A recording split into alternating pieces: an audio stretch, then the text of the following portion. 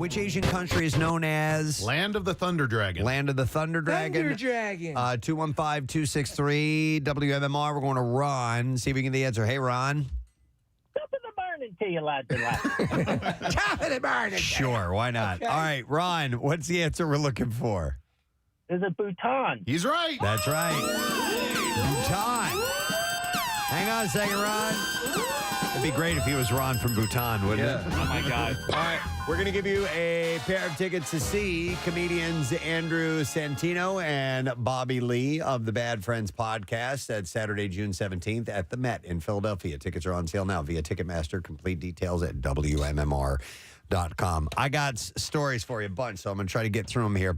The manslaughter charges against Alec Baldwin in the death of Rust cinematographer Helena Hutchins are expected to be dropped. Isn't that wild? Yes, like gone. Yeah. A statement from prosecutors on Thursday evening revealed that new facts had come to light that make it impossible to proceed against Baldwin in the time allotted. The DA will drop the charges without prejudice, meaning that the case could be refiled later, perhaps with a lesser charge.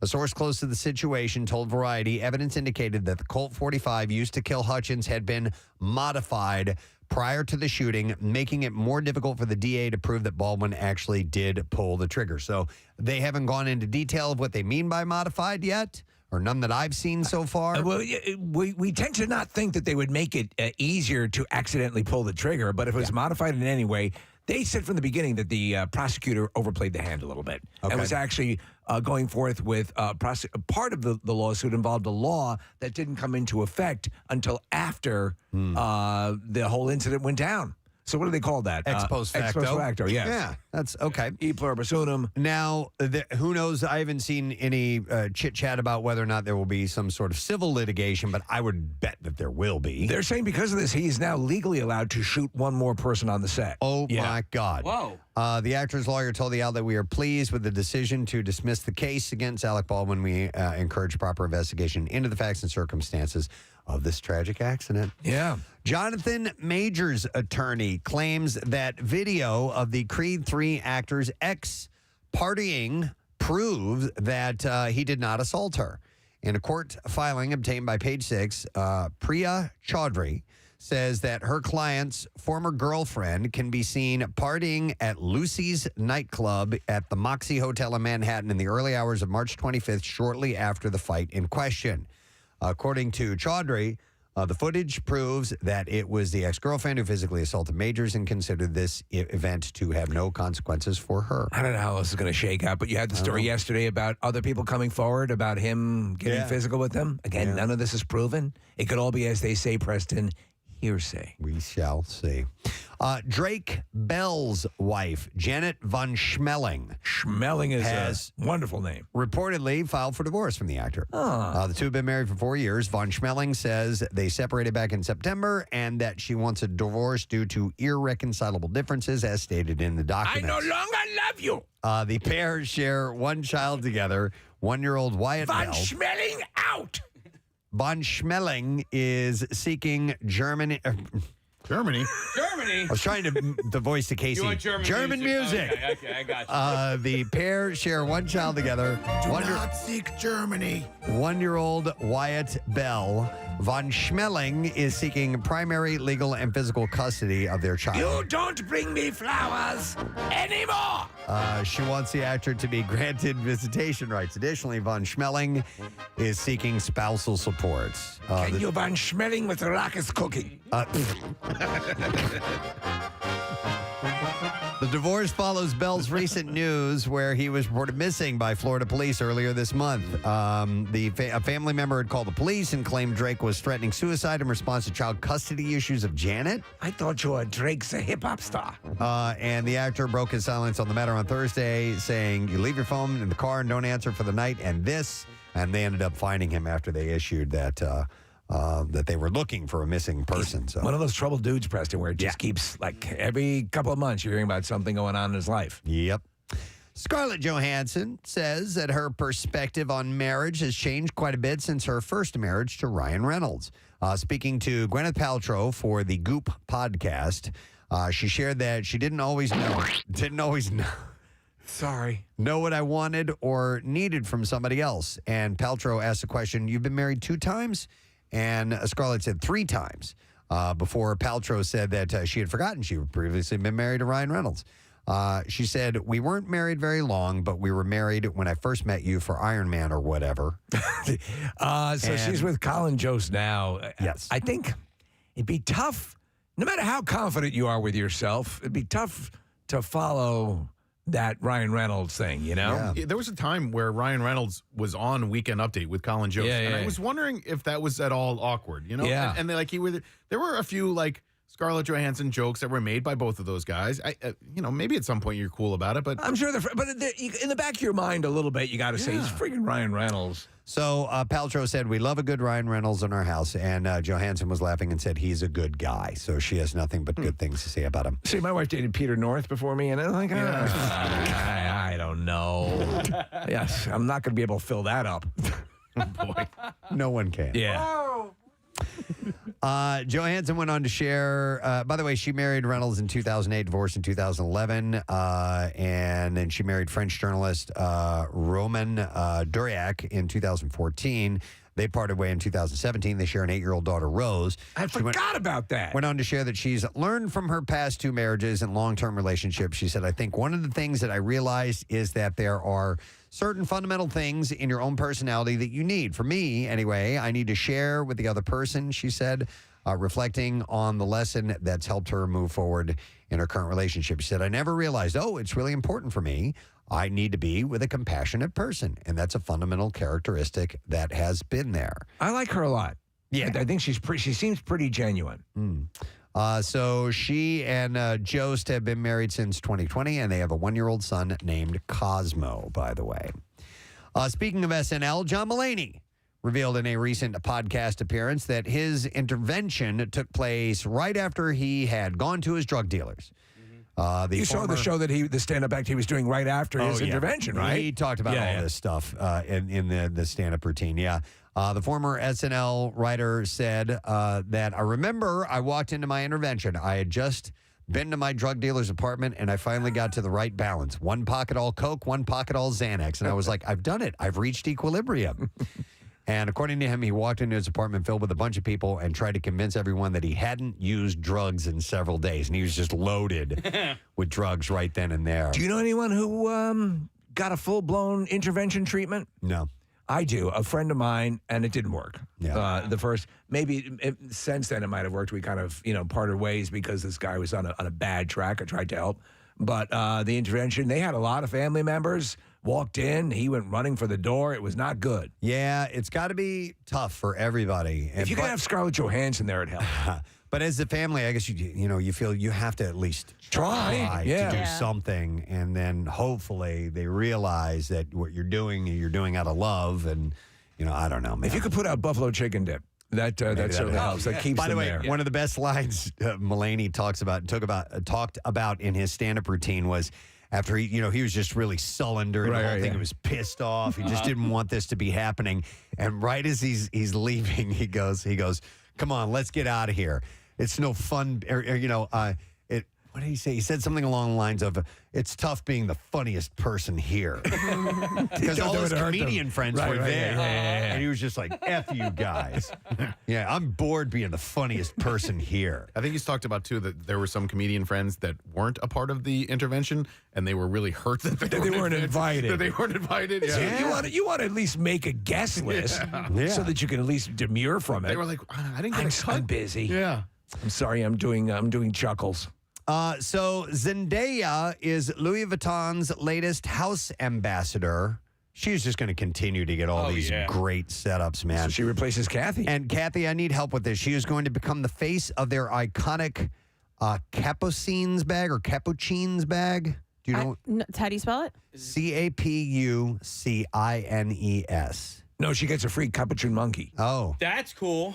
Oh, okay. It's Capucine. It's a Louis Vuitton bag? Yeah. Okay, we're looking at the commercial for it right now. Okay, it's just it's just a style of a bag. But do you know how to pronounce that word? Oh no, I don't know. I would It's say not the classic Capucine? The brown. LV. No. Okay. So the Euphoria star told Vogue it's really beautifully made and durable. If I buy something, I want it to last. I want it to really last me, and I'm not always the most responsible bag owner, so I might be throwing it around. It might get some real wear in it, because I want to really use it, and it feels so sturdy, she says. She's great. She's multi-talented. Yeah. I want to hang out with her and Scarlett Johansson. We'll work on that. I think we could do that. Yep. It was named after the Rue des Capucines, which is where a Parisian street where Louis Vuitton first opened a shop way back in 1854. Do you know the way I think she probably really is, or at least close to the way she is the way she is in these Spider-Man movies. She seems very maybe down, and I think, of course, that's probably completely delusional. Who knows? But if you want it, I want it. You believe it. F. Murray Abraham. F him. Has responded to a report that he was dismissed from Mythic Quest due to a sexual misconduct investigation. Mm-hmm. And he has a good response here. The White Lotus star said in an emailed statement, he said, "This is a sincere and deeply felt apology. Though never my intention to offend anyone, I told jokes, nothing more, that upset some of my colleagues, and as a result, lost a great job with wonderful people. I have grown in my understanding from this experience, and I hope that they will forgive me." So all right. He was saying some things that were probably misinterpreted, and he probably crossed the line in saying some things. He's admitted it. Wasn't that kind of the Bill Murray thing? Yeah. He was accused of doing the same thing. He and- thought he was joking, or it was mostly just verbal stuff. There was no physical stuff, was there? Except with Gina Davis. Oh, that's right. He kind of went aggressively at her. Yeah, with this massage thing or something or the other. I've forgotten the specifics. But yeah, a lot of it is talk, and at some point you can say, "Dude, stop." Yeah. And if they keep going, then you're like, "All right, I got to talk to somebody about this." All right, a few other things. Ted Lasso star Juno Temple is ready to make her Marvel debut. She is in negotiations to join Tom Hardy in Venom 3, the next installment in Sony's Spider-Man related universe of characters. Kelly Marcel, who works as a scribe on the previous installments, will be making her directorial debut with the feature. She's also writing the script from a story by herself and Hardy. Details are being kept under wraps, but one source said Temple may be playing an existing Marvel character. I don't know that whole Venom world very well. Vaguely, so I don't know who it might be. Did you see any of the movies? I did. Yeah, I saw them I saw both of them. Yeah. Yeah. Okay. The Venom character has never really done much for me. So It's sort of a comical character, the way they're depicted in both the movies, and I know that's sort of true to the comic book. And he ends up in the lead, or not deleted scene, but extra scene in the last Spider-Man movie, right? Yep. Tom Hardy does? Yes. As Venom? Okay. Yeah, because they have him, and then also there's something going on with Vulture. Okay. And so That all got very vague, too, yeah, right? there's a whole almost like the Marvel version of like Suicide Squad, where the bad guys are Right, exactly. the Yeah. heroes. Temple, by the way, has prior comic book movie experience, having been part of the cast of 2012's The Dark Knight Rises. Yeah. And 2014's Sin City: A Dame to Kill For. Who was she in She's Dark Knight Rises? Catwoman's friend. Yeah, I went back God, and I watched haven't seen it in so long. And I hadn't either, Preston. And I went and watched it, and I was like, oh my God, that's Juno Temple. That's Ted Lasso. And She's in a ton of stuff. Yeah. She's in Black Mass. Yeah, Yeah. she is. Other feature credits include Horns and Maleficent as well. I love Maleficent. She will be next seen in the upcoming series of FX's Fargo, if you want to see her there. Speaking of Ted Lasso, Hannah Waddingham will star in a musical holiday special for Apple TV+. Variety reports that Hannah Waddingham, Home for Christmas, will feature the Ted Lasso star with surprise guests in performances and musical numbers. She's a great singer. Yeah, I had no idea. Oh, that's right. She sang on the show. Yeah. Did a the great first- job. Yeah, first 2 seasons. I wonder if they're going to give her a reason to sing in this season. I don't know. Yeah, I don't know. Have you watched? Are you up to a date on any? You haven't started. I am. I gave in. We've had a lot going on in my life personally and have not had a chance to sit down and watch Ted. So now I think maybe we'll just let him build up and knock it all out. You mean to tell me you have things going on in your life that override the importance of television? I know. What the It's hard to hell is believe. that? But I love Hannah Waddingham. She's so great She's on the great, show. yeah. She's a really talented person. So it's cool that they're getting that tour. All right. And then finally, Variety reports that Mark Maron will join Melissa McCarthy for Universal's untitled New York Christmas movie. The film, written by Richard Curtis, the Oscar-nominated screenwriter for 4 Weddings and a Funeral, Notting Hill, Love Actually, is about a workaholic man who enlists the help of a genie to help win his family back for the holidays. Oh. True story? Yeah, true story.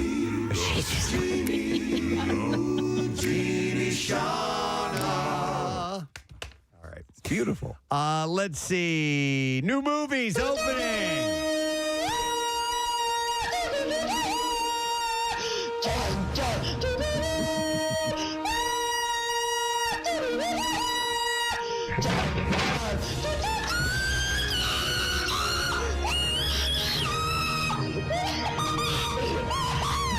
All right, we have a few to mention. Beau is Afraid is the first one. It's a horror comedy drama starring Joaquin Phoenix, Nathan Lane, and Amy Ryan. It's about a paranoid man that embarks on an epic odyssey to get home to his mother. It's 2 hours and 59 minutes long. That's almost 3 hours for this thing. It is 3 hours. Wow. Rated R. Wide theater release. Rotten Tomato score at 73%. So this is from the guy who did Midsommar. Oh, my God. Oh. Is it going to be twisted like that? They say it's super twisted, but they also say it's slow, like super slow. Hence the 3 hours. Yeah. Oh, no. That sucks. But it got a good score, so I Yeah. guess if you stick it out, there's a payoff. Also opening is The Covenant. It's an action crime thriller. Jake Gyllenhaal, Dar Salim, and Anthony Starr. I saw the trailer for this in the movie. Looks good. Well, you got a good director for action, and you got for something attached to the war like this, and it sort of hits on some true stories. The Covenant follows U.S. Army Sergeant John Kinley and Afghan interpreter Ahmed. After an ambush, Ahmed goes to Herculean lengths to save Kinley's life. When Kinley learns that Ahmed and his family were not given safe passage to America as promised, he must repay his debt by returning to the war zone to retrieve them before the Taliban hunts him down first. I mean, he goes back by himself. Yes, yeah. It's wild. 2 hours and 3 minutes long. Rated R, wide theater release. Rotten Tomatoes, 82% score. So that's a good score. B+. Yes. And then Evil Dead Rise, a horror starring Lily Sutherland. Lily. Alyssa Sutherland and Morgan Davies. Road-weary Beth pays an overdue visit to her older sister Ellie, who is raising 3 kids on her own in a cramped LA apartment. The sisters' reunion is cut short by the discovery of a mysterious book deep in the bowels of Ellie's building, giving rise to flesh-possessing demons and thrusting Beth into a primal battle for survival as she is faced with the most nightmarish version of motherhood imaginable. Hour and 37 minutes long, rated R, wide theater release, Rotten Tomato score 89%. Pretty awesome. Highest score of the week. Can't wait to see it. Yeah. And is this a reimagining of Evil Dead? It's sort of a continuation. It's not directly attached to Ash or any of the other characters, but it is it's in that realm. It's, the Necronomicon and the Book of the Dead and Bound in Flesh, and now it has teeth, and it looks pretty cool. But the whole thing playing off your mom is now that demon, that weapon that's coming at you. That's pretty wild. All right. We're ready for clips now. Beau is Afraid. I was talking about that. It's the newest film by A24 to hit theaters this year. And here, actress Kylie Rogers talks about working alongside Joaquin Phoenix. I still don't believe that I'm actually a part of such an amazing movie. The process was amazing. Joaquin is so talented. He's like obviously one of my biggest inspirations. I feel like that's a given. And ours so creative, and I can't wait for everyone to see it. It's insane. I'm scared. Beau is Afraid. I'm scared. I'm scared. Is in theaters now. All right, here's the next clip. Chris Evans and Ana de Armas are teaming up once again in the new film Ghosted. And in this clip, Ana de Armas talks about the film. You'll see we have like big action scenes and it's very fast paced and entertaining and, fun and all of that. But I think underneath all of that, the story, it's very relatable, very modern. It's very charming. It has the movie has a big heart. Oh, yeah. You're going to be my regular Saturday night thing, baby. Oh, yeah. Ghosted is available now on Apple TV+. Is there any Rotten Tomatoes on this one? No, because it looks really interesting to me. It's like a rom-com that's an action movie, except that Ana de Armas is the action hero, not Chris Evans. Yeah. She hosted SNL, did a pretty decent job. Yeah. I think the writing was not up to. She pulled off the level. American accent very well. Yes, which was pretty cool. So, all right.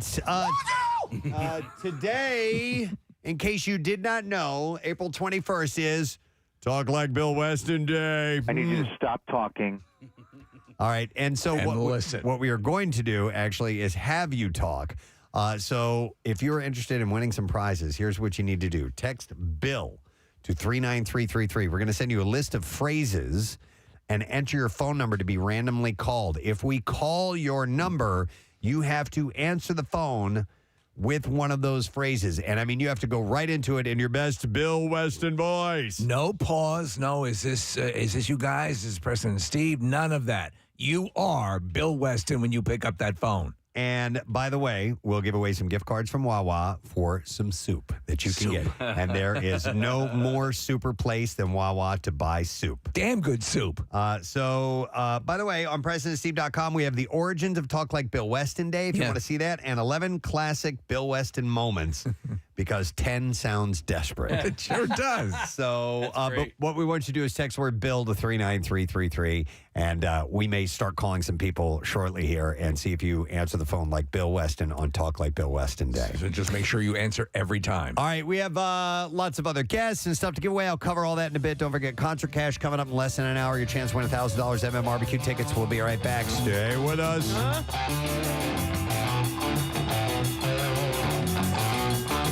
Preston and Steve on 93.3 WMMR.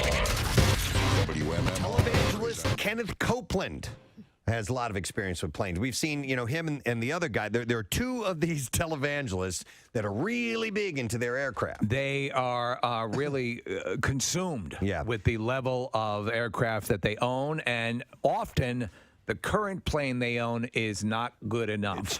It just ain't gonna because cut it. the Lord needs them to spread the gospel. We were blessed to have an airplane that it was a Vickers Viscount. A Vickers Viscount.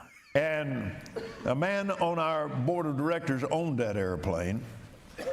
And his financial situation had come to the place where, particularly after he got born again, and a lot, I won't go into all that. No, I won't go into all that. That's the religious part, and it bogs things down. By the way, if we're all not clear at this point, not dime one is making its way to anybody who's poor. I just want to be clear on that. And I know I can say that to you, God bless you all, everyone sitting here right now, and it won't matter. You'll still gladly open up your wallets and put that money in the collection plate. All right, let me continue. But that airplane had been parked for several years. Mm-hmm.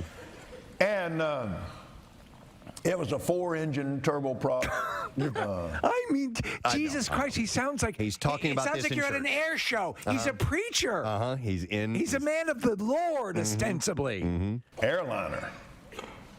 So this was back in the days when George first came along, and oh man, we had fun in that old airplane, didn't we? Oh my God. They had an older sort of navigation system on that. I know that many of you are going to remember that they didn't have the triple GPS coordination system that you find in the newer vehicles. Did I mention Jesus yet or anything? This is a sermon? Oh, yeah. Yeah. Well, we there's a particular fuel mixture that I'd like to talk about. And then, of course, why you shouldn't covet your neighbor's wife. Right. Yeah, this is in front of a group of his followers. This is in church. Or whatever. Televangelist. Airplane hangar. Yeah. All right. Well, we put that thing back in service. We went through that airplane from head to from nose to tail, and they did X-rays of the fuselage and everything, looking for corrosion. And there was some. It wasn't all that bad, but there was the X-rays showed that there was some spots of corrosion. Okay, and he's thinking, okay, how can I tie this back into what's my spiel? Like the way your soul gets corroded. Right. Oh, good. Go with that. Good. Yeah. All right, so he takes big, long pauses. Here we go. And so I was praying over it. And just he's praying over the corrosion. In his air. Praying over it. Yeah. Okay. All right. So instead of going out and earning money, I decided to return my faith to its upright position. Because the Lord's beverage cart had been stowed. Because we were coming in for a landing. And just as plain, listen to this.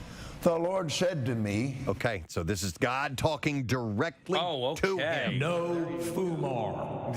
He's talking directly to him. Yeah.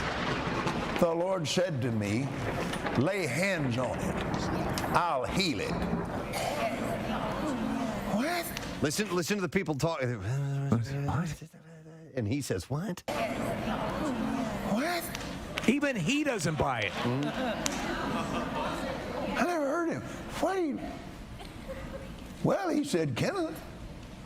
You're an idiot. You're an idiot. He said, Kenneth, you're an idiot. This is your thing. You're all about the freaking planes. Give it a try. He said, corrosion comes from the curse. Oh. Self-pleasuring. Yes. And listen to the people going, oh, yeah. Oh, yeah. Comes from the curse. Comes from the curse. He said, I provided that airplane for you, didn't I? I said, yes, sir. Yes, sir. He said, lay hands on it. Okay. Okay. And I started. Yeah, exactly. Wait, didn't he say that? All right, so this plane belonged to somebody else, and the Lord provided it for him at the... Lord didn't have much use for the previous owner. Yeah, the previous owner had previous come in a owner hard could have time. gone down a ball of flames. The Lord would not have given a rat's ass. And I started praying in the Spirit, and the more I prayed in the Spirit, the happier I got. And so I just went up, oh man, you talk about laying hands on that thing. I laid hands on it all over, and it's a big old airplane. It took a while to do it. Took a while to do it. I have to be honest with you, at a certain point, I put my pee-pee in a few holes. It felt good. Because some of them have some of the rubber stoppers that feel like a woman's lady parts. It felt good. I mean, come on. I know. Who's sitting there listening to this? A group of people. And he has a very large following. The answer is enough people. Yeah. To pay for that beautiful aircraft. Not one listen, I don't know how big that crowd is. Not Are you out of your mind? Right? Laid hands on that thing, just laid hands on it all over and praised God and laid hands on that and commanded that corrosion to leave in Jesus' name. Seriously. Then I crawled up and I kind of hunched my back and started gyrating like, who's your daddy? Who's your daddy? Who's your daddy? He's serious. And I saw that corrosion disappear. Then I exploded. Come on. They did more x-rays and came back. There was just one little old spot there. I said, Lord, what? No, he said, I want to remind you. I said, what are you reminding me of? He said, they could have said maybe the x-rays were wrong. I said, maybe the x-rays Oh my God. are wrong. If only you could see Steve's face right now. Come on. I said, Alec, he said, on my back. I just made back. What? X-rays are wrong. Yeah. I'll tell you this: take him out to an airport. Get a plane that has some sort of error, with something wrong with it, something that makes it really not safe for flight. Lay down on it, and would he lay down on it and pray and then get in that plane? Well, God didn't tell him that. That No. would be the defense. God didn't tell me to heal this one, so I can't do it if He's not telling me to do it. Oh my you know God! What I mean, so that's there's a fail-safe. a built-in fail-safe. So we laid hands on it again, and it's gone. You're buying it. Yeah. Even I don't believe it. We need to loop that.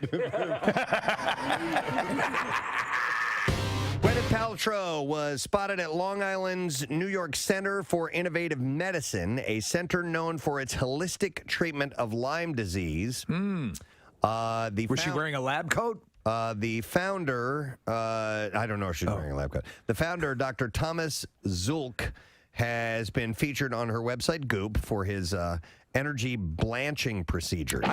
I read Zulk on Goop, and I like Oh, wait a minute. What? I said the wrong thing. Not energy blanching. Energy balancing. Blanching is lightly boiling None something. of us would have noticed. In the world of Goop, that makes complete sense.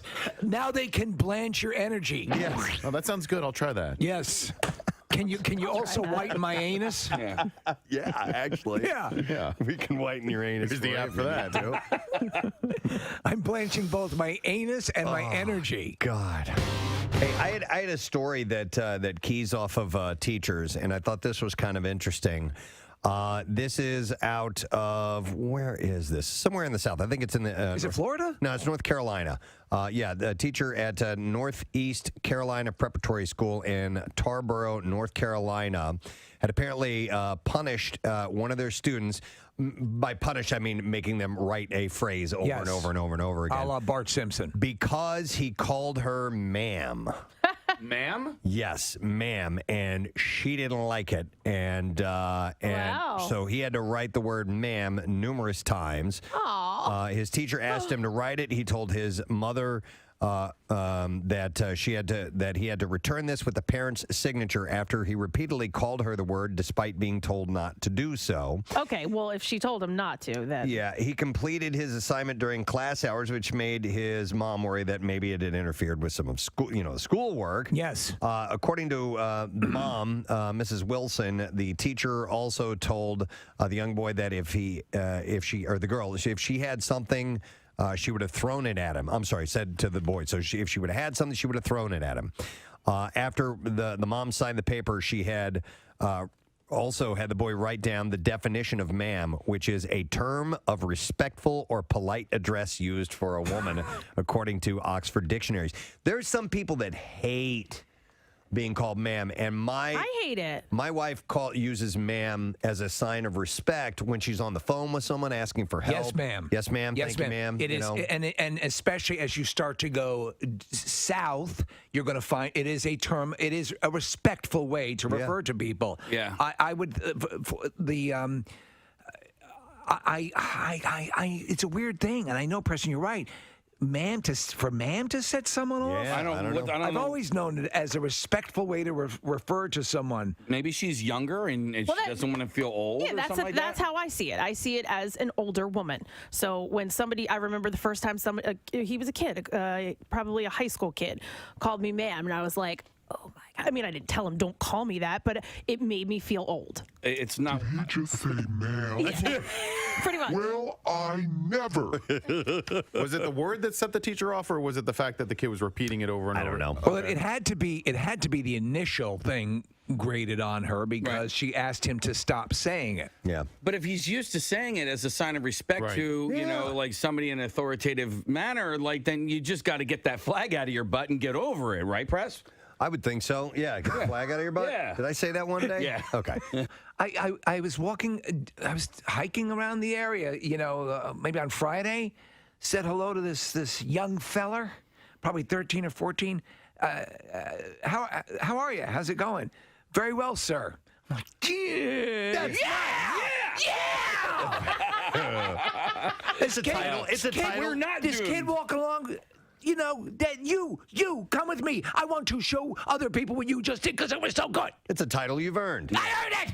Hey, here's a text that says, women should know better than to call other women ma'am. I joke that they're traitors.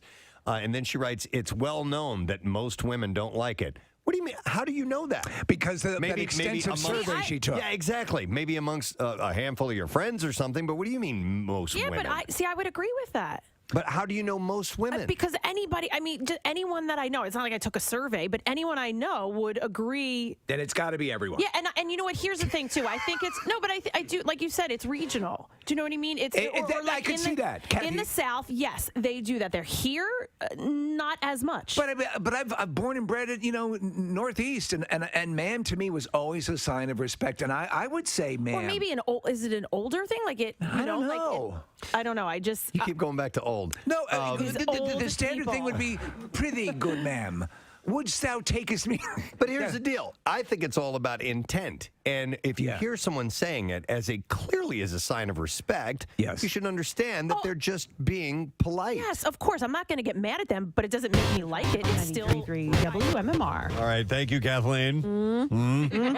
All right. So here's what I want to do. I want to dive right into this and try this out and see if this works. Talk like Bill Weston. And we're going to roll through a few things like the origin of Talk Like Bill Weston Day and a few of our favorite Bill Weston clips and moments and so on. But we have tasked you to take a part in this contest, of which you need to text the word Bill to 39333, and then we send you this list, these phrases that Steve has come up with that Bill Weston would absolutely say.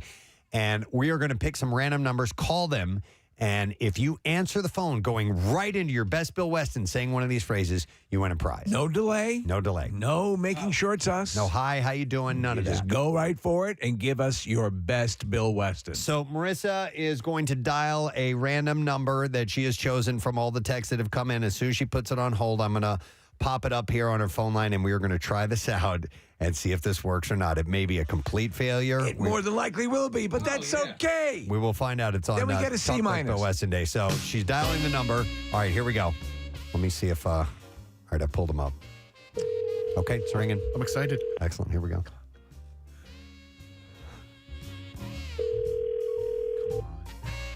Hello, this is Bill Weston, and I've just added discharge and erection to the words I have as much as I hate as much as I love soup.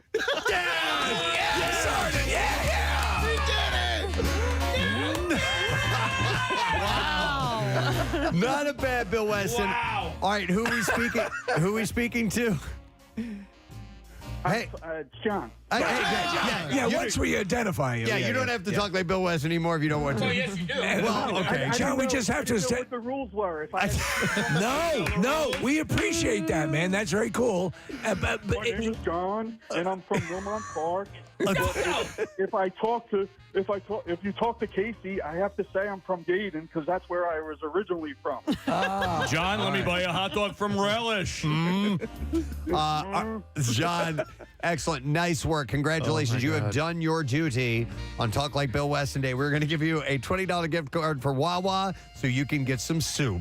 And by the way, I am so glad you guys called first because I have to take my dog to get a haircut, and usually they call, and if I had to answer that way, I don't know what I would have done. That's sort of the collateral damage we're hoping for, but you beat them. Is this John Howe? Yes, it is. Oh, my God. You know this guy? Yeah, I know this guy. I only know one guy from Millmont Park by way of Yaden, and that's John Howe. How do you guys know each other? His wife is a teacher at my daughter's school. Oh, my God. Everyone knows Casey. Of course. Casey knows everyone in Delaware County by at least just 1 degree of separation. All right, we're going to give you that gift card. Privilege. Yes. All right, hang on the line, John. We're going to set you up. Don't forget, there's no more super place than Wawa to buy soup. And by the way, just to clarify, I would never have written in the line that Bill loves soup. It actually, he hates soup. He hates soup. Yeah. That's the thing. So it's a nightmare. It's like Carrie or like Sybil. Well, I'd say that's a victory right there. Right folks. there. Well All done. right, so we'll do another one in a moment or two. It also gives us a chance to clarify that once we identify that you participated in the contest, you can identify yourself to us. Yeah, you don't have to stick with the Bill thing. We just need that phrase on the initial call. Right, so, yeah. By the way, we were off air talking about the origins of Talk Like Bill Weston Day, and Nick had pulled up a Twitter post. Yeah, Katie Tucci. Yes. Katie Tucci is the one who came up with the idea because we were talking to who was it? Ed Begley Jr. Ed Begley Jr. Yeah. And he said the phrase low-hanging fruit. Mm-hmm. And then Nick, in that conversation, had dropped another Bill Weston-ism. Right. And then I guess I commented, well, I didn't know it was National Talk Like Bill Weston Day. And so we get a text, or Katie reached out, and she had apparently a year later contacted us and said, hey, I just want to remind you guys that April 21st is Talk Like Bill Weston Day. You guys had mentioned that. She wrote it down in her calendar. She's like, I don't remember why I wrote this down in the calendar, but I did. And then so it just sort of became this goofy thing, which is right up our alley. That's right in the Ann Gorski vein. Exactly. Yeah. No doubt, which, by the way, all right. It's coming up. It is, right? Okay. Yeah. So she tweeted out a picture of her this morning that says, this is Katie. She says, it still blows my mind that me jotting down a comment from the show in 2020 is now a national holiday. And she posted a picture of herself in a Preston Steve privileged shirt, and it says, I feel privileged. So check your barn doors, grab some low-hanging fruit, and sit on a three-legged stool before Santa's got to go. Happy Talk Like Bill Weston Day. So we appreciate that. Before we do another one, we've had a number of texts of people requesting a special piece of audio from Bill. And I do want to remind you, at PrestonandSteve.com, we have the origins of Talk Like Bill Weston Day there, along with 11 classic Bill Weston moments, because 10 sounds desperate. It does. And it does include a video that we made. So Nick Murphy put this together. It was my idea because we were in a meeting, and Bill uses a lot of crazy hand gestures. Yeah. So I managed to secretly film him during one of our meetings, and Bill was okay with it that we did this. And I had Nick Murphy edit in a bunch of sound effects that would go along with his hand gestures. And it's hilarious. It's great. So if you get a chance, you can take a look at that at PrestonandSteve.com as well. But one of the most requested bits of audio, and we've played this a few times, is when Casey had pretended to be Gary Lauer, and we set this up with Gary had caused some kind of a ruckus at one of our events. It was at a party. It was at a singles mixer, and Gary had gotten a bit of a buzz. Well, we played it up to be more than it was, and told Bill about it and gave him a number to call Gary, and he was going to, because he said he wanted to talk to Gary about it. Right, just to make sure that he nipped it in the bud. Yeah, so Casey fielded the call. It was to our hotline here in the studio, which you can record on. How Bill didn't recognize the number, we don't know. Don't know, but he did, and he called, and this is the audio from that moment. Hello? Hello? Hello? Hello? Hello? I'm looking for Gary Lauer. This is Gary. Gary Lauer, this is Bill Weston at WMMR. Bill Weston! Hey, Bill! Hey, Nightman, Bill Weston! All right, hey, settle down. We need to talk, man. This is kind of a serious call. Oh, Bill Weston! You're calling my phone. Well, I had to chase it down from a couple different people to get to talk to you. It's about what happened at the Preston and Steve mixer at Parks. Oh, I had such a great time that night. I forgot my teeth. I didn't have my jam. Yeah. Hey. Well, here's wait. Hey. Hang on. By the way, and I just need to say this because I'm. It's a terrible. It's not even close. But you're saying a few things. You're doing what you need to do. You're incoherent. And that's how you know at least there's a shot it's Gary. And by the way, this is the more serious Bill Weston tone. This is not this, which we get from time to time. So he's doing business. Yeah, and I love this. Hey. All right, here we go. I didn't have my jam. Yeah, hey. Well, here's the problem, Gary. Wait, is there a problem? Yeah. Oh, I didn't bring my camera. I had a picture taken with Kathy Romano, but I didn't get a camera, and I don't have email. Can Kathy print me out a picture? Because I got a picture with her, and I got a picture with Marissa. I couldn't find Casey anywhere, but I got a picture with them, and I don't have email. Gary, I need you to stop talking and listen to me. All right? Okay. How you behaved at the mixer is causing problems. It was reported that you were either inebriated, high, or a combination of both. I was so high and so drunk. I had such a good time, man. All right, wait. Here it is. Hang on. Is this Casey?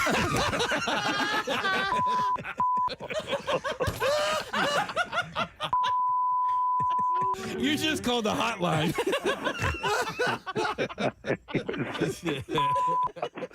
I need your consent. Can we play this on the air? Everything except the part. All right, thank you. I'll clean it up so you can hear it. Oh my God! And then he listen, it's true, and he immediately says you can use it. We've worked for people that would say no. But the fact that you gave him the hotline number at the radio station that he runs, and he called it. The pause. See, that's how good we are. He never has to call into our hotline. The pause and the realization. I'm going to play that again. It's so just defeated. the best. So here's Casey babbling on. Here we go. I was so high and so drunk. I had such a good time, man.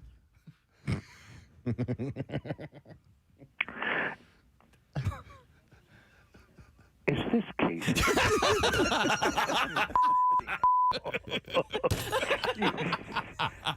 Oh my God.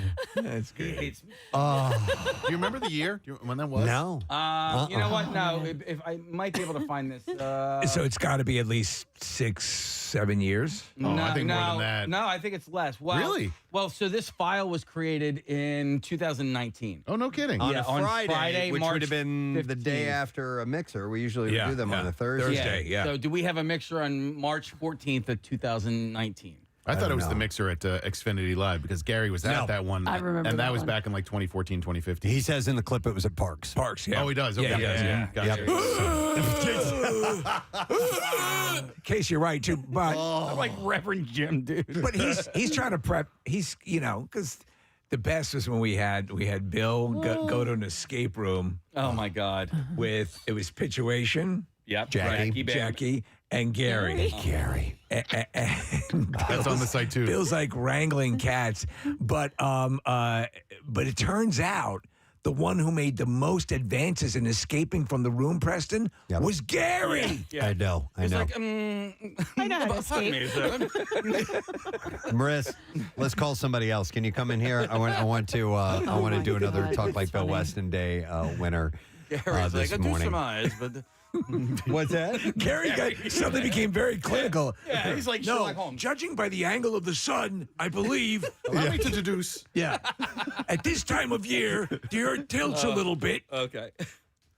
Nick, you might have been right. Not in the Xfinity Live part, but timing wise. Oh, okay. We did apparently. Marissa found out we did a Parks mixer in October of 2015. I thought it was that long ago, just because Gary has become more of a character on the show in the last, much more recently than 2019. So yeah, I thought it was a while back. Okay. All right, we're gonna have Marissa dial up another number here, and We don't want to forget the COVID years. National Talk Like Bill Weston Day, and we'll see if we get another person who answers the phone with the phrases that we sent out, and they don't say hello, how you doing, or hey guys, is it you? You go right into your best Bill Weston impression. We had a home run. And Steve wrote out all these phrases. All right, we got a caller. Let's go. Let's try this out. Here we go.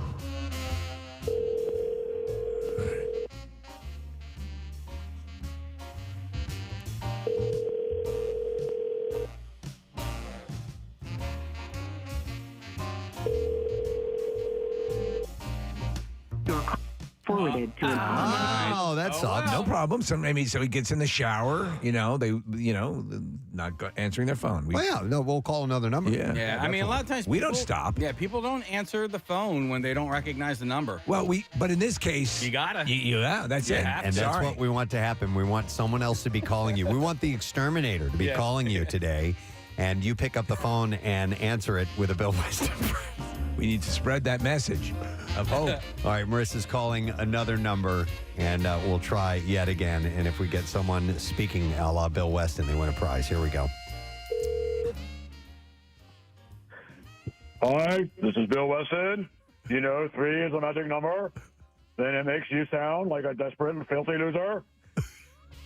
That's it. That is correct. Very well done. Who are we speaking to, really? Yeah, this is Eric. Hey, Eric. How you doing, man?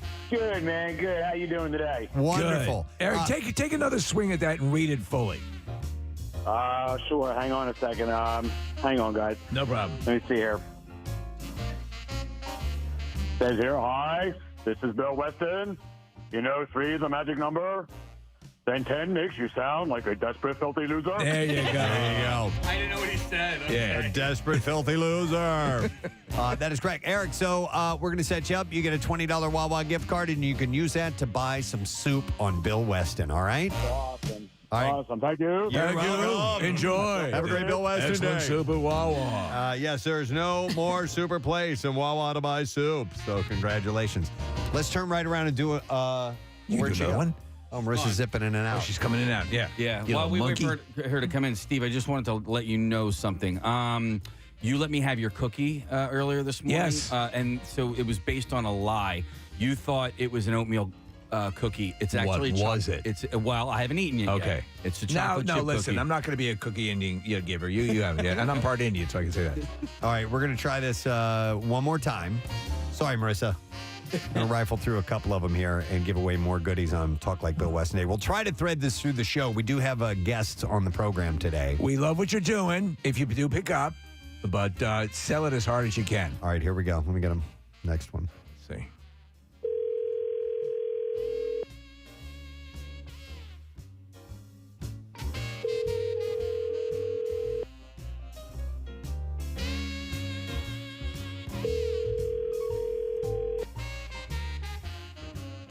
Got to be right by Hi, you've reached Matthew McNellis. Oh, sorry, Matthew. You weren't there to answer the phone. You got to take the leap of faith and answer it. What was that? Have a great day. That's part of the message. Oh. So, has anybody heard from Bill? Any texts or anything yet this morning? I wonder if he'll.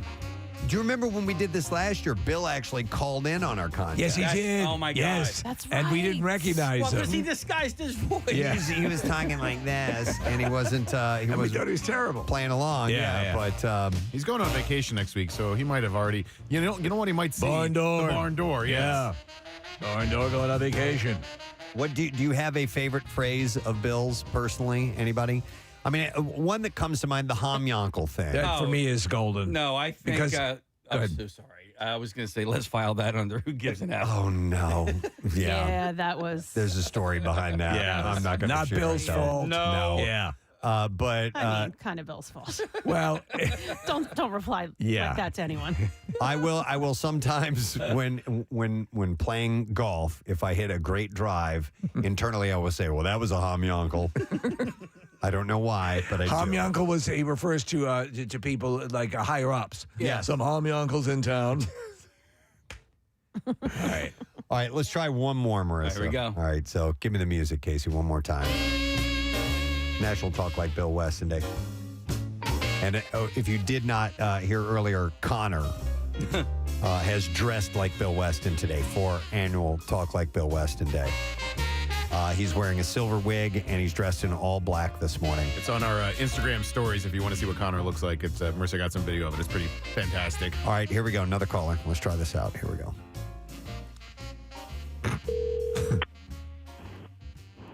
Hello, this is Bill Weston, and I've just added discharge and erection to words I hate as much as soup. There we go. A popular phrase. Somebody used that. Yes, out. everyone loves that one. I love it. All right, who are we speaking to? Oh, this is I'm sorry, this is John from the Delaware. Hey, John from the Delaware. All right, John, you got yourself a $20 gift card from Wawa because there is no super place than Wawa to buy soup. So congratulations, my man. Thank you very much. All right, hang on the line. We'll get your information. I remember that time that we did have the soup in the studio. And we had 2 years where we had, a Super Bowl attachment because, you have to do something that's not, you're not going to get sued for. But we had the, and we had all the soup in here. That first time, he was flipping out. Yeah. Because he was sure we were going to spill it all over the place. He was concerned that there was going to be a mess. Bill We had tarps all over the He's floor. got a thing about messes. Yeah. We've had a few occasions where that's been a big concern. He was worried that we had a pony in the studio one time, and he was afraid that the horse was going to piss all over the floor. Well, I remember that one of the ones was early on when we had intern Joe and we shot the hot sauce in his butt. Yeah. and we had he was standing in like a large container that would keep the hot sauce from going take all over. precautions. And so it was sitting out in the hallway until the show was going to be over, and then we were going to move it. So it smelled like hot sauce in the hallway, and Bill was freaking out about it. He's got his things. I know. I will say though, with the horse, getting the horse up here. Yeah. I don't think any of us thought. No, Oh we yeah. What didn't. happens if the horse pisses?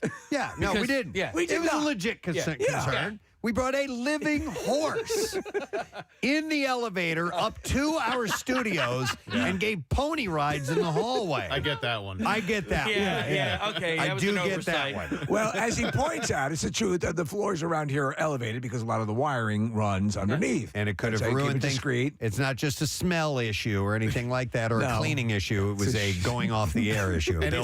Bill was correct about that. Anytime you bring a horse indoors, you might want to take some precautions. Especially to the fourth floor of a building. Yeah, of a radio station. Ladies and gentlemen, he's on the line. But we're doing the full intro for him. All right. All right, so here we go. Ladies and gentlemen, mesdames et messieurs, Damen und Herren, from what was once an inarticulate mass of lifeless tissues, may I now present a cultured, sophisticated man about town.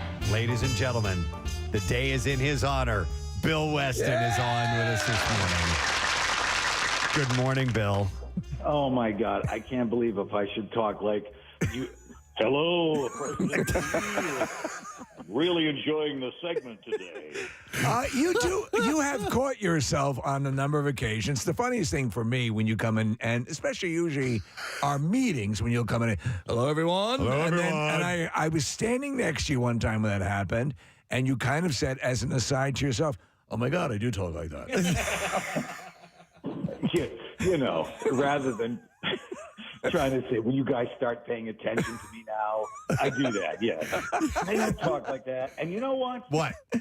The Gary Lauer thing, that was very early after you guys got here. I didn't really know who he was. So the stupid impression that Casey did, I really didn't know Gary that well. So, you know, that's one of the reasons why he pulled it over on me. Okay, all right. That wouldn't happen I didn't today. think it was that long ago where that happened. No, it was early on, and I think we changed the one of the hotline or warm line numbers to a new VIP line. So I don't call the VIP line, right? So, you know, my wife says, you should talk to them. I think this amounts to like workplace bullying, the way that you're doing this segment today. You can do contact HR. Yeah. I'm going to contact HR because you're bullying me.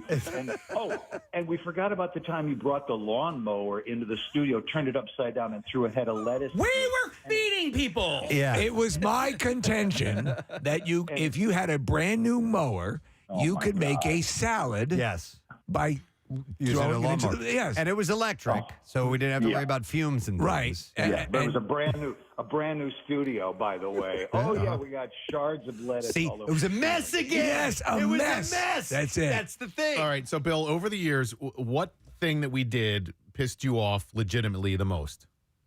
The tick me off? Yeah. The sex doll over the FAA flight path into PHL, that was the thing that made me the most nervous. No, I would agree with that. We were all on pins and needles. That was for the launching of the VAG. We had multiple attempts and all unsuccessful. But on that particular one, we had the sex balloon. It was airborne, and it was traveling over towards the airport. And that got a little dicey. And I don't think we've ever made you mad though. The horse piss. He didn't pee. The horse. No, he's definitely been mad at Was us. the horse? You were mad. You were mad at the horse, were you not? Well, yeah, I was mad at look, it was a great stunt. I mean, and the bouncy house that inflated inside the green room was pretty amazing. Yeah. But there was a dangerous situation just for operational. Sure. You know, it could have been a bad thing. You think about, and he does, rightfully so. It's Bill's job to think about potential lawsuits. Yes. Which we've gotten close to. No, I think he was mad when me, Nick, and Kathy all got crap-faced during the there was a pub crawl that we did. That was after the show, though. Yeah. So that Preston and Steve were fine on that one. We all got talking to. I know, but I don't think he was. Were you mad at that, Bill? I don't recall. I don't think he was. I think he had to have that meeting with us. Like, yeah, he wouldn't have been a good boss if he didn't. Yeah, but Kathy doesn't remember, so like, it never happened, really. Yeah. Well, for all things said and done, do you find people now as you go out and about, because we've made a thing of your pentameter, that people will, do they bring it up to you, or is it? My next door neighbor comes over and says, "Can I borrow some sugar?" That's great. Not happen, thankfully. Here's my problem. When you guys do stuff like that, I mean, as a fan of the show, I'm laughing and enjoying myself. But as the manager of you monkeys, I have to be like the more responsible person. Sure. Thank you. Sure. Yeah. Well, by the way, the one time I was a little peeved when I turned 50 and I brought my son to work day. Oh, yeah. And I opened the door and there was a picture of a 5-foot vagina on the window. Sorry about that. And we have video of that. We just talked about that. That was probably the greatest moment on our show. So funny. And your son, his reaction was just, that's what made it all work. He was howling. He made the entire bit, Yeah. and we had no idea he was coming in. No, we didn't know. Like, bring your kid to work day. Yeah. Brought him in. So we had Grin and Greg in our graphics department. He is our graphics department, and I came in to help supervise and did that vagina. And the video still exists. Phenomenal. I love it.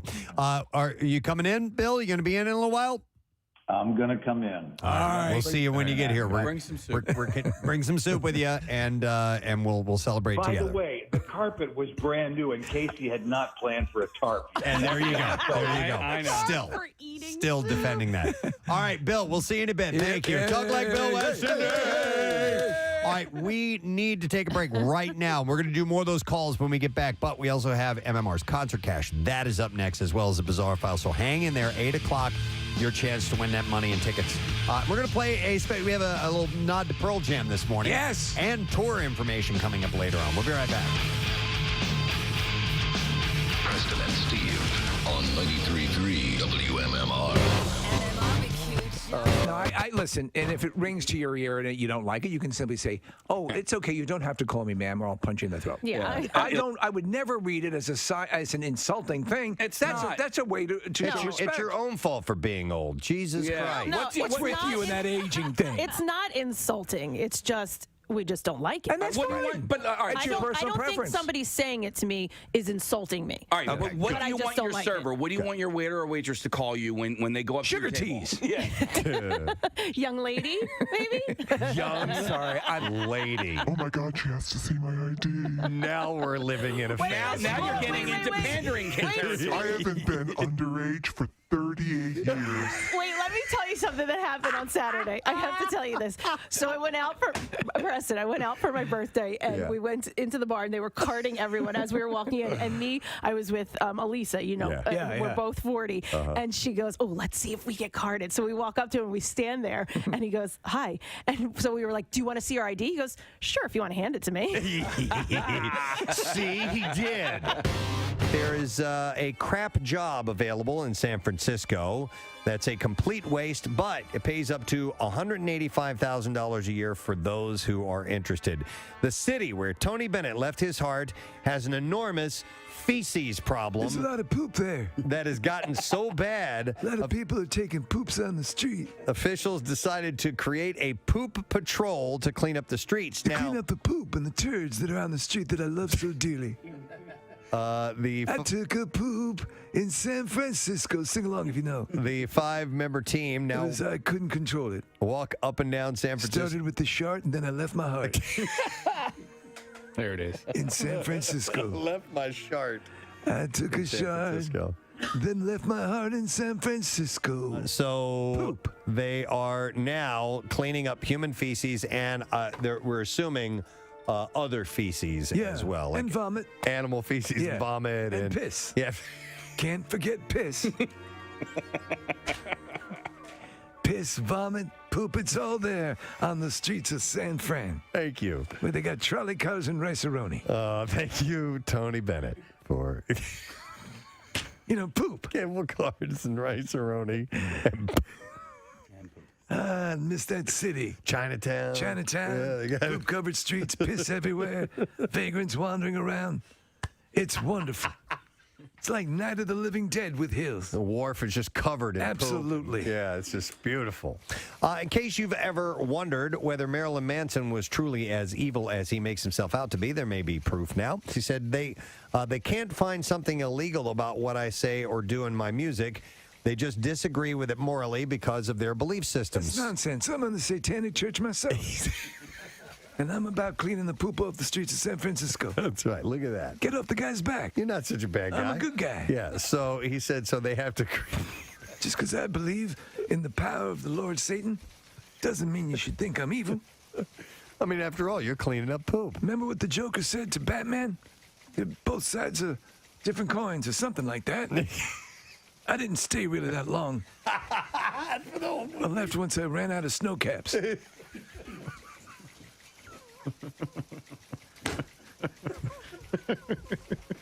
He bought the ticket, though. He bought the jumbo box, Yeah, it was too. there. I go through them a lot. I love those things.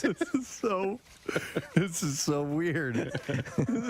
Just thinking about that. What would lead Tony Bennett to I'm comment? in the Church of Satan, too. Maryland man. And poop and snow caps and Batman and the Joker. Makes sense. He's currently on tour with Rob Zombie with the Trek wrapping I'm up also a Nazi. this week. I want to see what you think of this, Kathy.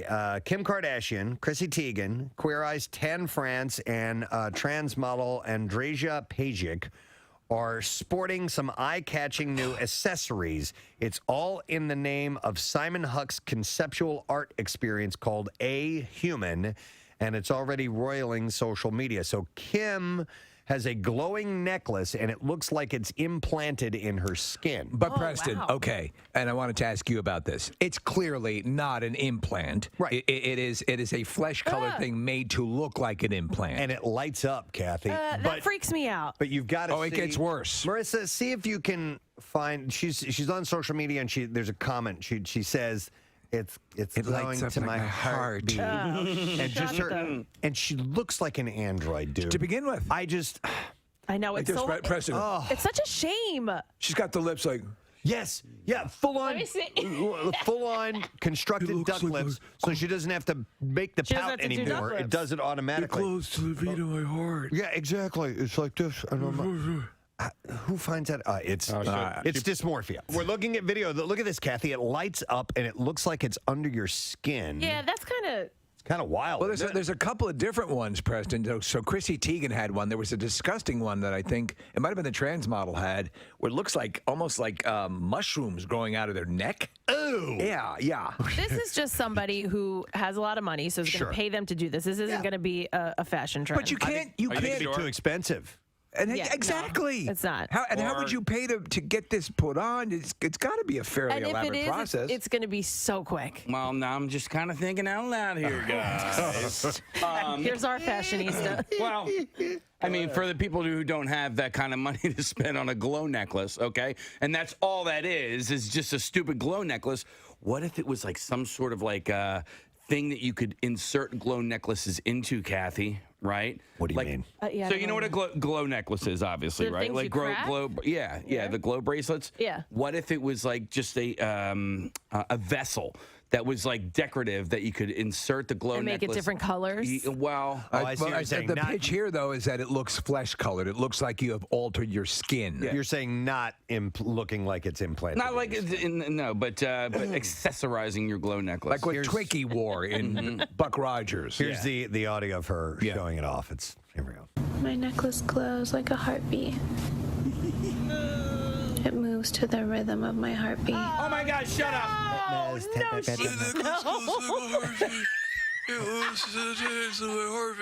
My necklace glows like a heartbeat. Wait. It moves to the rhythm of my heartbeat. Oh my God! My heartbeat. Wait, Steve, what are you putting in your mouth? Trying to get something to puff. Give me something to puff out my lips. Give him something. Wait, you need like here. Hold on, I have something. Do you have cotton or something? Tiny flashlight. wait. Steve was trying to put a flashlight in his mouth. Not a flashlight, a flashlight. Yeah, we do have those. Stick a flashlight in your mouth. Try that case. What do you have? Yeah, okay. Close to the rhythm of Wait, my this is heart. too big. What do you think I am, a Watusi warrior here? What'd you give him? Do you think somebody told her to say that, or is that all on Well, her I'm sure she's own? getting paid for Well, it. I know, but like where they like say it's, Sure. it's to your heart.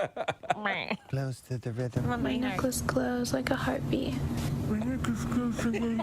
moves to the rhythm of my heartbeat. You look like Bill Murray in where the giant plant when he goes to the dentist. Little Shop of Horrors. You look like Little Shop of It goes to the beat of my heartbeat. It's right under my neck and it glows and it pumps to the heart of my heart. Glow, turn on my heart light. It moves to the rhythm of my heartbeat. Oh my God! Shut up.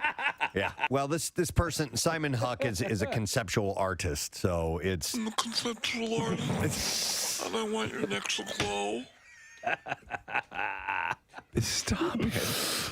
Okay. They don't see that outside the bubble. All right, the so rest of the world is like, what are you doing? I'm looking at one. Nick pulled this up. It looks like she has feathers growing out of her chest. Yeah, Yes. see, this is Chrissy Teigen. Okay, so Yeah. Nick, do you have the other ones as well? Kind of cool. This is no. That's cool. She only posted one. I mean, it looks like studio makeup done for a movie. Yes. For a horror movie. Yeah, a horror movie or some sort of fantasy, sci-fi thing. So why not be like the large singing plant from Little Shop of Horrors? Yeah. So meanwhile, Seymour?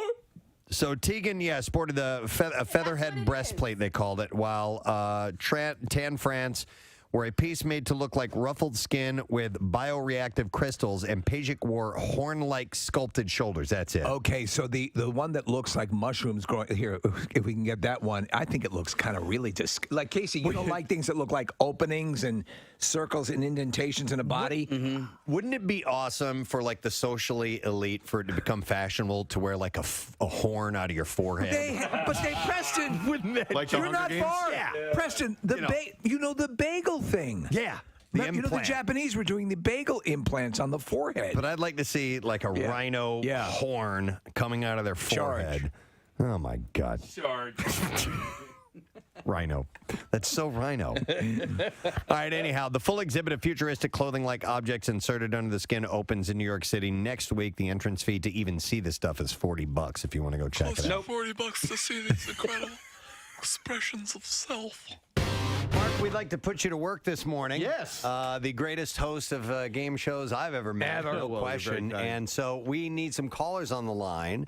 And we are each here on the show going to play for a caller. You don't have to do anything. You just got to sit back and let the magic unfold and get ready to win some prizes as we play this. Preston and Steve present Know the Show on WMMR. Kathy can't go to bed at night if there's anything on the floor. And Steve's got a bunch of Cub Scouts buried in the dirt behind his cellar door. Nick's effeminate. Marissa likes getting text messages with naked pictures attached. Casey boy squeezes pus out of his armpits, and Preston likes eating his own scabs. Yes, ladies and gentlemen, we have not done Know the Show in a long, long time. Well, we usually refuse to do it unless Mark Summers can host it. That is correct. And so the way this will work, the format is that Mark will have a statement that he'll say about each one of the members individually. He'll pick out a member and make a statement, and the rest of us try to answer a question that might be answered by that person. And each one of us, if we get it correct, we get a point. If we answer like-mindedly with the person that's being singled out. A la the Newlywed game. A la the it's the same thing, actually. In fact, this is the Newlywed theme music, I think, that we're playing. We're ripping off everything we can. Every bit. And if we'll have point totals, whoever has the most points, that person on the phone line who we are playing for is going to win a prize. If there's a tie, we'll give away a couple of prizes. That's the way it works. Mr. Mark Summers. Thank you. No rehearsal. Sight reading. Here we go. Radio legend Preston Elliott, or El Scabo, as the people of his native Honduras refer to him, is a man of many talents who enjoys a plethora of hobbies. If Preston were told he must give up one of his cherished hobbies on the spot and never, ever indulge in it again for the rest of his life, which of the following three would he select? Is it golf, drumming, or cooking? You have 15 seconds to write your answers down. All right, time is up. And we're going to start with Casey Boy. Which one would he give up and never be able to do for the rest of his life? Wow. This one was really tough. You got to eat or you're going to die. I would say you got to listen to music or you're going to die. So I went with golf. Casey says golf. Steve, your reply is? No, I had to think about these as well because I know that he adores golf, and though he's had some issues with his shoulder, drumming, the music is everything to him. However, there are other people who can cook for him, and so I say cooking. Cooking. Rescue on MMR. It sounds great. It was wonderful. Straight up the middle, Foo Fighters rock. I love it. Already seems like a song that's been out for years. Yeah, agreed. You know, that's how good they do what they do. Yep. All right, it's International Talk Like Bill Weston Day today, and we will have your chance to win some goodies along with that, but we have something else to give away, and that is this. Ours, Concert Cash. Now, here's your Concert Cash keyword. Turned down the wrong fader. All right, the word is fancy. F-A-N-C-Y. Fancy. You have until 15 minutes after the hour to enter that. You can do it at the contest page, WMMR.com, or you can do it through the MMR app or the special contest short code number. You can send it over that way, 45911. So text that. One random entry wins $1,000 in the company-wide contest, and all MMR winners get 2 tickets to the MMRBQ Saturday, September 16th. Tickets are on sale now, and winners will get a call from Beasley. Make sure that you answer your phone. Contest rules at WMMR.com. For MMRBQ details, text the word finally to 39333, and we'll send you a link with the information. This is sponsored by Meineke, by the way, and the word again is fancy, F-A-N-C-Y.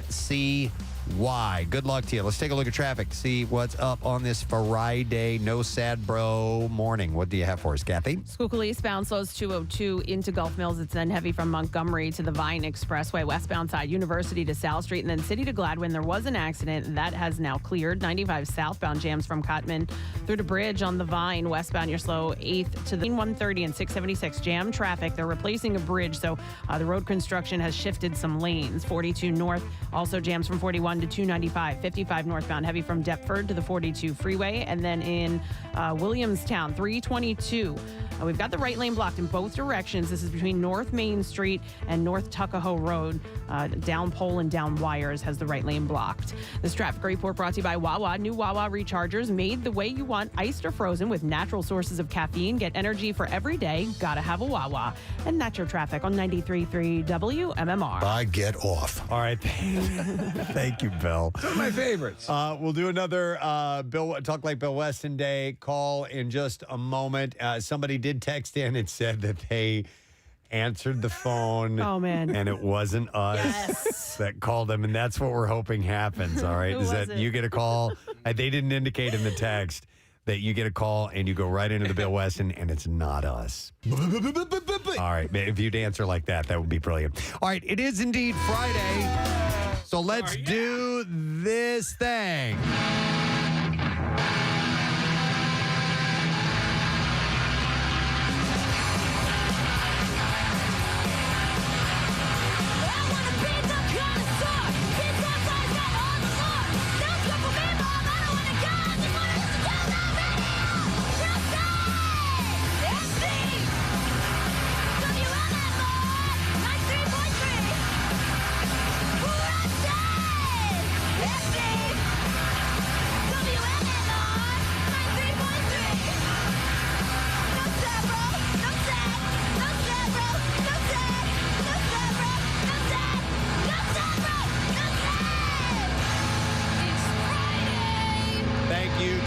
Froggy for our Friday theme. Let's do the B-File. WMMR presents Preston and Steve's Bizarre File. All right, brought to you this morning by Mulch Works of Aston. They offer the highest quality mulch and topsoil that's manufactured on site, and they also have leaf compost, decorative stone, pavers, and more. Delivery or pickup for residential and commercial markets. You can visit mulchthis.com. So, a New York City woman convicted of trying to kill a friend with a sedative-laced cheesecake. was sentenced to 21 years in prison on Wednesday in the identity theft plot. This is a follow-up. We've talked about this story before. I love cheesecake. Oh, yes. Even if I knew there were sedatives in it, I'd still probably continue eating. Victoria Nazrova of Brooklyn was convicted by a jury in February of attempting to murder and other counts in the 2016 attempted poisoning. Nazrova laced a cheesecake with a sedative that I know it's lethal, but it's so good. prosecutors described as a powerful toxin found only in Russia. Excuse me, in Russia, which is where Nazroyev is from. The victim survived, but her Ukrainian passport and around $4,000 in cash were stolen. Nazrova and the victim physically resembled each other. Prosecutors argued that Nazrova poisoned her so she could steal her identity. There you go. She did not want to be forced to return to Russia. It's like a Columbo mystery. Where she is wanted in a 2014 murder, and the district attorney's office has said that, or Nazrova has denied that. She was convicted on second-degree attempted murder in the case. You know what I take away from that story there, Preston? I'd really like to have cheesecake. I know. I'm really now pining for it. Forget the attempted murder. A container carrying gold and other high-value items worth at least $14 million was stolen Monday from Toronto's Pearson Airport. The cargo arrived in an aircraft early in the evening. The container was then unloaded and transported to a holding facility. Sometime after this, the roughly 5-square-foot container was removed by illegal means and reported missing to police shortly afterward. The container contained a high-value shipment. It did contain gold, but was not exclusively gold, and contained other items of monetary value. Did it have cheesecake? I don't know if there's any cheesecake in it. Police weren't able to confirm the cargo's final destination, nor if the theft was related to organized crime or professional thieves. They also weren't sure if the gold is still in the country or not. But that's huge. Think about stuff going through airports, like the Lufthansa heist and things like that. That's why, you got to watch out for stuff like this. There was a Gene Hackman movie called Heist that came out in 2001. It's a good movie. It's a great movie. It's really underrated, but it's about them stealing gold. And one of the issues, Preston, was how heavy it was. Yep. So they had to get it out of the plane and be able to transport it where they were going to steal it. Steal it too. Yeah. A Cape Coral, Florida man fell through an attic while hiding from police officers last Thursday. I love it when this happens. Police arrived at 28-year-old Dylan Flores' residence. No one answered, but officers believe they heard someone enter through the garage. Law enforcement entered the garage, tried to speak with Flory through a hatch. After an hour and a half, a K-9 unit arrived and Flory was discovered and pepper sprayed. Still refusing to comply, he then fell through the ceiling and onto a bedroom floor. He was found with a clear glass tube that may have been used for smoking narcotics. I love it. There's a whole bunch of those videos up on YouTube. Go watch them for hours. I meant to, when I saw the story this morning, take a few minutes and just spend some time with those videos. I will do that in the next commercial break. Pennsylvania State Police are investigating after a former Giant grocery store employee allegedly put sewing needles into grocery items that were purchased by customers. I'm the biggest grocery store employee of all time. Kathy sent me this story. Troopers first responded to the Giant in Lower Macungie Township on Wednesday for a report of food tampering. They found that an employee had put the needles into bagged vegetables and individual tasty cake packaging. Oh, it was a Giant supermarket. According to officials, video allegedly showed the former employee appearing to insert a needle into at least 3 known food items, which were later determined to be sewing needles. What a sick bastard. Giant released a statement saying that they got rid of a whole lot of their products just to be on the safe side. No one ever does the converse, though. They never put candy in a sewing needle container. Right? Let's go the other way. Back. In North Carolina, a manhunt is underway for an armed and dangerous man accused of shooting several people, including a 6-year-old girl and her parents. And wait till you hear for the reason. Robert Louis Singletary is believed to be responsible for shooting and injuring several people. Authorities said one of the family members is in critical condition. The other is stable. Family members said that the 6-year-old girl, identified as Kinsley White, was released from the hospital overnight, and that the violent incident stemmed from a neighbor who was upset that a basketball rolled into his yard. So start shooting. God, these people. This guy had a history. I think he strangled out a girlfriend or something. So he's got a track record. Kinsley White said he came out with a gun. He started shooting, and police have obtained warrants on Singletary and his involvement in the shooting. Dude, so yet with stories like this and the people pulling into the driveway and, and the kid just ringing the doorbell the other day that was shot.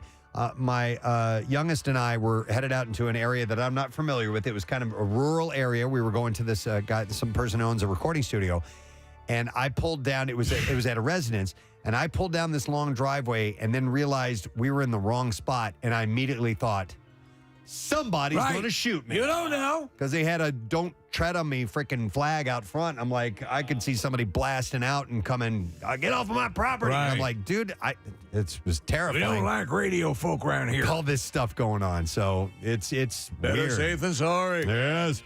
All right. And then we will end with one more story. Let's go with this one.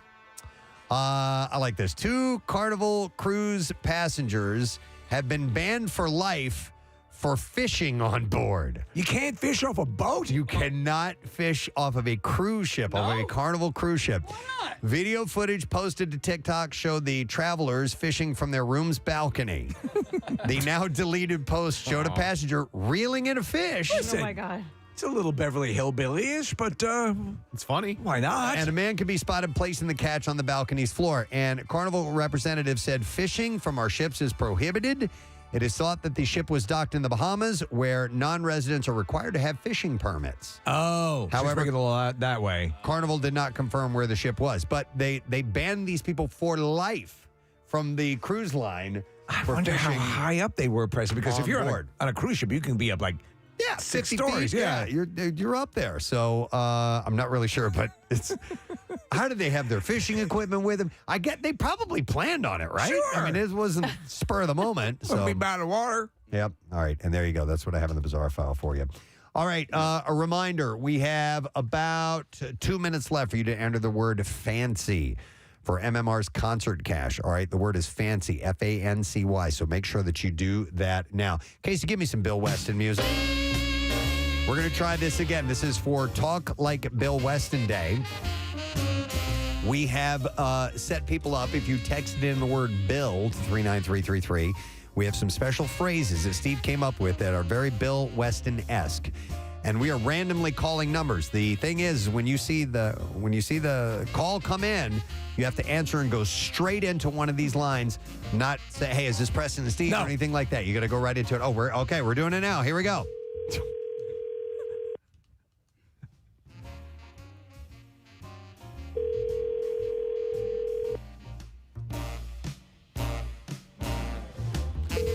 Sometimes people are in work and meetings. One person texted and said they were in court and hoped that we didn't call them. Oh, my God. I would love that while they were in the middle of being in the courtroom. What did the witness say? I just said I can't come to the phone right now. Okay. All right, missed out. So we'll try another one. So anyhow, we have these phrases, and you have to answer the phone immediately and dive right into it and go give us the phrase.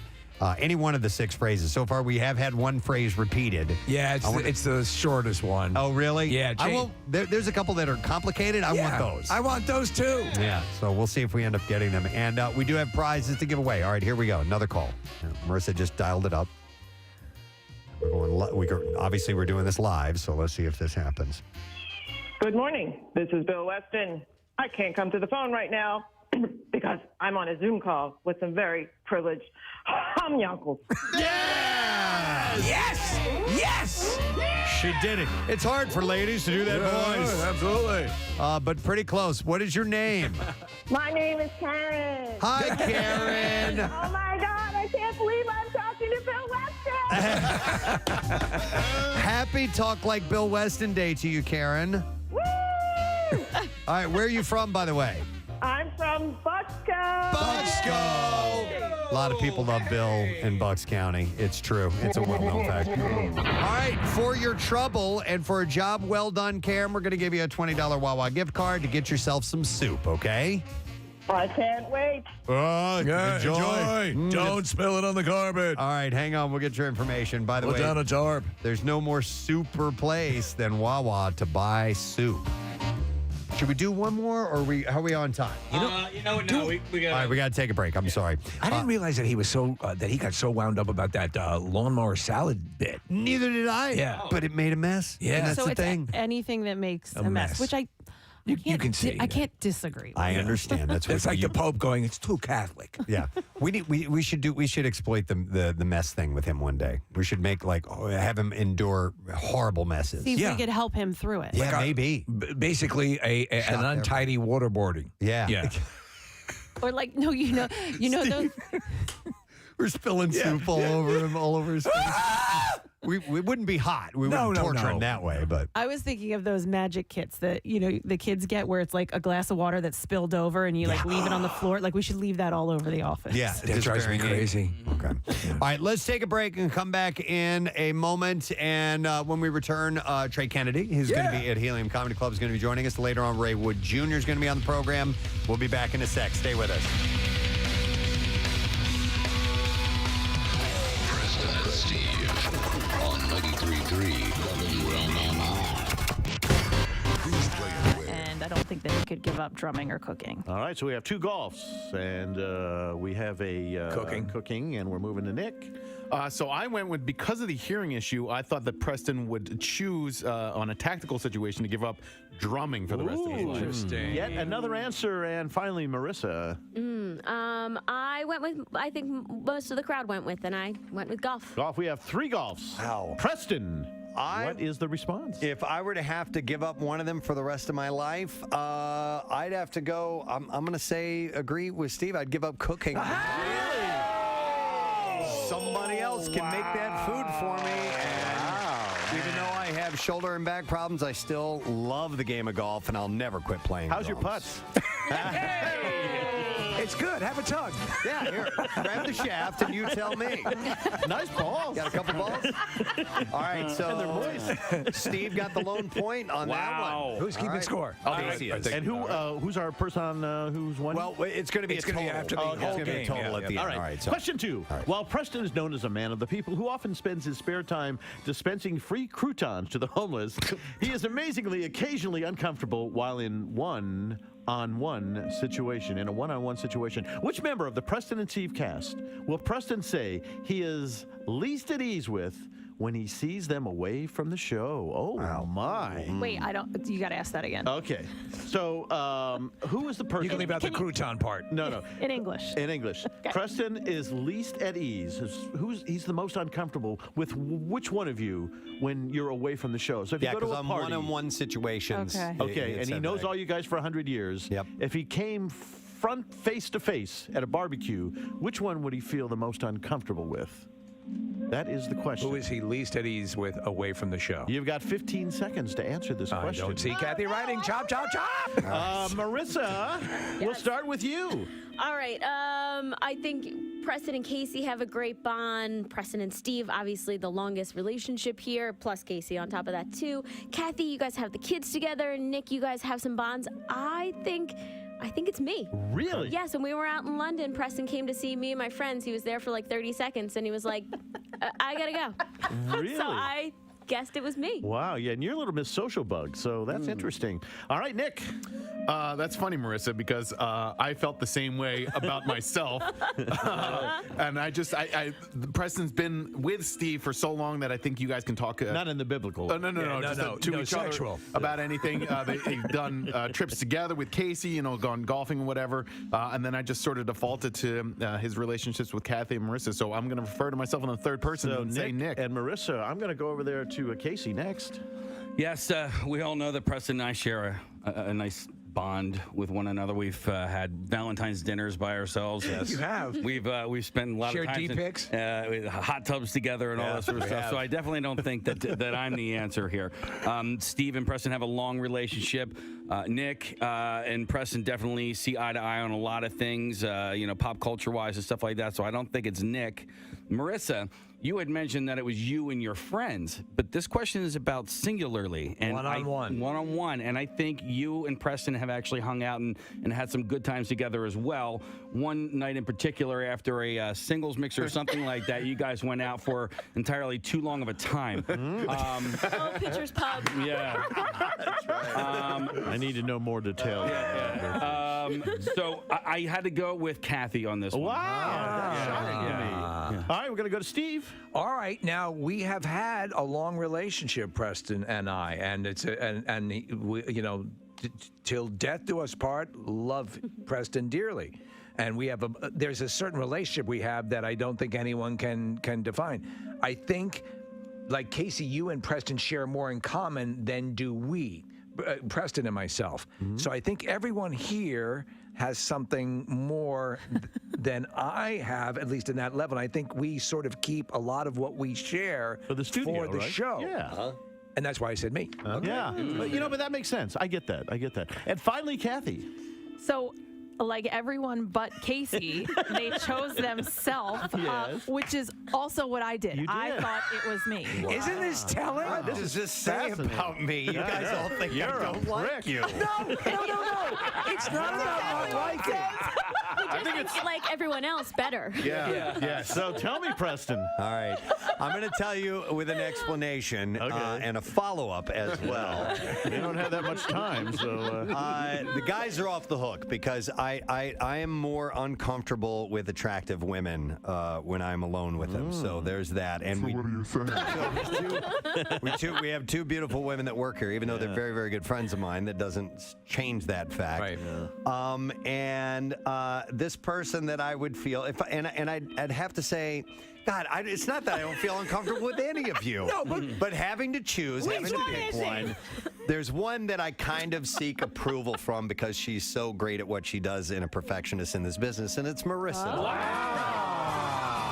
So it's important to me what she thinks of me, and so therefore I would be a little nervous. Now listen, about that night in London, I'll tell you what it was. I showed up, you had all your friends there, you didn't introduce me to any of your friends, and you didn't say who I was, and I was kind of mad about that. Wow. The truth comes out. I am If we're so going to sorry. be totally honest, that's why I closed down. And it nagged at him for months. Till this Marissa. very moment. Oh my God. No. How could you?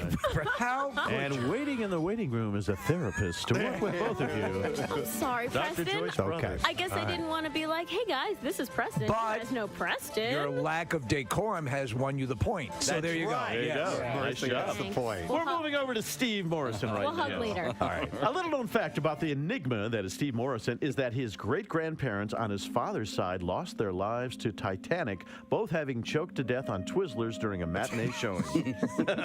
With that in mind, if Steve was Rose from the movie Titanic floating on that door with room for only one member of the Preston and Steve show, who would he save? Wow. Man. All right, 15 seconds to write your answer down. That's hysterical. Okay. Wow. Yeah. Okay. That was easy. That was easy, huh? That was easy. I wrote it down right away. Oh, I can't wait to get there. Okay, we're going to start with you, Kathy. Who is it? Okay, so after today's conversation, if we were on the Titanic, we would have had to pack in suitcases. We're in a hotel room, a little tiny hotel room you have to share with somebody. We had no idea that this was going to go down. So he is going to save me for sure. Oh. Great reasoning. Wow. I like the part about going down. Steve. I'm last. You gotta go. Steve. He's last. Yes. He goes last. So Oh, that's right. Yeah, Nick, I'm sorry. I'm going with basic math here, and Steve is going to need more room, so I'm going with the tiniest member of the Preston and Steve show, Marissa, so they can both fit on the door. Wow. Okay, All right. Marissa, we'll go to you. Well, the true Steve Morrison would actually give up the door and let two other people that's go. true. Just ask Good for point. Steve. Oh, my. You're Just right. because this is a hypothetical, I also agree with Nick, and it would be me just for size reasons. That's it. Size matters. Okay, Preston. Okay. This might be a little selfish, but without Preston, there ain't no Preston and Steve show. and we still have a future to think about after this horrible tragedy. Well, I'm saying me. All right. Yes. Casey? So I would think like right after everybody got rescued, Steve would go back to work the very next day, and it wouldn't sound good to have the Casey and Steve show or the Kathy and Steve or Nick and Steve and Marissa and Steve. It can only be Preston and Steve. Yeah, Robin Preston's dead, so that wouldn't work. Okay. And finally, Steve. All legitimate reasons, but I had to break it down on survival, likeliest to survive in the situation. Both Kathy and Casey are swimmers. Casey has saved my life here in the studio, but they are both capable swimmers. Preston is very resourceful and could survive, I think. Nick as well. And for the person I think who would be in the most dire situation vis-a-vis their size and lack of insulation, Marissa. Wow. Just because you guys would all be fine on your own. Not to dismiss Nick's point of extra elbow room on the door. Nick and Marissa. Nick and Marissa both answer. Yeah. All right, what's the point total so far, Case? I think I have Marissa has 2, Nick has 1, Steve has 1. All right. Though if we were packing the way we do talk about, Kathy would have a certain edge. Steve's love for the world of movies is exceeded only by his love of the world of porn. Disregarding the porn movies, what will Steve say is the one movie franchise he could not and would not live without? Oh. 15 seconds. Boy, you all seem to know this pretty darn quick. That's interesting.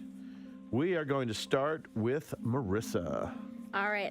There was an obvious answer, but I didn't go with that one because I'm guessing most of you guys went with it. So I'm just going with Batman. Batman. Batman. Very nice. Okay. Casey, what did you say? Oh, I went opposite because there have been so many. I know that you love Batman, but you want to have sex with James Bond. James Bond. Preston. Kind of the same thing. I know there's so much. Although Connery was his favorite, and Roger Moore did a whole lot of those movies, but I still think he's got a huge fascination with James Bond. All right. Yep. Nick? Marissa, your answer made me think twice, but I'm going to go with my gut, and I'm going to go with James Bond as well. All right. Kathy? I just said overall Marvel. That's a good point. Yeah. So, Steve, the answer is... James Bond. there you go. Yes. What is your fascination with Bond? Since Bond, my father took me to Dr. No when it came out when I was just super young, and there have been many movie franchises, consistent franchises that have influenced my life, but Bond has been, marathon after marathon after marathon has been just at the core of my life. Favorite Bond Batman movie? is my... Whoa. Okay, so the one that is the quintessential is probably considered Goldfinger. Yeah. So, yeah. My favorite Connery's my favorite Bond, followed by Daniel Craig, followed by... Daniel Craig, really? Right, followed by George Lazenby and Roger Moore. Roger Moore has 2 good Bonds, would be 3, Live and Let Die, For Your Eyes Only, and Spy Who Loved Me. And Timothy Dalton. They're all good. They're all good. Yeah, all right. So where are we here now? Casey. Whoever you want to go to. Casey. All right. All right. We're going to do the list of show legends regarding Casey is long and in many cases embellished, including things such as him saying a bubble scubosis instead of multiple sclerosis and being terrified of his home thermostat. This is the first time I'm reading this stuff. I never said multiple scubosis. That's it. It's you're saying it's a false legend.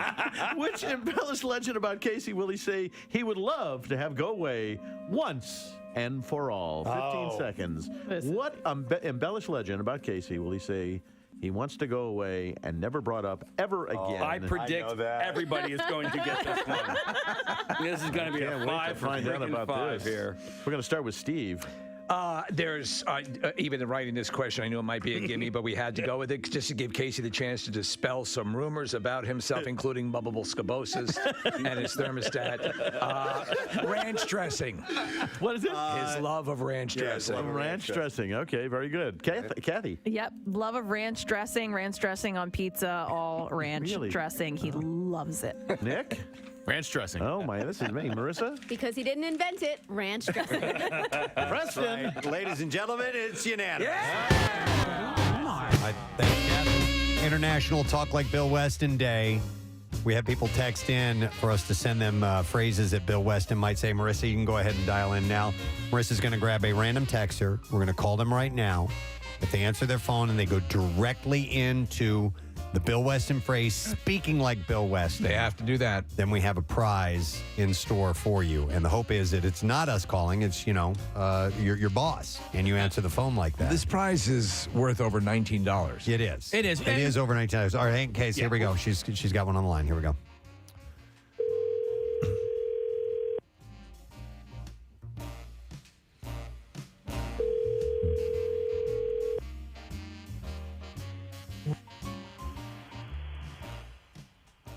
Privilege. Is that one of the phrases? No. That's not one of the phrases. Oh, no. The effort was there a little bit. No, but- there's a phrase you were supposed to say, man. Oh, man. You didn't get it. Sorry, bud. Well, soup. What about soup? No. Didn't he stand and get the response? I know he said he may not have paid attention fully to the rules of the You have to contest. text the word Bill. man. I'm sorry, man. We got to. It wouldn't be fair to the other people. Hey, that's rules are right. rules. Rules are rules. Got to follow the rules. Otherwise, we descend into communism. All right, sorry. Let's do one more, Marissa. We'll try again. Sorry. And I apologize to our guest who is patiently waiting. Yeah. He's like, I said we got to do it. He has no idea what's going on. No, and no one would. Why would you? they? Yeah. Why would you know this? Yeah. So, all right. So Marissa's going to call another one. What were you going to say real quick? We have just a second. I just wanted to thank Wawa because we came to them like late in the afternoon yesterday saying, hey, we're doing this dumb thing tomorrow. Can you give us a bunch of gift cards to give away? And they were like, absolutely. So I love not that. only Wawa, but Jen Harmelin as well. All right, here we go. Let's see if we can get one. I love the music. Thanks, Ray.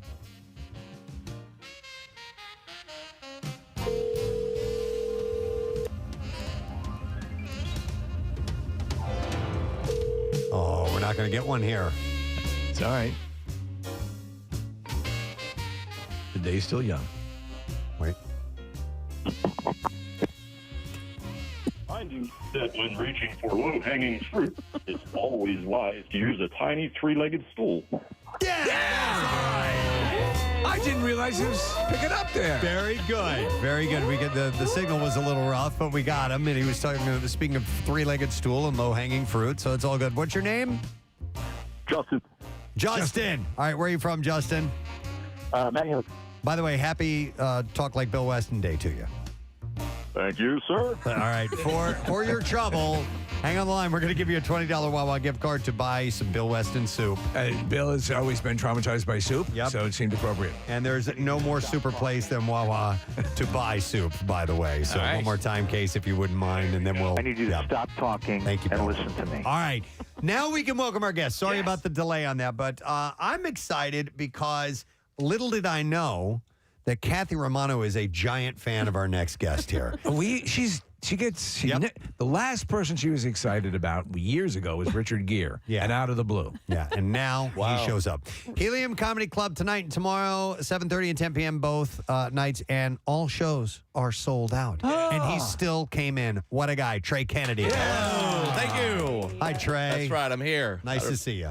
Good to see y'all. Thanks for having me. Yeah. I don't need to be here, but I'm happy to be. And we appreciate that. Thank you, it's good. man. This is great. We just had a big, not an argument, a discussion about it. Now, we've had people like Norm Macdonald, the late great. He had sold out and he came by. And then sometimes you get people who just don't come and say hi. We're pleasant people, but you did it, I damn did it. So we so that'd be appreciate it. It's great. It's good to be here. Thanks for being a big fan, Oh, Kath. yeah. So over COVID, my sister-in-law introduced me to you, and we would basically talk and communicate through your videos. We would just send links back and forth, and it went on forever. So I told her you were here, and she was like, "Oh my God, take a picture." Awesome. You came in, I've been aware of you, but did a deep dive yesterday. I was doing the research, and so you're like the model for people who have really benefited from a lot of this stuff. You got in early with Vine.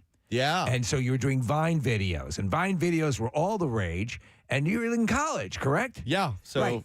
did your homework. Yeah, I've been doing this video thing that was like 10 years ago. So I remember there were a lot of clever people. You had the little time restraint. You had to get creative and learn how to edit and cut quickly. So you pick up your chops on Vine, but then Vine goes away. Yeah. Right. So was that sort of a tectonic shift for you? Yeah, it was. I was in college goofing off, and this was before, kind of making social media videos and turning that into a career that didn't even exist. Right. So I was a college kid goofing around. I didn't know where my life was headed.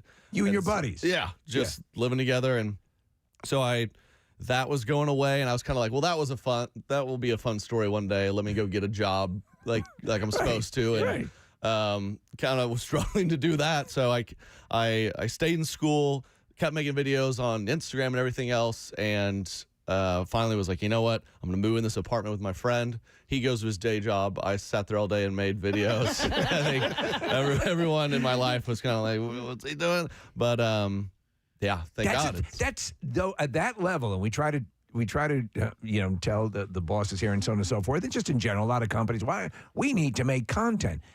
It takes time to make content. Yeah. It takes a lot. We do stuff and anything that's involved with whether it be you're doing Instagram or YouTube or whatever. So you got in early and taught yourself this. But you're like I think your YouTube numbers are like 240 million or something, the crazy number. Oh, the views and everything. Yeah. I've probably done over 1 billion views all told on all the platforms and everything. I mean, it's been cool. Did Vine, so monetarily, I don't mean to dip into your finances here, but we always everyone tries to figure out how do you make this work financially? Vine didn't seem to present a lot of opportunity for that, but when did you start to say, oh, okay, this could be the career? It was Vine started brands, like I remember doing a Vine for Bud Light and at the time it's like, in hindsight, I should have been paid probably 50 times what they paid me when I was 19 years old. I was like, cool. Yeah. And so they were starting to trickle in, and I went to Instagram, and probably 3 months into doing it, quote, full time, I started to get a couple endorsements here and there where I could pay my rent, and I was like, okay, maybe we're onto something. But it was probably a good into 2019, I started that in 2017 full time. 2019 was when I was like, okay, it feels like a real business here. Yeah. It's monthly income coming in. That's wild. When you were a college student and when you were living in your buddy's apartment, did you have designs on another possible career at some point? I graduated with a finance degree, so I at least felt like I could get some type of job. My parents were big on let's get the degree, have a plan B. But there's several months would go by where I'd make $0. I was just like, what am I? I think everyone in my life, like you said, it's people wonder how do they pay bills? How do you do it? Yeah. Everyone in my life was like, what's going on? I'm curious about people who on social media make a living out of it and then gain a lot of followers and what those numbers mean to you. Because I'm looking at your Instagram, you have 2.8 million followers. So I've got 60,000 or 50,000 or something like that, and to me, that's a lot. You have 2.8 million followers. Does that seem like a lot to you? Does 1 million seem like a lot to you now that you're at 2.8? It does and it doesn't, right? It's always I've always said when I hit 10,000 followers, it was a lot. Yeah. And then when I hit 1 million, it was a lot. But now I'm like, well, I got to get to 3 million. Right. Do you compare Selena Gomez has 300 million. What am I, a scrub? Totally. So but it's always there. That's an amazing number that you have. And the whole mindset was just followers, because the time my whole kind of business was if I can just get to 100,000 followers, maybe I can get another opportunity or 1 million followers. And then you start to... now I'm in a groove where I'm not as hyper focused on I gotta gain followers, but it was you just have to maintain. You have to generate content with that amount of followers. That's a lot of influence. It's a lot of power, but also a lot of eyes to criticize you and can judge you, and that part of it can be a giant pain in the ass. So how do you handle sort of the negative side of having that many eyes on what you're doing every day? Yeah, so I've been making content for 10 years, and that's been a long journey to get. I feel like I'm really at a point where I'm I can see bad comments here or there, and it's whatever. Yeah. But especially as a young kid, I remember a turning point was it was all great for the first couple of years. It was always just up. I remember my first time looking at my phone, I was uploaded a video, and I'm my followers are going down. Yeah. People are unfollowing, and I was here it is. It's all coming down. I got to sell my house. And so that was first slap in the face of I've got to figure out how to not let that ruin me. And I've had a hard and fast rule. I will never, ever respond to a hater. I've never once commented back oh, you know. Don't engage. Because I have so many more, so many more people taking the time to be kind to me. So we always heard, it's the truth throughout the years, is that you don't co-opt the audience that likes you and that really wants you to do what you do. you don't turn them over to a troll, by engaging. It doesn't make any sense. So as you're doing these videos, it's a different art form than stand up. When did you take the leap to stand up? I took the leap in July of 2019 is the first time I ever did stand up. So with all these followers, all of a sudden my manager and people wanted to be my agent. Like, you could sell tickets. Let's do this. But it can be a trip up. Yeah, you can sell tickets, but you still got to stand there and do something. Yeah, I was like, yes, exactly. I was like, sell tickets to do what? Right. And of course they want to make money. We got to do this thing. And I was like, and there's people in my position throwing together a show. Maybe it's like, do a Q&A, blah, blah, blah. I was like, I don't want to, if we're going to really try this, let's put out something I'm proud of. Good for you, because we know of people who've done, well, they'll just come and I'll get up and I'll talk a little bit. Yeah. It's not, you take somebody like Bert Kreischer, who said, I'm going to do this. Yeah. And Bert threw himself, he's a good friend of the show, threw himself in fully, Yeah, no doubt. He's a big inspiration he's built an empire. And so I was like, let me do this right. And I remember I really didn't know anything about stand-up. I mean, my dad was a funny guy. I grew up watching, all the Jim Carrey movies and all, liked comedy, but I grew up in a house, kind of a very sheltered, I didn't get to view a lot of the stand-up because a lot of it's inappropriate for what the household I was. But, I remember Everyone Loves Raymond, I grew up on Kevin James, all that. So I had a inkling, but I remember looking like I was a very naturally shy kid. Yeah. So I didn't want to go on some random stage and it's a horrifying thought. So I was like, what if I remember looking all over the internet, has there ever been a comedian who's ever done a stand-up show without trying material on stage hundreds of times? And I was like, no, that doesn't exist. I was like, I've got to do it. I've got to do it. So I did it. I got up in Kansas City at this show. The first time I ever did stand-up was a guest spot on Taylor Tomlinson was headlining. Yeah, great. In 2019, before her massive rise. So small crowd, did my thing. It wasn't a total disaster. And by 2020, I was headlining, and my second ever headline show was when the world shut down for COVID. You know what, though? It's funny because I remember clearly years ago when I was doing stand-up, the first time I went up, I destroyed. I did a great. I brought the legal pad, the classic, comedians have done, and you put it on the stool next to you, and you go through your stuff. The second time, I died. Yeah. And it's like, that's the thing. You gotta get used to that. The first time I had done it a handful of times, and it was always going decent. So I was kind of like, this is okay, but it's not really fun. And then I went up my fourth or fifth time, and it was an all black crowd. And so I was a little nervous because okay, I haven't been. Is this material gonna work? Yeah. And I just brought the house down. There's an amazing crowd, huge energy, and I was like, yeah, let's go. Now I see why this. There you go. And then my next time up was another all-black crowd. And I think I was starting to get I was like, oh, these are my people. Come on. The next Gary Owen, basically. And it was the first time ever I opened with a new joke, crickets, and I didn't know how to handle it, and I just fell apart. So. But yeah, you got to have, it's good learning experience. That's what you do, yeah. I'm looking at your touring schedule, and you just had a baby, right? Just had a baby. Is your wife okay with being gone this entire time? Yeah. So I'd like to think hopefully that she agreed to all this. It's according to plan. I'm out every other weekend or so for a few days. So she's gonna make efforts to come, maybe bring him out. But she's lovely. I was watching your podcast with her, and you talked about your first encounters and early on, and I get the impression, as with my wife or anyone who does something remotely related to entertainment, that's not per se in the industry, sort of gets it, but doesn't quite understand why it works, because it's one step removed a little bit, and so she seems very supportive, but still's like, Yeah, she's. I'll talk about it in my new set. Yeah, we're total opposites. She's just patient and sweet and soft-spoken. She's a great sense of humor, though, and she was a model for a while, so she's familiar with behind the camera and kind of it's adjacent to, but it's fun to get her on the podcast, and people get a kick out of her because she kind of she's a good sense of humor, but she kind of keeps me in check too. Was it tough to sell her parents on what your occupation was? No, more her grandparents. Okay. Her parents are. By the time I was around, actually, we started dating before I was touring anything. So Okay. the touring has helped the boomers or the grandparent generation wrap their head around. Okay. I think he's paying bills here. Yeah. You know, he's selling $20 ticket. Yeah. But before He's an that- influencer? What? Yeah. My grandma was. I later learned she passed recently, and she. We were close, but she would say, I guess, behind my back to my parents, like, what is Trey doing? He's like the multimedia, or like it's social media. They couldn't even wrap their head around it.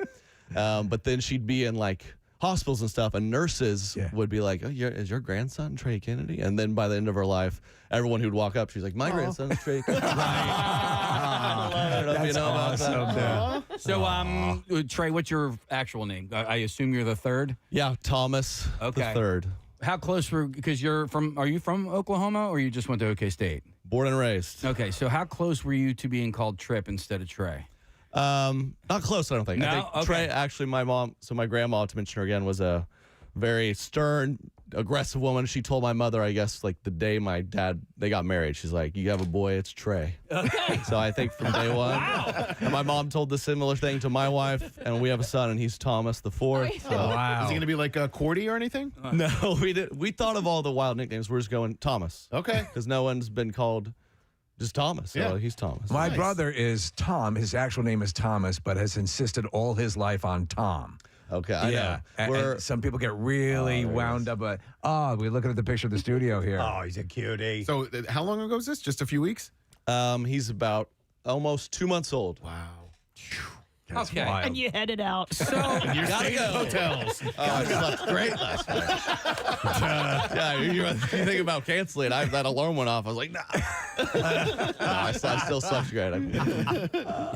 My buddy sent me this video yesterday, and they're talking about social media. And I don't know if this is going to bum you out as a parent or not, but it said that by the time your child turns 18, you will have at that point spent 90% of your time with them, meaning you only have 10% left. So each year is like is five. I was like, right wait, now, how does the pretty math good. work out? Right now, that sounds decent. You can work with that, yeah. No, that is kind of wild, and I think about it a lot with you. I remember someone else put in perspective. It might have been some comedian where they're like, how often do you see your parents? Most people would say, I don't know, every month or two. And you're like, they have 20 years left. Do the math. We're going to be around them like 200 more times. In the broad scheme of things, it probably works out, though, because it's when the kids get old enough to be chatty, and it's like, nah. And then the older you get, you start to babble, and so you need that time off. Take care of them. Yeah. Right. Trey, I need to ask about this. I haven't seen it yet, but I'm on board as soon as I get out of here today. But you have a YouTube channel. I'm the golfer in the crew here, but Mood Swings Golf. Oh yeah, that's our golf channel. All right, and what's that all about? Yeah, so when we started touring, kind of late 2020 into 21. That was really my first experience, just like really doing the road, and you start to learn like, man, it's a blast. But all day long, like, what do I got to find things to do. Exactly. So me and my opener, my other buddy, the three of us that go, Jake Triplett, he's my opener. So we were on the road, just both learning golf, terrible, but slowly getting better. Of course, we got hooked, and then time went on. I realized a lot of my demographic kind of overlaps with the golf type audience, white people, and so we're like, man, we do content, we love to do it, and we were passionate about golf. So we're like, let's try a golf channel. It's been a success. Yeah, it's been fun. To do that because well, now that I know that, I would have invited you out to play at some point this week. I know it's going to be good, but I've got stuff going on. So, well, next time, we will. I'll make sure when you come will. to town, I'll take you out to some of the beautiful courses out here. But I got to check out this the YouTube page. How's your channel? How's your game? My game. I'm really proud. I've gotten it. I'm excited this summer to get the strokes down, but I'm breaking 100. Okay. I'm happy. You're learning. Yeah, I'm 2 years in. I'm breaking 100. I'm playing bogey, double bogey golf. For what it's worth, you look like a golfer. Yeah, you do. You do. Yeah. You look like a pro, actually.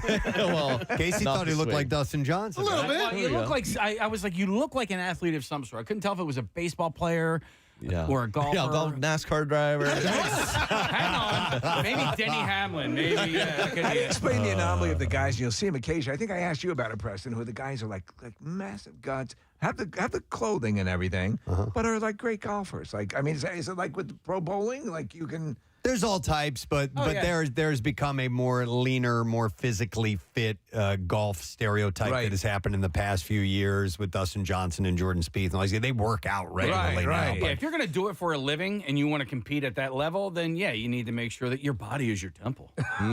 So we hear, Do athletes? Have you found out any famous athletes are fans or anything? Yeah, a few.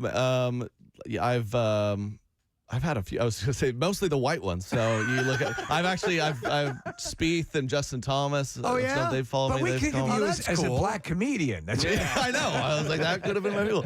No, they do too. I remember Kyrie Irving was one of the first ones to follow me, but that aged poorly. But he's not in the playoffs, so you don't have to worry about it. Okay, good.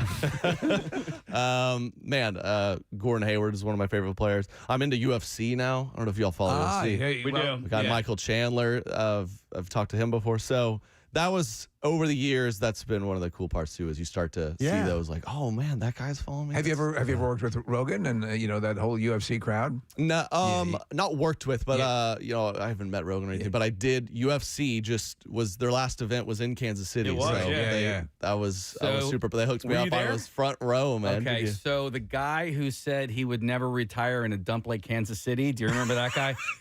He's from here. Oh yeah, nice. Was the guy who like fake retired? Right. I was. Dana White was like 5 feet from us, and he was like pissed. He's like, "Well, gosh, man, what is he doing? He's taking these people off." That was pretty. Of course, I just booed, and I was like, "That's pretty funny." Do you have any history with Philly? Have you been here before? I've been here just once. I don't even just passing through. I played the Keswick and Glenside. So nearby. And we have joint custody of Andy Reid, so right. Yeah, right. Shout out Andy Reid. So excited to be here again, explore a little. Yeah, definitely do. It's a city that surprises people most of the time. We have a bit of a reputation, but people usually walk away going, that Philly's a pretty awesome town. Yeah, it's a lot cool. going on here. Cool. A lot of good people too. Listen, we appreciate you coming by. We know you didn't have to. That's huge, and we thank you for that. But down the road a bit, come back and see us again. Thank you for having me. Here. Y'all are awesome. No, I mean, I would say get tickets for Helium, but they're all sold out. Yeah. Man, the shows are sold out next time. But if you have not followed Trey on social media, make sure you just do a quick search on Trey. It's Trey N. Kennedy. Yeah. The letter N. The letter N. That's the exact the handle. But Trey Kennedy, you should be able to find me, Awesome. Look it Well, up. thank you for coming by, man. Nice to meet you. Thank you, guys. Let's hear it for Trey Kennedy, guys. Appreciate y'all. All right, with that, we're going to take a quick break. We'll come back in a moment. And more Talk Like Bill Weston Day, of course. And Roy Wood Jr. joining us, too. Stay put. We'll be right back. Preston and Steve. On 93.3 WMMR. What embellished legend about Casey will he say he wants to go away and never brought up ever again? I predict everybody is going to get this one. This is going to be a 5 for find out about 5 this. here. We're going to start with Steve. There's even in writing this question, I knew it might be a gimme, but we had to go with it just to give Casey the chance to dispel some rumors about himself, including bubbable scabosis and his thermostat. Ranch dressing. What is it? His love of ranch dressing. Ranch dressing. Okay, very good. Kathy. Yep, love of ranch dressing on pizza, all ranch dressing. He loves it. Nick? Ranch dressing. Oh, my, this is me. Marissa? Because he didn't invent it, ranch dressing. Preston. Right. Ladies and gentlemen, it's unanimous.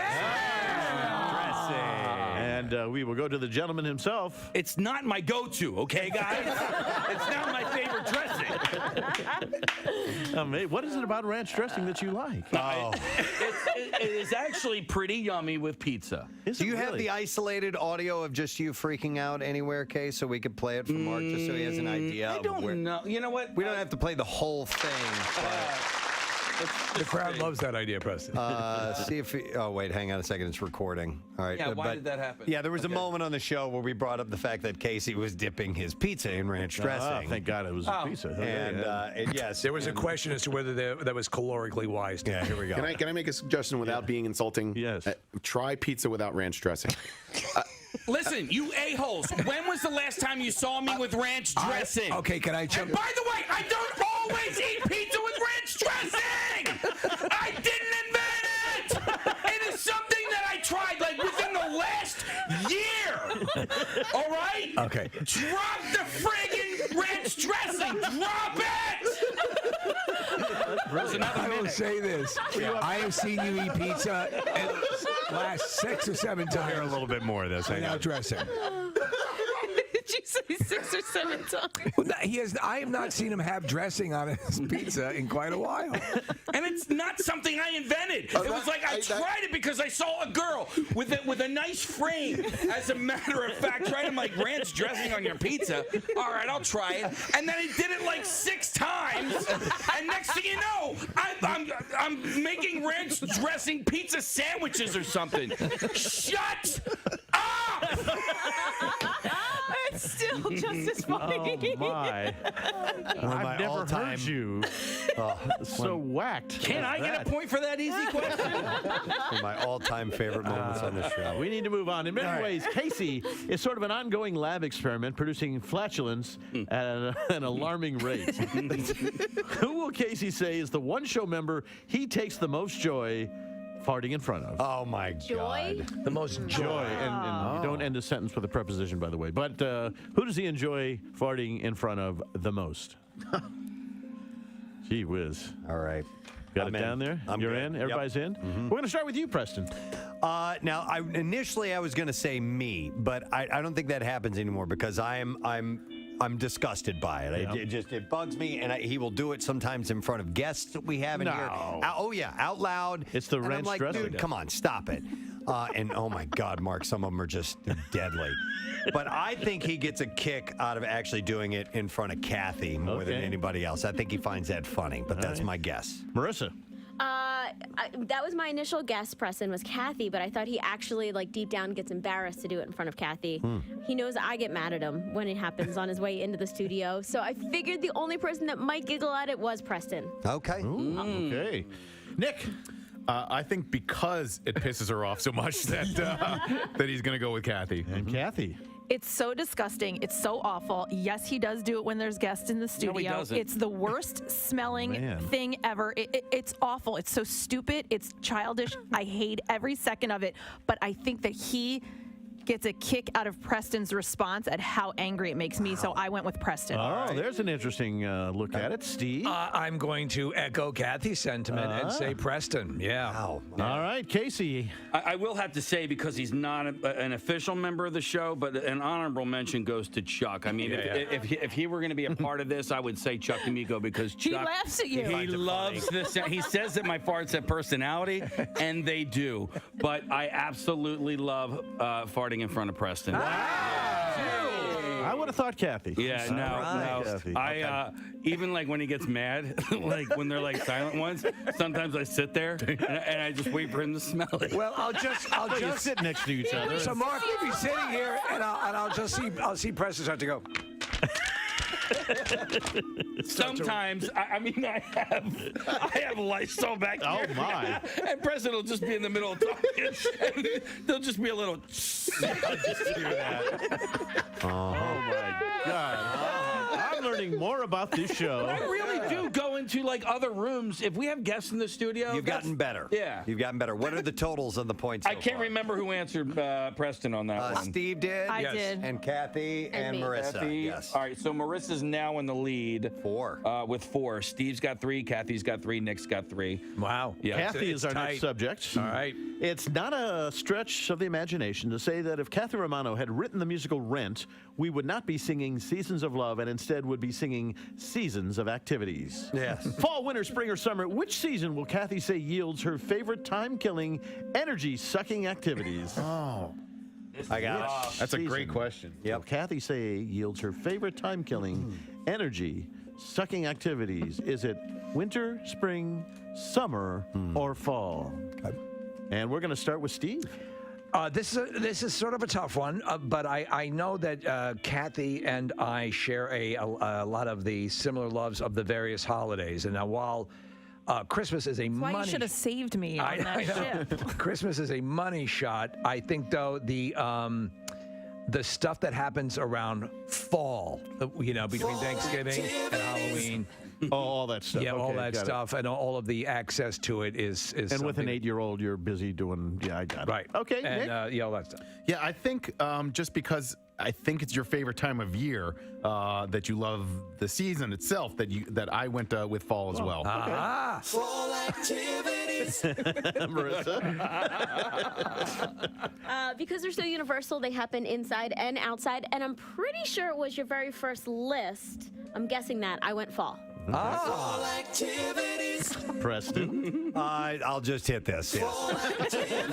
And Casey. I'll just hit this. Fall activities. And we'll go to Kathy and find out that the answer is. So although summer is my favorite time of year, I get depressed when summer is over, and the way I get over my depression is through fall activities. Everybody wins on that one. Wow, that's good. Cool. On the second question about Kathy on the Preston and Steve Show, Kathy is often playfully painted as a somewhat asexual being who thinks foreplay is laying down a protective tarp. Remind me to tell you Dr. Ruth's story a little bit later. That said, what will Kathy say is an appropriate amount of time for a woman to wait before getting intimate in a new relationship? While we're looking for a closet in weeks. Marissa and I are going to differ This on is this Kathy. We will allow your answer to be in years. So we're looking for weeks. Yeah. Weeks? The closest in weeks. Yeah, we're looking for closest in weeks. This is Kathy. Hold on, I need a calculator. Well, yeah. So what will Kathy say is an appropriate amount of time for a woman to wait before getting intimate in a new relationship? All right. All right. People writing their answers down. You're in? Well, I don't think so. Casey. Okay. This is a really, really tough one. I don't think you're as prudish as one would think, but like first date, 1 week, no, 2 week, no, 3 weeks, no, 4 weeks, I think is a nice safe assumption. All right, Casey says about 4 a weeks. month. About a month. Marissa. I said that Kathy would approve of holding hands after 3 months. Whoa! Wow. 12 weeks. Oh, Preston. I think she's more of a slut than we believe. And I'd say Kathy would be cool. That maybe not for herself, but if she were to give advice, I'd say 2 weeks. 2 weeks. That's a short one, yeah. All right. Steve? I agreed with Casey, and I think 4 weeks seems about right. Okay. Nick? First of all, I can't wait to hear that Dr. Ruth story. And then, second of all, I went with 3 weeks. All right. It's all over the board. Wow. Kathy, are you a prude? Okay, so I'm going to go initially with when I read this question, what my answer was going to be. And the question is going from one relationship to the next, how long you should wait in between, correct? Yes. Oh, I thought it was after the first date. After the how long first to have sex? Getting intimate, yeah. date before getting intimate with someone. Okay, so you meet somebody, how long will it take before you... Right. Yeah, as they used to say, make whoopee. Oh, all right. Okay. So from the first date. All right, then I need to rethink this because if it was from one relationship to another, I was going to say 24 weeks, 6 months. Okay. But I'm going to say, after the first date, and I forget what everybody said, but I'm going to say 4 weeks. And Steve. Wow. All right, so point each. All right, Steve, you are now tied with Marissa at 5. All right. I have 3. Kathy has 3. Preston has 3. And Nick has 4 going into the... Oh, Nick, you are stuck with 4. I'm done. You're done. That's right, because Nick is going to... Wait, we have Marissa as well. Oh, yes. Yeah. Oh, my Yeah. God. Okay, so there's still a chance for everybody. We'll do Nick. A penny saved is a penny earned is more than just a maxim. It's also what you whisper in Nick's ear to make him horny. And while we kid Nick about his frugal way of life, who will he say is the next cheapest person on the show? So Nick being the cheapest, who would be the next cheapest human on the show? Who will 15 Nick say? seconds. Yes. Yeah, Nick will say this person is the next I got this cheapest. one. You got this one? Yeah, I We'll got start this with you then, Preston. I think that that somebody who knows a good bargain and is the queen of returns would absolutely look, and she looks for coupons all the time. She looks for special deals. It's got to be Kathy. Got to be Kathy. Got to be Kathy. My wife's the same way. Yep. All right, Casey. When you said Queen of Returns, I was so relieved that you didn't say me. But I was thinking the same exact thing. She never pays for shipping. Yeah, so Kathy Romano, no doubt. Okay, Marissa? I actually think that Casey's family is just, I think your wife is the same, and I think your family, and I think it bleeds onto you a little bit, so I'd say Casey. Oh. Okay. Yeah, in a good way. All great ways. Kathy? Oh, okay. So I did not think of myself. I don't think of myself as cheap, although I love a coupon and don't like to pay for shipping. I won't not buy it if I don't find the coupon. Really? Yeah, and just because. But you like quality too, though. Yes, so, and I like quality items as well.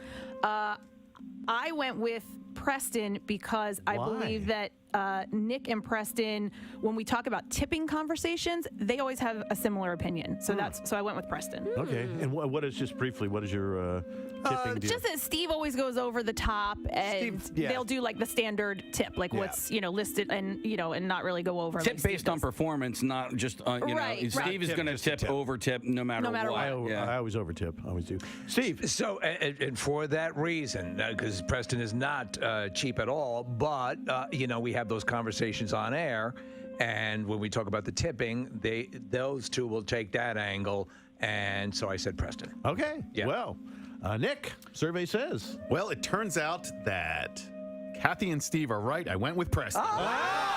And it was because of the way that we think about stuff like that. Okay. Yeah. All right. And because you're kind of cheap.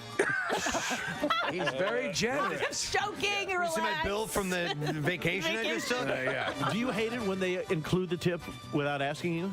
No. That doesn't bother you? That doesn't bother me. In fact, added gratuities I'm fine with. But if I did get service that was not good, I think that it reflects on the tip. I mean, absolutely. Do you talk to the server and say this is why? No. Never done that. I can't tell you the last time that I had really bad service and I left anything less than 20%. Okay. But I mean, but I usually 20% is about right for me. So okay. Okay. Second question about Nick. Anyone who knows Nick knows his passion for music and his love of both Eddie Vedder and Dave Matthews. I hate Dave Matthews. This begs the question: which of the following two scenarios will Nick pick? Eddie violates Nick while Dave Matthews directs, or Dave Matthews violates Nick while Eddie directs. Wow. Steve Morrison, you are a sick man.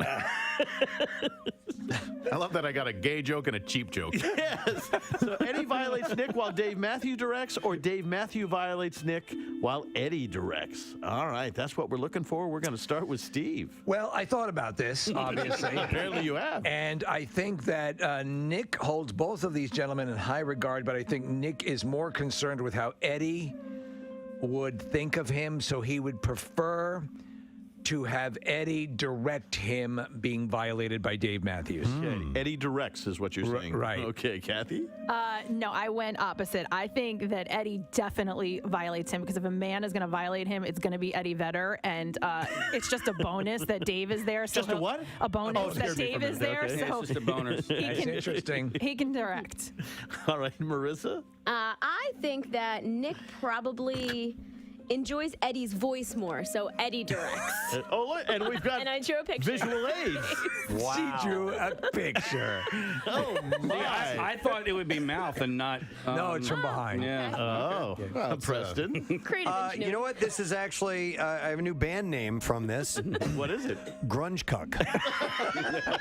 Grunge Cuck. I love Grunge it. Cuckle.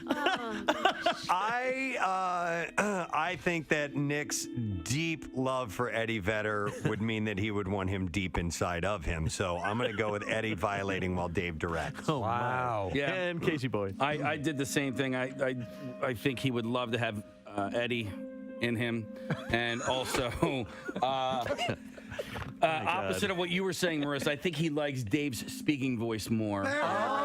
that's interesting. But when Dave Matthews sings, he sounds like a billy goat to me. Okay, I don't know. He does kind of, he does, right? But maybe in the Mumbles a little bedroom, bit. it's a little bit more. Could be. I genuinely appreciate all the thought that all you guys put into each, and the drawing, Marissa, was the pièce de résistance. Yeah. But I'm going to go with I would love to have sex with Eddie Vedder no matter what. And Dave is directing. Yeah, Dave is directing. How do we do on the points on that one, Casey? I don't remember. I didn't get a point. I did. Okay. All right, and then Preston, what did you say? I did. I got a point, yeah. All right, so we have Preston at 5, Marissa at 5, Kathy at 5, Steve at 6, Casey at 4. So Steve at 6. God bless our callers. They've been on hold for 30 minutes now. That's Sorry, guys. Hang in there, guys. So All sorry right. about that. We leave the best for last. Marissa. It is no secret that Marissa spends a lot of time out on the town attending the trendiest events, often having to check her license to remember where she lives. Of all the multitude of events, parties, clubs, etc. that Marissa attends or frequents, which will she admit makes her feel the most pompous? All right, she goes to events. Whenever I used to live here, I'd run into her at 2 in the afternoon and 2 in the morning. And the question is, which of all the events she goes to makes her feel the most pompous? Interesting question. We're going to start with Steve. This, to me, even as writing the question, I thought, is this too easy? But I figured, what the hell, why not go for it? I'm going to have to say dinner en blanc. Oh, okay, yeah. Yes. Fancy schmancy events. Right. Absolutely. Okay, Kathy? I said the same thing just because I think she knows the joke behind it and that we all kind of Make fun of laugh. her? Yeah, laugh that she's going again. Nick? The name itself is pompous, so I went with dinner en blanc. Okay. Preston? I actually know it's her favorite event, though, so I don't know if it would be considered her the most pompous, but I couldn't think of another. Thank you very much, Kathy. I need to. It's Talk Like with Bill Weston Day, by the way. I need to go to this caller though. Stat priority. This is a very important phone call. I can't let this wait. David, are you there? I am here. David, why are you calling us? I just won $1,000.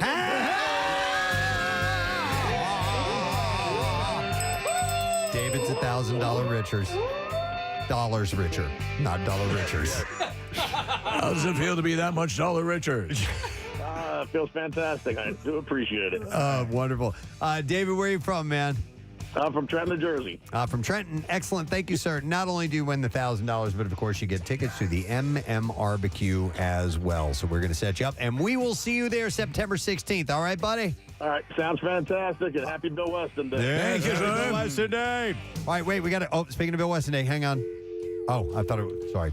Thought Marissa had already dialed someone. I'm like, wait, hang on. Wait. We are going to try to get another winner. Now, we're going to have Roy Wood Jr. on in just a moment, and he's on the phone, right, Case? He's on the telephone. Okay, so he should be calling us any moment, but I think we can squeeze in at least one Talk Like Bill Weston Day contestant. So we had people text in to get these special phrases. They have to answer the phone with the phrase in their Bill Weston voice in order to win. So we should be hearing a dial. Hello? Oh. Oh. Damn. Hi, it's the Preston and Steve show. You were supposed to Are answer you like. kidding me? I even had the phrases up. Oh. You were supposed to go right into Bill Weston. I did, and I thought, oh, man. Oh. Stop it. I need you to stop talking and listen to me. You sound completely genuine and cool, but we did set the rules, and we can't wiggle for you on this, but you can call back again, or we'll call you, or we won't. Or we won't. And this is a complete loss for you, but we love you still. Give us just a little bit of your Bill Weston, though, just so we can hear it. Congratulations. You've reached the law offices of Johnny Potato Chips and Susie Cream Cheese. Your case is currently filed under Who Gives a Crap. Oh, my That would have been great. Can we give her something? No. Not the main That's prize. a good Bill Weston. Not that. No, listen. because we're not the last gonna, guy called, when we called him, he actually talked like Bill Weston. If we didn't give him a prize, we cannot give her a prize. Just remember, and I want you to remember that. I'm okay with that. How cruel All right. Casey is to you. Okay. What's your name anyway? Janet, Quakertown and Bucksco. Cute, Janet. All of right. course. Thank you, She did Janet. a We great appreciate job. it. Oh, man. I just can't. I don't know But why that's the Casey thing. hates her so much. You got it. because she's from Bucksco. You have to answer it with the voice, and that's all there's to it. I would say we go to another one, but actually our guest is getting on the line right about now. Awesome. Before we go to him, though, I do want to remind you that we, at some point this morning, shortly probably, we're going to give away a foursome to the Cora for Kids Golf Classic. That's Rob McElhenney and company Their baby, Rob and his dad have been a part of Cora since he was a kid, since Rob was a kid. Cora is tremendous. Yep, and it's going to be at Philadelphia Cricket Club, the Militia Hill course. I'll tell you when to call in, not just yet, because our guest is on the line. Yeah, man. Excited to talk to him. Yes, his name is Roy, and therefore we play the Roy clip. But he is promoting a new special. It's called A Seat at the Table. It comes out Monday, May 1st, and it's on The Grio. Yes. Which you obviously know him from The Daily Show and many other things. Please welcome Roy Wood Jr. to the show. Yes. Good morning, Roy. How the heck have you been? It's been a minute, man. It has. It has, man. We always love having you come in the studio for a visit, and it's been a while, but you've been busy with this new special. Congratulations. Hey, thank you, man. We're just trying our best to party our asses off on the federal tax dollar dime. Like billionaire. Big shout out to Byron Allen with the Grio. Yeah. You know what's funny, Roy, is I remember Byron Allen years ago, and sometimes, you'd bring up his name in conversation, you see it pop up in the trades, and I remember saying to Preston, is that the same Byron Allen who was, stand-up years ago? And Real People? Yeah. He has become a juggernaut. Yeah. Unbelievably successful. Yeah, man. And what is the first thing a black man does when he becomes a billionaire? Throws a party. Invite Diana Ross. It was either that or start a vodka line. At least this, we're honoring people. So Diana Ross, wow, man, that's cool. But I mean, it's I wild. feel like I should change my tone. That sounded very anti-black. I'm here to promote black. Exactly. Yeah, no, that's awesome. How close are you with Byron? Oh, we're good, man. Byron Allen did a lot for young stand-up comedians, in his time in L.A. He had a show called Comics Unleashed, right? Yes. And he would put you on that, give you a couple $1,000, which was more than what most networks were paying. And that thing would air over and over and over. I've had more people coming to me in the street up until when I got the Daily Show. That was what most people knew me from. Wow. I don't know what time it comes on. I don't know what channel, but I see it. I come on right before the Chuck Norris exercise commercial. The Total Gym? I have to also say this. It was cool seeing you hosting the Daily Show, doing your week. You're a fan favorite. Is there any inclination, any tip, what's the word, the skinny as they say? All I know, man, is that they're going to keep bringing in new quarterbacks to work with the coach. Right. Between now and the end of June. And I think on the other side of that, I think they'll make a decision. I don't think this is something they're going to do into perpetuity, but it's cheaper, it's fun, ratings are up. So, I get it. You were with Trevor for 7 years. You want to date around and go through a little bit of a slutty phase. So, hey. You're happy to be. You got to do Daily Show. I'll be here on the other side when you're done dating around. Please go take your STD test. I don't trust that shit. Roy, do you think that they would ever pull like a Jeopardy model? Because I love you, and I also love Jordan Klepper. And if you guys maybe co-hosted sort of like Mayim Bialik and Ken Jennings on doing Jeopardy, do you think they'd ever go that route, or do you think it's going to be one person?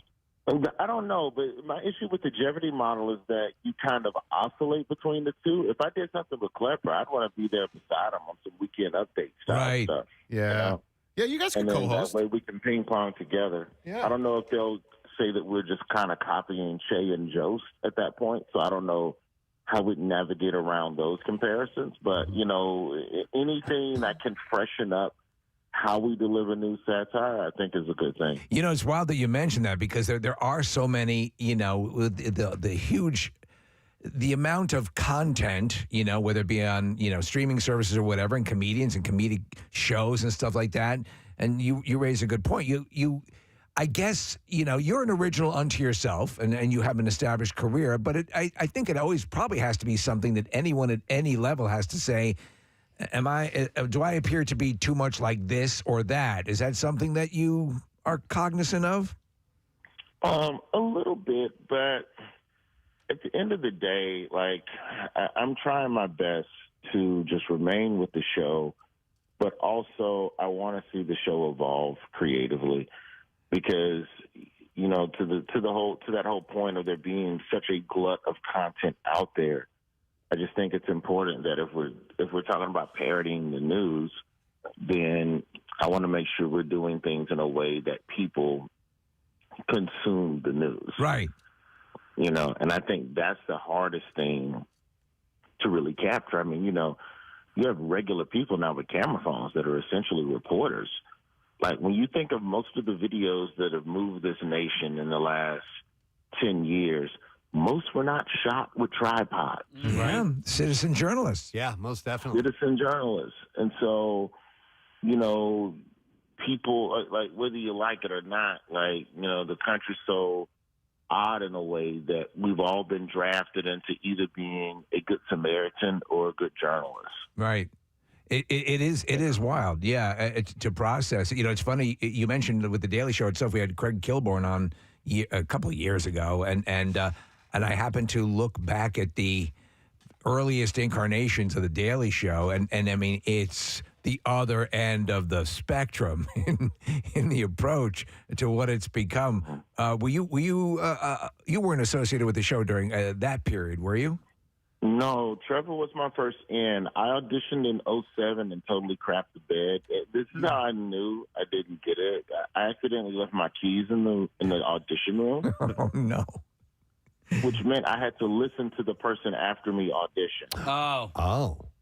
And that person destroyed. Oh, my Lord, they destroyed. Like, when they walked out the room, everybody was still laughing and giggling at the great time they just had. And then I walked my ass back in the room and everybody got quiet. Did that person get the job? What are you doing here? I'm going to lift my keys. Kiss my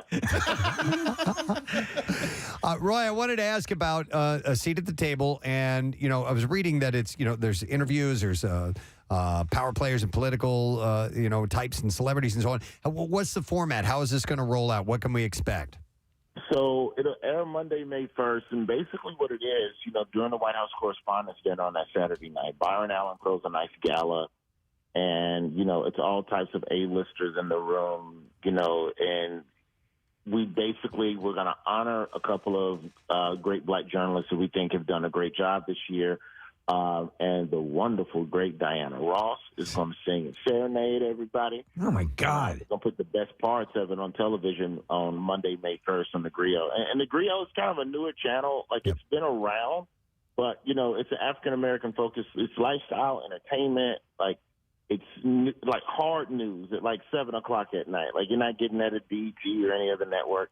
So it's definitely just folks having a good ass time in tuxedos that they pray that they don't get no marinara sauce. Diana Ross, though, I mean, that's a score. That's pretty huge. Yeah, if I take my mom to this, it will be the perfect repaying. If I can get my mom to meet Diana Ross, this is going to date myself, and I do not care. Memphis, Tennessee, 1984. My mother waited at Service Merchandise for a day, waiting for the truck to arrive so she could get me the black Voltron lion. Oh, my God. So that I could build Voltron.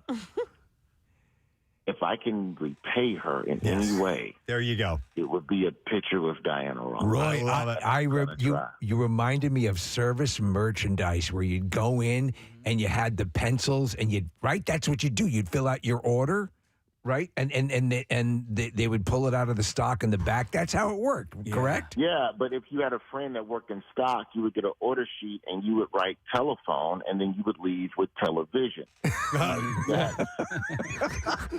I didn't know that. I want to go back to the Voltron. So did you have all 5 robots? Oh, yeah. Dude. Yeah. He found the black Voltron at a time where that was like trying to find Jordans today. Yeah. Yeah, and by the way, like, I'm on StockX and I'm on the Nike app, and I put in for the dunks and the pants, and all that and I and I don't know anybody that gets through. I don't know how you can compete, because there's so many people on the inside that are buying shoes, for the secondary market. I feel like it's unfair. Do you have any Jordans, Roy? Do you have any? No, I don't have a guy, if that's what you're asking. I have to overpay just like the next person. Then when I wear them, somebody goes, "How'd you get them? You got a guy. No, yeah, you're famous." I'm like, "No, I'm on basic cable. I'm on Comedy Central." Our lead-in is Office reruns. Right, true. Right? I don't have a guy. Now, if you see me on Abbott Elementary, I got a guy. All right, Roy, we appreciate you checking in. By the way, if you ever need work under a pseudonym, it's got to be Black Voltron because that would be a great name. I love it. All right, well, listen, good luck with everything, and we'll see you in Philly because you're going to be at Punchline June 12th. I Yes, believe. for your anniversary, Preston. Yeah. Yeah, I'll be around that way at some point. All right, man. Thanks, Roy. Take care. Have a great weekend, all right? And he's gone. Roy Wood Jr. All right. I love that. That's great, man. Love it. Black Voltron. You know what? I was not into the Voltron thing. That was it was a little past your day. You were too busy DB&H. I was obviously I was 69 at that time. I was done with my couldn't quite afford it. But what I did love, Case, and I don't know which, it was a Transformer. I collected the ones that, for example, there was one that would turn into James Bond's pistol. And I collected those. Okay. But I mean, I always thought they were super cool. I mean, that whole when we were coming up, man, some of the toys got really, really cool. GoBots actually predated Transformers. Do you see how Transformers they've updated were better? They've updated them that now you can have the full transformation take place. It's basically like you hit the button and the thing literally shifts itself. And Kevin Smith was pushing it. Yeah. Instead, like Nick, when you and I were kids, like what I would do is when I was transforming said robot, I would just be going making the noise like for about a minute and a half as I'm Look at the screen case. This is right now the state of the art. Oh my God! Well, they're way bigger than they were when we were coming up. Yeah, but they actually transform on their own, which is cool. All right, listen, I'm going to move on from Transformers and Voltron and all that great stuff because I want to make sure I have like 4 connoisseur stories that Casey will love. Okay. All right. Do you think you can do this? What? Do you have the stories? Oh, I got them right here. You're ready to go. Yeah, absolutely. Why you? Yeah. Let's talk like Bill Weston does. Bobby's Burgers by Bobby Flay. Oh, I'll start there. Oh my God, are they Does coming back? Does that bring you? Yes. Yeah. All right. So Bobby Flay has identified Philadelphia as a target market for franchise locations. I think he's right. Yep. So yes, these are all with you in mind, dude. You're gonna like every one of these stories. Oh my God. Casey's ritual whenever we'd have a screening at that theater over there next to Bobby Flay's restaurant. You would go and get you'd eat there first, and then it killed you when they closed. Yeah, well, and so pandemic, I think was a big reason for that. For it closing down because all the a lot of businesses were closing down. So the brand is seeking a multi-unit development agreement with a local franchisee. Okay, I'll do it. The company targeted Philadelphia because of the suburban, metro, non-traditional opportunities available for potential locations and because of Chef Bobby Flay's roots in the Northeast. I didn't know that. They don't have, he's from New York. But the company does not have a specific number of locations that it's looking to open in the area at this time. The first Philly outpost will most likely be in an area that offers surrounding retail experiences, but is in proximity to residential communities as well. Okay. That model makes sense. Yeah, it really does. It's wild when you do any sort of, like my wife and I are invested in a business, a small little thing, but we really love the business.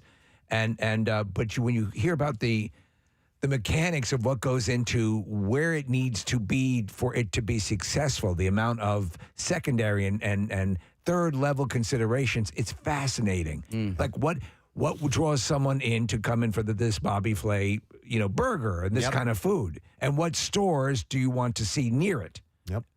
All right. Next story. Wetzel's Pretzels. Oh! You were on their Instagram last night. I know. Because, I was there earlier this week. I posted a picture, and then they reached out to me like, hey, can we have that picture again? I saw that. So I sent it to them, and then they posted me in. Yeah. Wetzel's Pretzels will be opening a new storefront called Twisted by Wetzel's. All right. The new concept, which will open in Southern California or Southern California's Orange County this spring, is the first location in the company's plan to unlock what they call is a powerful new pathway for expansion. What are they calling this product line? Well, it's called Twisted by Wetzel's. And it's pretzels? Yeah. Okay. Once the first Twisted location is open, the company will seek other 1,200 square foot sites with strong street visibility to build more locations catering to both dine-in and off-premises occasions. Casey, basically, they're taking them out of the mall. And they're going to have their own standalone storefront. So that's what this is. I So- believe it or not, listen, it's not like I have the cash for this, but I was like, ooh, I wonder, what it costs to open a franchise of Wetzel's Pretzels. Well, let me ask you, Case. Yeah. Could you not? And this happens quite often. I was just watching a story on people who kind of join their finances together, and in a number of cases, a couple, 10, 15 people to open up a franchise. So, and that way they were able to keep the cost per person manageable. But if you really believe in the product and it's something you want to do, look into it. Here are the products that I believe in the most as far as what I would open a franchise. Wetzel's Pretzels, and I have a spot for that. Bobby's Burger Palace, I would totally do that because I'm telling you, the first time I bit into a Bobby's Burger. You shot. I shot, Steve. And Casey, thank God I had an extra pair of underpants. They're looking for franchisees? I know. Well, dude, so Press, I bite into this, I chew it and I swallow, and I go, hey, because the kitchen's open. I go, yo, who made this? Yeah. And the guy was like, yo, me. I was like, dude, this is the best burger I've ever had in my entire life. I want to lick you. Like, yeah, I want to lick you. I want to lick your fingers. So and then the third one is nothing but cake. Oh, my God. Dude, I want to open a Nothing franchise. but cake. Yeah. I'm Preston, I know you'd be Shake Shack, right? Yeah. Yes. Love Shake Shack. But I'd be open for Bobby's Burger Palace. You want to go in on one? Yes. Okay. We'll talk. Well, hang on. Does it have to be in? I'll do it in Montgomery County. I'll do it. I just listen. I'm not going to work there. No, I just want to hand the money over and say, here you go. Oh yeah. No. If you want to drive a business into the ground, then you would have me run it. Right. Okay. No. I don't want to have. I thought you anything wanted it nearby so you could go by and do the work that you need to do. And all that. No, you just want it nearby so you can go get a burger. Yes. Okay. There you go. Yeah. By the way, so the Wetzel's Pretzels Chief Development Officer, John Fisher, said that adding storefront locations to our portfolio allows us to bring pretzels to people wherever they are. So the new concept will have bright open kitchens to show off food preparation and hopefully bring in younger customer base. The updated menu is also meant to entice the Gen Z and millennial crowd. Here's a couple of things they have. So they have the twists, which are twisted and braided pretzel dough stuffed with cheese and sprinkled with toppings. Options feature the Pizza Bomb, West Coast Club, or Triple Grilled Cheese. They have the Loaded Bits, which is a riff on loaded fries, sweet and savory pretzel bites, drizzled and finished with inventive toppings, one being the S'mores Bits, a classic bits smothered in chocolate fudge, mini marshmallows, graham cracker crunch, and chocolate chips. Other options include Bacon Ranch, Tig Old Biddies, and Tig Old Biddies. And Baja Elote. Oh my God! It's the I wouldn't be able if I owned a franchise. I wouldn't be able to go off script like that.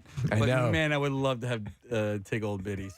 I'll tell you this: we're looking at apparently what they offer. Case, it looks awesome. Yeah. It looks sensational. So those are just a couple of the things that they'll be offering at the storefront location. Didn't Preston, the Wetzel's Pretzels in the fashion district, didn't they get caught up in this curfew? Well, so I was just there the other day, and I was there after said curfew. Because, Kat, didn't you say the curfew was 2 o'clock? In the afternoon, like right as they get out of school. I was there well after 2 o'clock. You have to be you exceed the age. You can do it at any time, and you'll be fine. It's no. What I'm people. saying is that the people in front of me were all under the age of said curfew. You were there before it all happened. Because when I read the story, you told the story about how you walked in and the person was smoking the blunt. Yeah, no. I heard the story earlier that day in that news broadcast, and then I was there that afternoon. Maybe they hadn't instituted it. Yeah. Maybe not. Okay. Yeah. All right. And maybe it was blunt day. So that was story number 2. All right. Wow, you're knocking them out of the park here. Story number 3, bananas. Okay. Casey's a banana guy. All right. Is this the banana wheel by any chance? The banana wheel. I saw something on Instagram yesterday. It was a wheel of bananas as far as their freshness is concerned, and each of the bananas were numbered. Don't steal the connoisseur's thunder. No, here's the deal. It does have to do with banana freshness. Now, Casey and I talk about this regularly on how to get the perfect banana, and that's where the carpe banana phrase came from in our shirts. That Seize the carpe banana. So the issue is getting your bananas to be the proper ripeness and getting them to last through the week so that on Friday you're not stuck with some brown, mushy banana. So that you throw away. I read this article. I have not tried this yet, and I'm going to do it. So if you've ever bought a bunch of bananas at a store and they have a little bit of plastic wrap around the stems. Yeah. Oh, at I the don't like top, that. You just rip it off, right? Yeah. Yeah, I don't care for it. I have a little banana hanger that I put on. So, Yeah. Same. Banana hanger. but here's the deal. You thinking of banana hammock? Banana hanger, whatever. Okay. Sorry. Anyway, I'm a child. so We know. We know. We got you. Preston. Beavers. Oh my God, beavers. all right, here's the deal. Okay. You may want to leave that on there. Okay. So we assume that it's like intended to keep the produce held together so that shoppers aren't ripping out all the bananas apart and everything. But that's actually what the belly bands are. Sometimes you'll see a little band wrapped around the whole bunch. Heinies. But it turns out the wrapping on the stem helps keep the bananas fresher for longer. Really? By slowing down the ripening process. Wait, why? Because I'll it's covering explain. the tip of it? I'll explain. The tip case, Just the right? tip, right? Like a penis tip. Wieners. Oh my God, it writes itself. Banana You're all hangers. children. All You right. were judging earlier. We're I'm still judging You're you. We're That's still fine. All right. So bananas ripen. Tacos. Bananas ripen as all climateric fruits do, thanks to the ethylene gas emitted by the fruit as it ages. Yeah, everyone knows that. The gas is released primarily from the stem or the crown of the bunch where it is severed from the banana plant. As the gas travels outward from the stem, it can settle around the exterior of the bananas, causing them to turn yellow, brown, and eventually black. Wow. This is doubly true when the bananas are slumped in a heavy bunch on the countertop. Thanks, dude.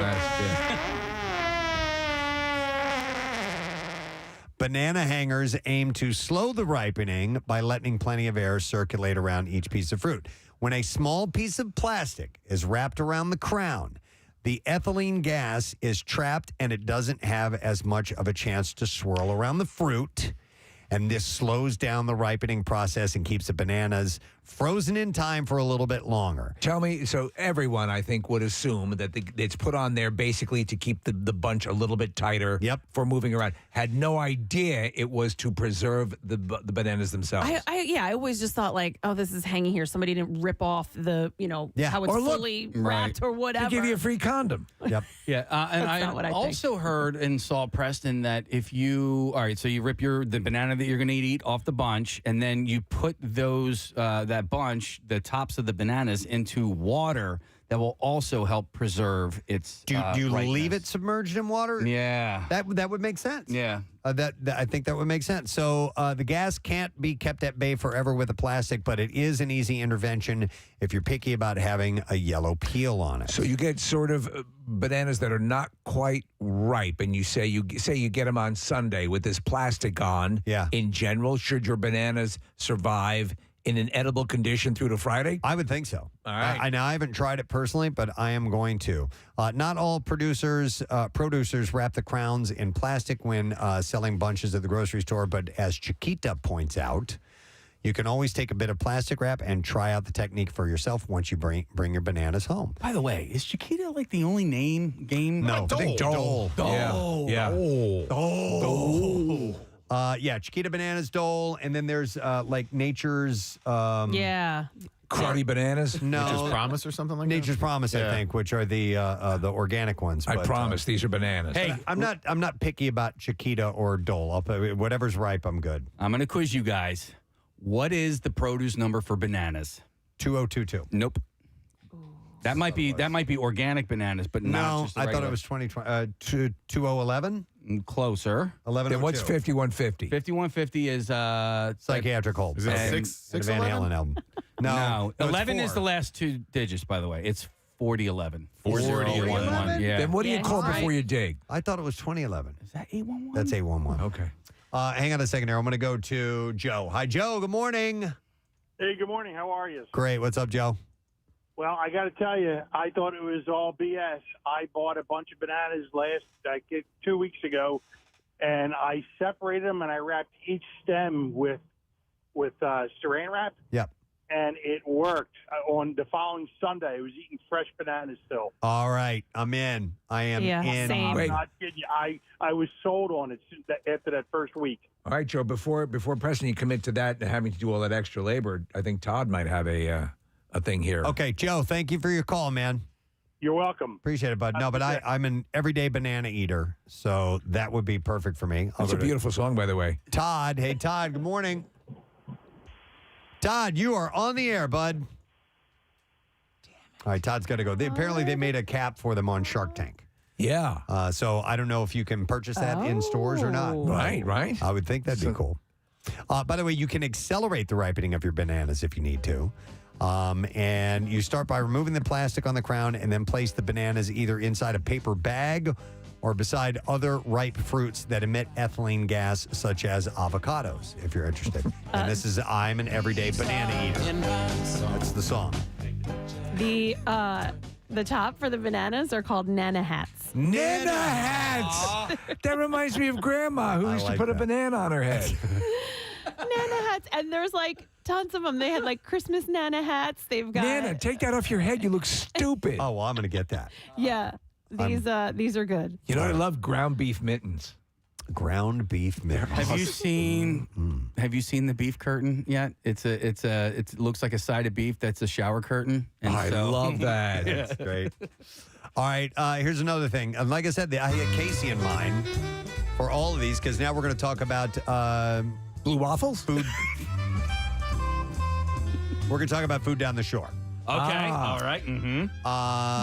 Steve Iliscu, I think is how you say his name, is the Steve in Steve's Prince of Steaks. Yes. Former auto mechanic who owned a garage in Bucks County, founded the shop in 1980. He is looking toward the future and sees it all in franchising. And the first such offshoot is due to open around July 4th on New Jersey Avenue in Wildwood. So it's interesting you mentioned this, Preston, because I saw on social media just the framework of a building, and somebody had posted, is this Steve's coming to town? It's formerly Classic Sandwiches, if you know that, Casey, in Wildwood. No, you know what? I saw this earlier this week, and I just went on the map to see where it was. Because I wasn't sure how close to it was going to be. It says 2701 New Jersey Avenue, so it's 27th in New Jersey, I guess. How close are you guys to that? It's a ways down. Yeah, I mean, couple of miles or whatever. Yeah. So, I mean, nothing's really that far away. Yeah. From where I'm at to all the way to the north wall, like North Wildwood is like 5 miles. So, I mean, it's not that far. But can you walk there from Keenan's? Is it close enough to Keenan's? No, that'd be you a ride walk your too. bike. Okay, yeah. If you had to, could you walk there from Wilmington? You could. All It's right. going to take you a few years. The new Steve's joining the original, second at Comley Road and Roosevelt Boulevard, also in the Northeast. A third at 1617 East Lincoln Highway in Langhorne, as well as food trucks will feature the same menu, look, and feel as the flagship location. I'm trying to think of if there, for me, was a go-to cheesesteak place down there, and there isn't. There's nothing that really comes to mind. Right. You know what? Honestly, Kelly Drives. You know, Bob Kelly, his show. Yeah. He did a whole, at least a couple of episodes. It's actually really well done. Yeah. And was down at the shore. With these little, and he was mentioning places that you guys always mention, that are the kind of the go-to. So it's kind of a good resource. Yeah, I have my standards. I finally found the hot dog joint that I'm going to go to on the rag. There was another place in Wildwood. I think you said on the rag. I did too. On the rag. I only get hot dogs. I'm having my period. I'll take a foot long. You know how it is, right? You get these. Cravings, of course, yes. And then I have my spot that I go to pretty much every Friday night, Steve. I get down the shore, I go for a bike ride, and I just think about the roast pork sandwich from Poppy's that I'm going to eat. Like that's what I do every Friday night. I hear you, man. When you get it in your mind, nothing will stop you. All right, I want to add one more thing before we wrap up the Connoisseur today. And I love this. I don't know if Casey will like it or not. This is the one that might not be interesting. I do not know. But starting April 27th, customers at McDonald's will be able to add cups of Big Mac dipping sauce to any order at participating locations. Yeah, I'm down with that, by the way. An offer available exclusively through the mobile app and only for a limited time. So you will be able to get the special sauce, the Big Mac special sauce in little containers. So that's pretty cool. You guys are veterans of McDonald's, both you and Nick. Is it true that we hear that the special sauce is simply salad dressing? No, I mean it's its own thing. I mean Okay. they're not like opening up, Thousand Island dressing from another product. They make their own special sauce. right. It's similar to that. Okay. I mean it's ketchup, mayo, and relish, and you can make a version of it, but it doesn't taste exactly like this. I mean, there's things like sugar and other Okay. stuff they put in there to give it its flavor. And they put a little bit of sugar in their fries, as we But know. most of what you hear special sauce is kind of similar to that. All right. But I like the Big Mac sauce. I love Big Macs. And so the dipping sauce cups will be available at no extra charge when Wow. selected as the sauce for an order of Chicken McNuggets. It will also be able for purchase a la carte to pair with pretty much anything on the McDonald's menu. With Big Mac sauce and a cup, the possibilities are endless. You can put it on a fillet of fish. You can drown a quarter pounder or dip your fries into it. And no charge. Yeah. No, that's for if you want to get it a la carte. Oh, okay. It says for purchase. You can probably get a discount if you present a butcher knife. But for McNuggets, it is free. So I was I was at McDonald's yesterday. I had lunch there. Two things. They have spicy nuggets, McNuggets now that they never had before, and they also have this amazing strawberry shortcake. Oh my God. It's a dessert I think you're really going to love. It's called shortcut.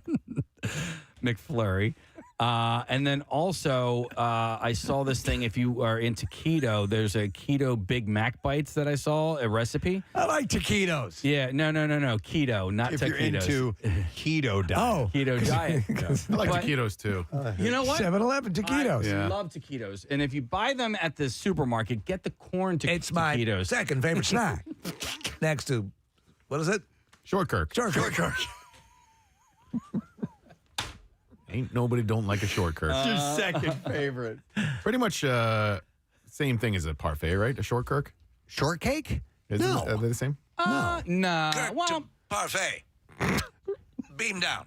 Shortcake's more like a dessert. Yeah, well, but so is a parfait, but parfait doesn't usually have cake in it. Preston, it's parfait. A shortcake. I'm sorry, parfait. Parfait is just like yogurt, isn't it? no. see, So ice cream. it Yeah, can be- exactly. Yeah. They will apply to, because I remember I used to get It's layers. from the ice cream man, I get an ice cream parfait. Yeah. My parfait of choice now is the Acme, the yogurt and the granola. Granola, and the, yeah. oh, Like a that's breakfast parfait. a breakfast yes. parfait. That's what I always thought it was. Kath, let me ask you a question because Yeah. you don't like cooked fruit. What about strawberry shortcake? Because the Well, yeah, it's not strawberries are coo- fresh. Well, no, like a fresh strawberry What about shortcake, which I actually shortcake? just made for Easter. I used pound cake, fresh strawberries, and fresh whipped cream case. So like that is completely fine. But no, if it's like in a jelly and it's been like mushed up, no, thank you. You know, thank one you. of my favorite things, Preston, with the strawberry shortcake is obviously the strawberry juice getting into the cake. Yeah. Just gorgeous. Yeah, it flavors it. It's, Yeah, it's a beautiful thing that happens. It's like my favorite. All right, quick breaking Wildwood news. Santucci's Pizza is going to be opening up inside of Keenan's this summer. Oh my God. Wow. So that will be available. That's right next to Spock's Hoagies. That was Nick when there was They sushi. did sushi, yeah. Oh, I have that. Which I never tried. I'm in No. a sushi mood. I think I want sushi tonight. All right. I'll make it for you. Keenan's is just making sure you never leave. Right. Yes. Like you won't need to leave for any Ever. reason whatsoever. Right. Well, my question is because there was a Santucci's already that they just opened yesterday, but last year. Does that still exist? I don't know. And we don't have time to, We don't have to time. pontificate on that. We have to take a break. That's all I have for the Connoisseur. Sam's gotta go. We have to stay on time for the concert cash, but here's what I'd like to do. And this is for golfers, okay? If you actually play the game of golf, of a foursome for the Cora for Kids Golf Classic this coming Monday, the Militia Hill course at the beautiful Philadelphia Cricket Club. Wow. And I think we have to take caller number 4. Yeah. At 215-263. WMMR Core Services, a non-profit agency that exists to ensure that children and young people achieve their fullest potential as part of strong family schools and They do communities. great things. And you can join our donors and other partners on the greens for a day of raising money and awareness for the excellent service that Cora provides. Shotgun start at 1 o'clock, cocktails, dinner to follow. So we'll take caller number 4, and please at least know the game of golf if you're going to do this. 'Cause it's an amazing golf course. All right, we're going to take a break. We are going to come back in a moment, and we will get the concert cash keyword, the bizarre file, and maybe another Talk Like Bill Weston Day winner. We'll be back in a moment. Preston and Steve on 93.3 WMMR. WMMR. Marissa. All right, so I thought about this long and hard, and I thought about picking up and going to Europe or Cuba or, just going to some random new Mark Vetri restaurant or something. And all of these, you guys make fun of me for being pompous. But even though I feel like it isn't that pompous, but I'm also just defending it, it's got to be dinner on Blonde. All right, so That's a the scores clean remain sweep. the same. Steve is still in the lead with 7 correct answers, I believe, now. Oh, all right. Yeah, and so the only ones that can either tie are Kathy and Preston. All right, last question. To walk a mile in Marissa's shoes is to see the world at a sub-nose level. Which show member? Oh, my God, I can't believe this is the last question. Oh, my God. Which show member will Marissa say has the most out-of-control nose hair or cave bats situation? Wow. Wow. She's short. She looks up in various places that they think others don't. Preston is in the lead. We could have a potential tie. Then we will go to a tiebreaker question. I have no idea what that is, but we'll figure it out. We're going to start with Casey. Okay, so it couldn't be me because I pick my nose all the time. So there's like virtually never any bats in the cave. I got to go with Preston on this one. I don't really have any other explanation other than that. All right, Preston. You know what? I've brought this up several times that Marissa has to view nose hairs regularly. I'm the tallest member of the show, so I gotta put myself in that category. She probably sees the most. Yep. Nick. I'm hoping it's not me, but I'm going to go with Preston as well. All right, Kathy. I went with Preston as well because of the height. His height. Steve. I went with Casey. Wow. Because? Only because I figured there's a lot of work around there just lodging things, and stuff might be more visible because of that.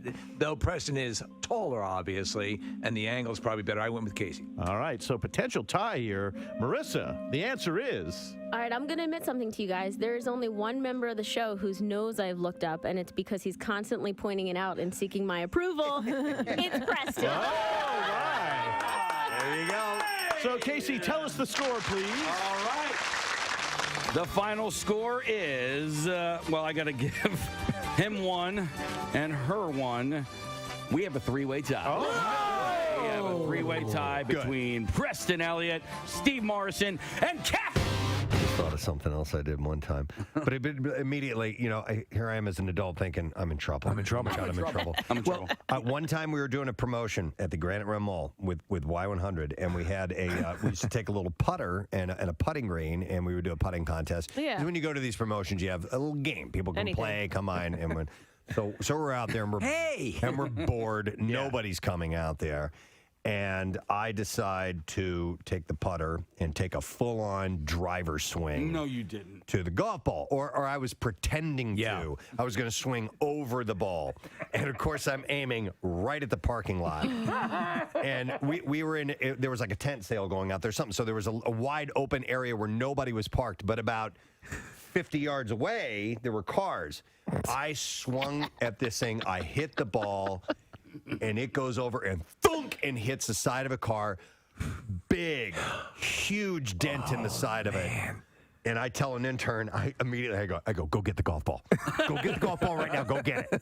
So they ran and got the golf ball, and I go, put the whole golf ball thing away. Put the whole putting green thing away. Appearance over. Appearance over. It's over. Yeah, It's over. yeah. Attention. We've got our winner. Yeah.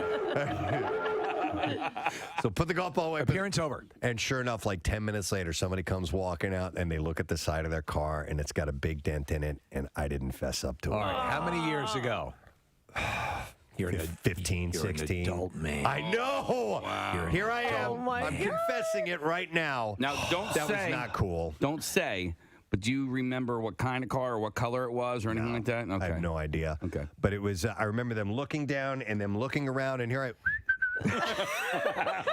People do that all the time. Hands in my pocket. Didn't we have a potato gun at one event? And we had it. It was like on a almost killed mortar, people. and we shot it into the parking lot. And didn't we hit a car? Nope, that never happened. Nope, I think there was another If you show. I come think to it was any of our Barsky. events, park far away. I regret it. I wouldn't mind making good on that. Well, listen. Not really. What are you going to buy him a new car 15 I years heard what later? you said, you son of a bitch. I spent years trying to figure out how that happened. I thought it was my fault. Yeah, what would you guys say would be like a movie Star theme Wars? or score? Yes, Casey, it's number one. Sorry, I didn't That's mean to no, do it's No, all right. no, you were asked. That got 24% of the votes. Almost a quarter of people surveyed cited that as the most memorable. What percentage are John Williams scores at the top? Yeah, it's probably Star Wars, Indiana Jones. Nope, it's just the one. Oh. So because after that is 007. Nope, Saturday Night Fever. Okay. Bee Gees. Yep. So Night Fever, Night Fever. Stay alive, stay alive. Or Staying Alive, I guess. Stay alive. You know what that needed? And you can tell by the way I use my walk, I'm a woman's man. Dirty Dancing. Dirty dancing. 13%. But that's not a theme song. It's not like when the movie started, it was like, no, I had no. Like that's We're dirty dancing, dirty dancing. By the way, I saw He's right that. though. There's no dirty dancing theme. No. There are songs within Dirty Dancing that are songs. By the way, I saw on a commercial the other day for some food product. They used Hungry Eyes from that soundtrack as well. Yes. Hungry Eyes. What's that other? She's like the wind. Hungry Eyes. I mean, my favorite song from that movie is this one.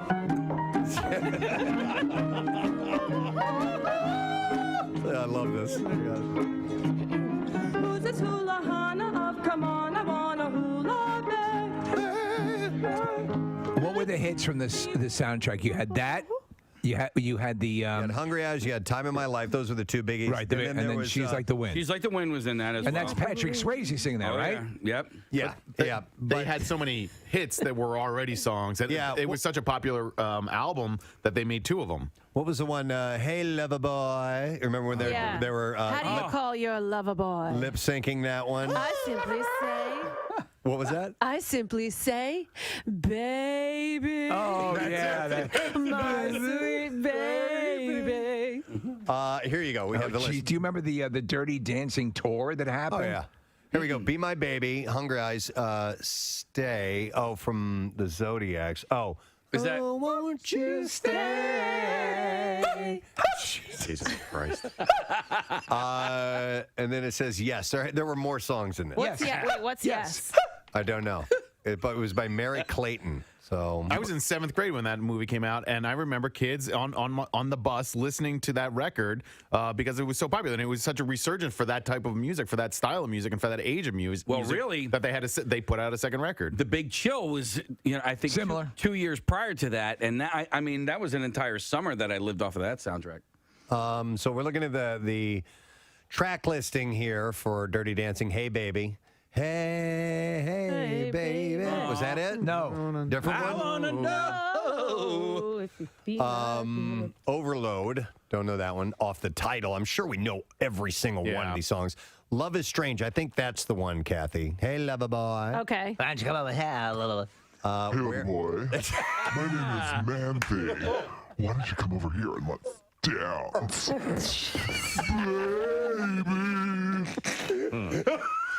Baby. I'm dirty dancing all over your face. Just don't try not to move. Don't move. This hurts. Now do the lift. We're filthy dancing. I'll lift you up. Remember that remake? A day after the season 13 finale of America's Got Talent, finalist Michael Ketterer was arrested for domestic violence. Whoa. Well, it shows the system works because he only came in 5th place. Well, what did he do? Was he a singer or what? He packed luggage. No, I don't know. Michael Ketterer is I his think he was name, a and singer. I don't know what he did. We're looking at a picture of him with his arms open at a microphone, so that leads to believe that he may did a have John been McCain impression. a singer and impersonated John McCain. So those are the two things you can clearly get from this photograph here. He's going to be playing a Vegas casino. It's uncanny. Yeah. He just does John McCain, and that's it. Yeah. What would it be like if John McCain sang the songbook of Air Supply? A loving tribute to one of our nation's heroes and the kings of soft rock. I don't even have any air supply. One of our nation's heroes. You're probably doing so here. lost without you. I'm sorry. I knew you were right for leaving me so long. That's very specific talent. It was the greatest John McCain Air Supply show I've ever seen. And I'm bringing back my whole family.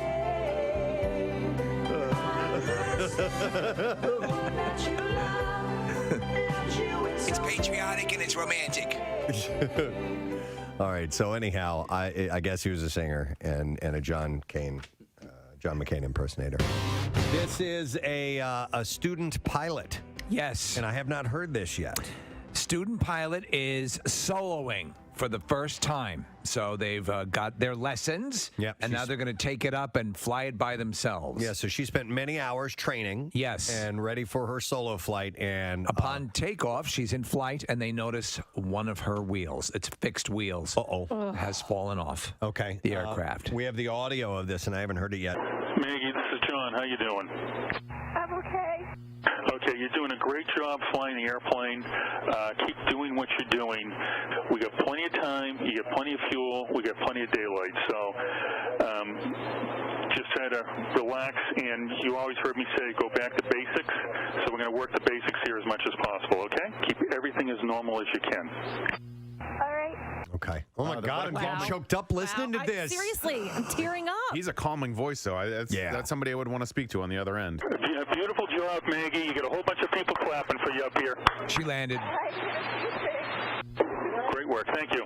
Good job, Maggie. Excellent job. Oh, man. Oh, my God. I was nervous. Listen, I love flying in those small aircraft. It's really exciting. It's awesome. There's no way. And I have flown one. 93.3 WMMR. MMR's Concert Cash. Now, here's your Concert Cash keyword. Yep, and the word is charge, CHARGE. And you have until 15 minutes after the hour to enter it, either on the contest page, WMMR.com, via the MMR app, or you can text it to the special contest short code, which is 45911. And one random entry wins $1,000 in our company-wide contest, and all MMR winners get 2 tickets to the MMRBQ Saturday, September 16th. Tickets are on sale now. Winners will get a call from our company, Beasley. Make sure that you answer your phone and talk like Bill Weston if you want to. But contest rules at WMMR.com for MMRBQ details. Text finally to 39333 for a link to the information. It is sponsored by Meineke. And the word is charge, CHARGE. Let's do, you want to do one? All right, Marissa's got the phone in her hand, ready to go. And on Talk Like Bill Weston Day, we have put it to you, the listener, to do your best Bill Weston impression, but only if the phone rings, you have to answer it and immediately go into your Bill Weston. And we've had a couple people do it incorrectly. Somebody didn't have the phrases that we sent them. And then we had a gal who just said hello and was in her normal voice, and it didn't count. You got to go right into what was written. Let's see if we can get one now. Marissa's got a line ringing. We want to give this away for Talk Like Bill Weston Day. All right. Some of these may be from people who texted 6 o'clock this morning. Yeah. Hello? Hello? Wait, they're pulling up. Nah. What?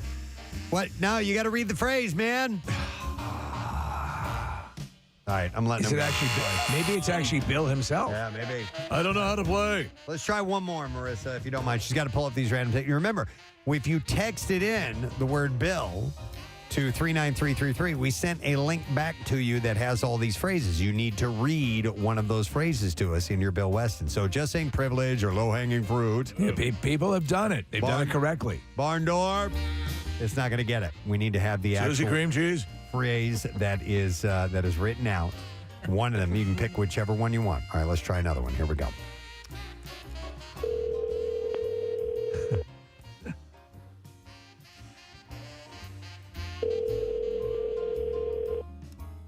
Talk like Bill Weston Day. Hello, this is Bill Weston, and I've just added discharge and erections to words I hate as much as soup. Oh my God. That was a great impression. Spot on. And you paraphrased it and made it far more filthy. Yeah, He did. You said it, but you weren't giving us a real good Bill Weston. Can you put a little more of this into it and do it one more time? I don't think. Hello, this is Bill Weston, and I've added discharge and erection to words I hate as much as soup. It's almost like, well, a little bit better. We got to give it to him. We do. Yes, Yeah, he did it answered, right. yeah. And he followed what we asked him to do. Yeah. What's your name, bud? Jeff. Okay. His voice does sound different It's when he different. said Jeff. Okay. All right, Jeff. We're going to give you some soup for your trouble. All right, buddy? Hang on the line. You just won soup from Wawa. We have a $20 gift card, which is great for soup. You can use it for anything you want, but we recommend the soup. They honestly have excellent soup. There's no more super place than Wawa to buy soup, by the way. So we said Jeff. Let me tell you something. Yeah. They have cinnamon oatmeal. What? There that I'll get occasionally on the weekends, which is sensational. Oh. Yeah. What'd you call It's that? Next to the soup, what'd you call them? Cauldrons, containers? Being the same, you would get the same size container. Right, right. Yeah, definitely. All right, we're going to do the bizarre file, so here we go. WMMR presents Preston and Steve's Bizarre File. Brought to you this morning by Cherry Roofing and Siding. You can get 0% financing and free estimate when you book at cherryroofingandsiding.com. Since 1975, they've been providing service with a cherry on top. All right, how about this one? A Louisiana man entered a funeral home after hours and went to the embalming room where he filmed several autopsied corpses and shared the grisly images with an acquaintance via FaceTime. Is that all he did? Boris Richard, who is 21. Did he have sex with him? Late Friday night, made an unauthorized entry at the Smith Funeral Home in Monroe. Richard, who lives about 9 miles from the business, made entry to the embalming room with several corpses present post-autopsy. He then videoed several of the corpses on his cell phone via FaceTime, was showing the acquaintance the corpses while the business was closed.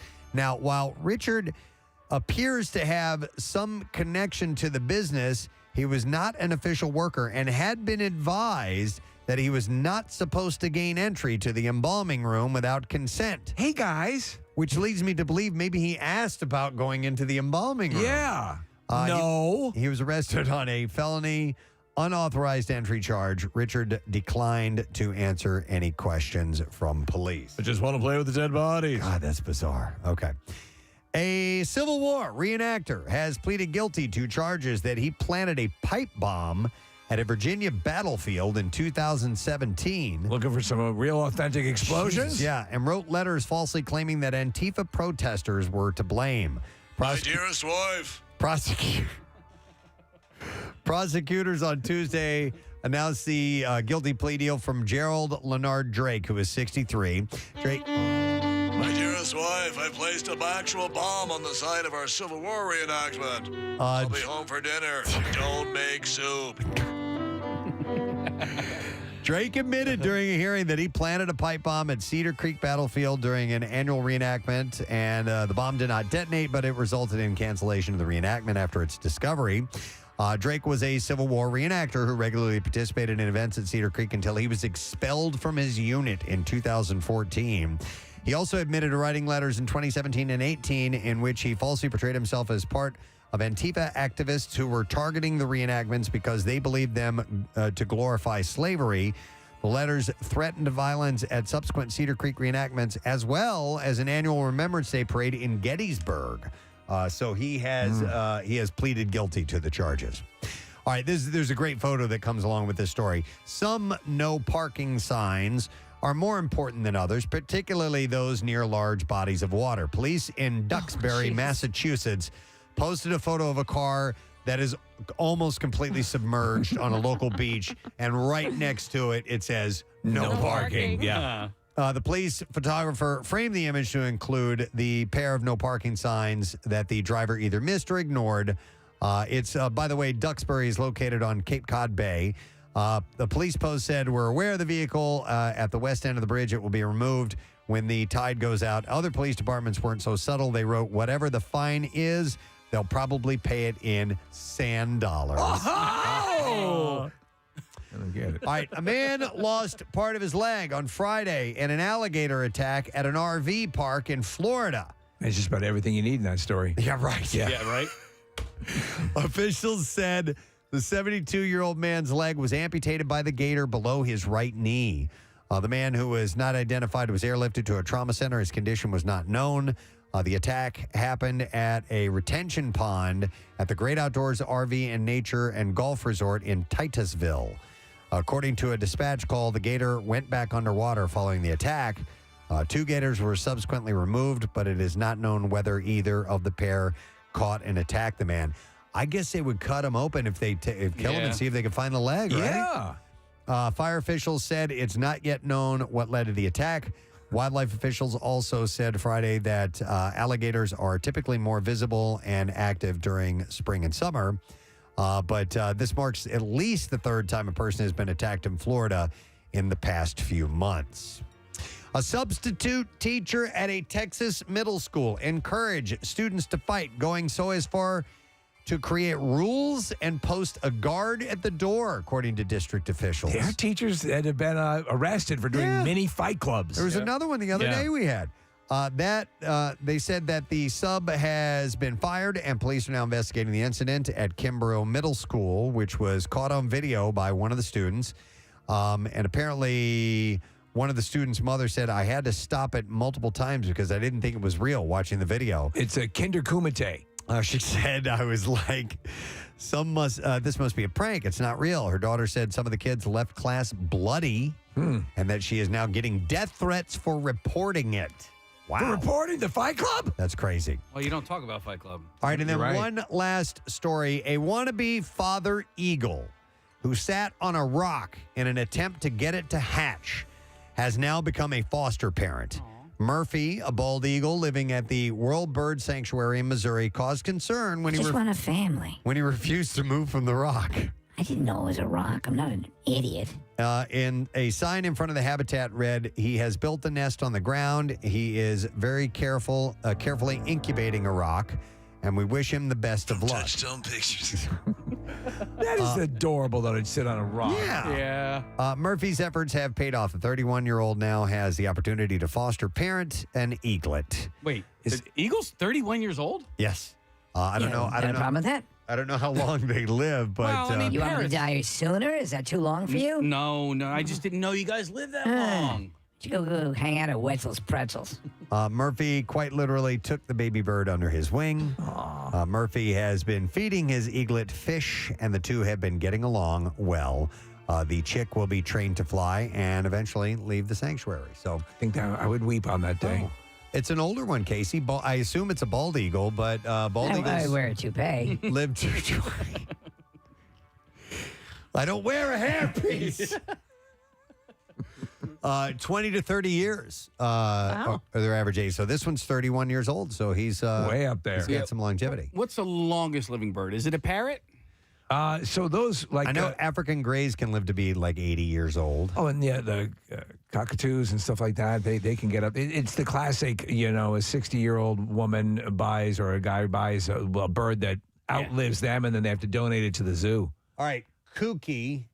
A pink cockatoo, lived to the age of 83, making her the world's longest living bird. So a cockatoo? Red-tailed hawks can live up to 30 years as well. They're all over the place around here. Wow, that's interesting. You interested, Kathy? No, they're stupid. Oh, yeah. You just referenced a bird. You got interested in birds all of a sudden once you found out how long they live. Yeah. All right, I got another bird question. Is a turkey vulture indeed a vulture? Yeah, I believe it's of the vulture family. Okay. Why? Or do you think it's more turkey than vulture? Well, no. I just wasn't sure if a turkey vulture was like a. You can tell the difference? serve both for Thanksgiving. Okay. No. I wasn't sure if it was like a nickname for another like bird species or something like that. Yeah, I'm a Gus vulture. Okay. That's my nickname. I think, Casey, I see them all. I don't know about you guys, but I've seen more turkey vultures over the past couple of years. Every day. Yeah, like tons of them. Oh, they're all over the place where I live. Yeah, same. And when you're heading west on the School Expressway, they're like the aerials. Hi, Nick. Yeah. Good to see you again. Yeah, no, they're amazing. And they're huge. Yeah, they are. The turkey vultures. It's amazing that they can fly. What was the Jersey town? Still deals with it. They congregate in the town and crap all over everything. It's kind of their defense. Yeah. Fight or flight. Yep. They expel a large amount of feces. Yeah.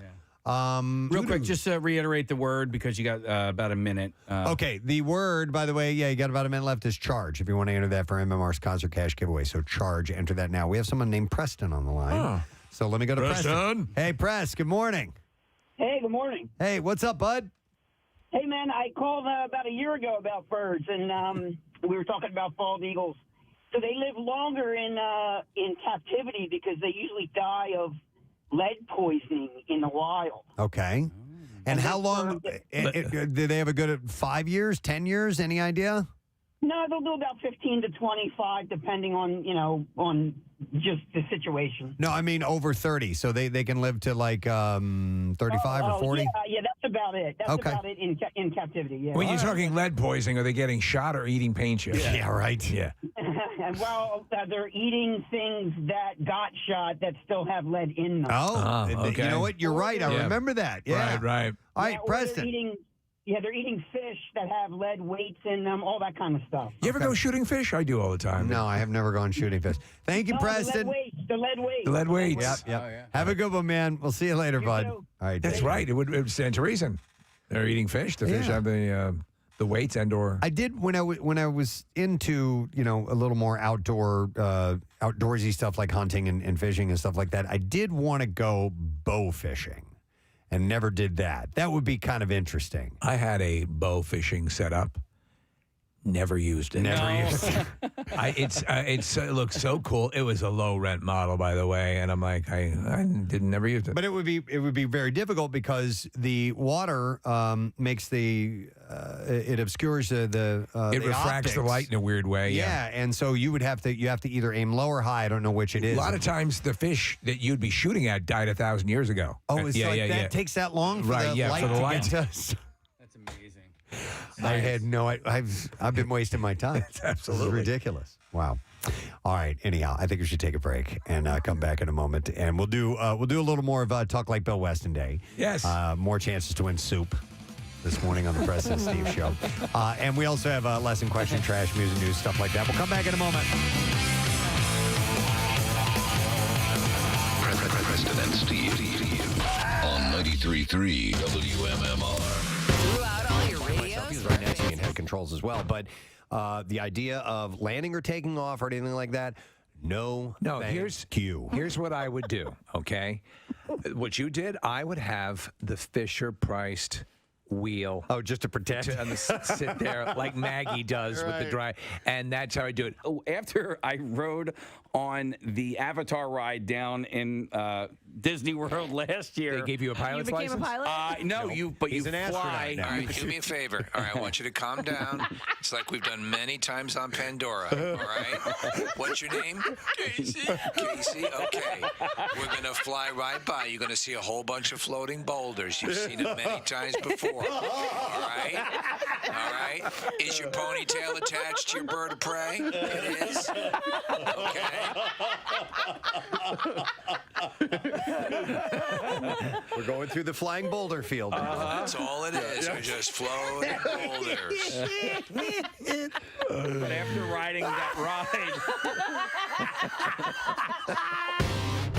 Viewers of the American reality series The Bachelor are often told to buckle up for the most dramatic rose ceremony ever. I love you. But now the show's Vietnamese version has actually delivered on this. And I watched it. Yeah? And so it's the same. It's with this corny music. It's the whole, the difference is they're just speaking a different language. But it's, is that I love you? I don't don't know what I love you is in Vietnamese? No, but I like the delivery. So in this clip that has gone viral now, a contestant vying for the heart of Bachelor, his name is Nguyen Quoc Trong. I am Bachelor. Shocks viewers when she confesses her love for another contestant. Oh my God! Ooh. She's a lesbian. So that's never happened before. So you've had, a girl fall in love with another contestant, Sexy. as opposed to the Bachelor. So it's okay. She tells It's all right. She tells Trung in a video, "I went into this competition to find love." Her name is Min Thu. And she tearfully tells him, "But I've found love for myself, but it isn't you, it's someone else." Thu then walks over to contestant Truc Nhu. Don't you do advertisements for that? That's Truck you. Oh, okay. Sell them for less. I'm like, Sell what? for less, Jack. Del Toyota, man. No, not Truck You. Truck. Tomorrow night on the Vietnamese Bachelor, Truck you. Truck Nhu. Jack, sell him for less. Jack, sell him for less. I love you. I'm not the Jack. Truck Nhu. Okay. Who is holding a rose from Trung. And Thu asks Nhu, "Come home What you with gonna me." do? She says, "Come home with me, yeah?" Nhu then heads back to stand before Trung. She says, "I'm sorry. I really want to get to know you because you're someone who made me feel special, and I haven't felt that way in a long time." I tell you what, the bachelorettes on this show are they're gorgeous. quite stunning. Yeah, the Bachelor weighs in asking you, "If you decide this, would you feel regretful?" "This doesn't change my decision," he tells her. Are you going to sell them for less? "I'm not going to give this rose to anyone else." Truck. Sell him for less.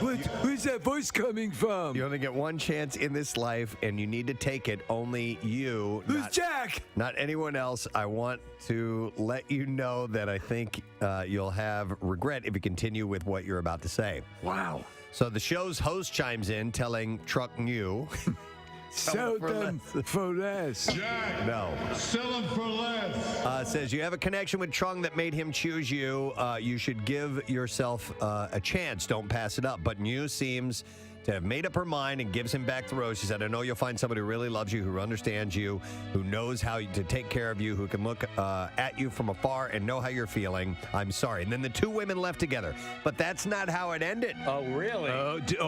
What happened? Truc Nhu decided to return after... I can never sell them for less. My heart is broken, and I have no inventory at this time. You know what else I noticed? Ooh. I Notice more things. I noticed that Not just product renaming. the Cold War The Cold War, CW, could have been a world war. TCW. But a cache of Soviet jokes that was compiled by CIA agents during the Cold War has been released among a cache of declassified documents. Soviet jokes designed for what purpose? It's hard to say because they mainly make fun of the Soviet Union. So all the jokes were told between Soviets but picked up by CIA operatives before being relayed back to Washington. So do we believe that perhaps it were American operatives and spies to be armed with these jokes? It might be a way of sort of ingratiating themselves to, in other words, if you could tell a funny Soviet joke to another person. They're not clear on what the purpose or was of this it for their I think it was just them. Soviet review. It was just part of the gigantic lists of stuff that they have at the CIA. There's a lot of Yakov Smirnov stuff here, right? The list was addressed to the deputy director of the CIA, but is believed to have been circulated among senior White House officials. One joke featuring Ronald Reagan made it to the president's desk, and he found it so funny that he began to use it himself. That's the goddamn funniest thing I've ever heard. So here, you want to hear the joke? Please tell me. Tell me, Mommy. An American tells a Russian that the United States is so free that he can stand in front of the White House and yell, "To hell with Ronald Reagan." And the Russian replies, "That's nothing. I can stand in front of the Kremlin and yell, 'To hell with Ronald Reagan,' too." I don't get it. Oh, yeah! Did you say penis? I must have missed it. No. You said it was a dirty joke. No, I didn't say it was a dirty joke. Oh, yes, you did. What? No, I didn't say it was a dirty joke. You said it was filthy. I think the Alzheimer's is kicking in, Ronnie. God damn it. Yep. Where are my jelly beans? It is not known exactly why the CIA began doing this. It wasn't filthy. Though since there were no polls in Soviet Russia, it could have been a good way for agents to judge public mood towards politicians and the government. Why did chicken cross road? Why? To escape the extreme starvation caused by Stalin. One particular figure of fun was Mikhail Gorbachev. Why do I have stain on head? The last leader of the Soviet Union who worked to end the Cold War by reforming the USSR. While this made him popular overseas, he was often reviled at home, as revealed by this joke, which tells of a man waiting in line at a liquor store. Tell the joke. A worker standing at a liquor store line says, I have had enough. Save my place. I'm going to go shoot Gorbachev. 2 hours later, he returns to claim his place in line, and his friends asked, did you get him? He said, no, the line there was even longer than the line here. That is a good one. It's very funny.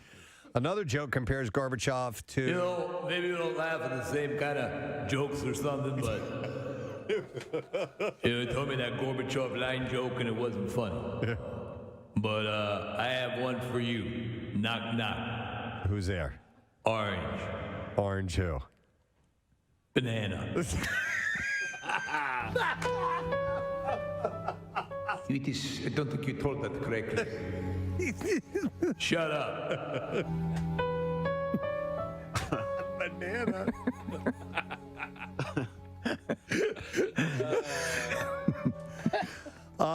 So Stalin. I'm going home.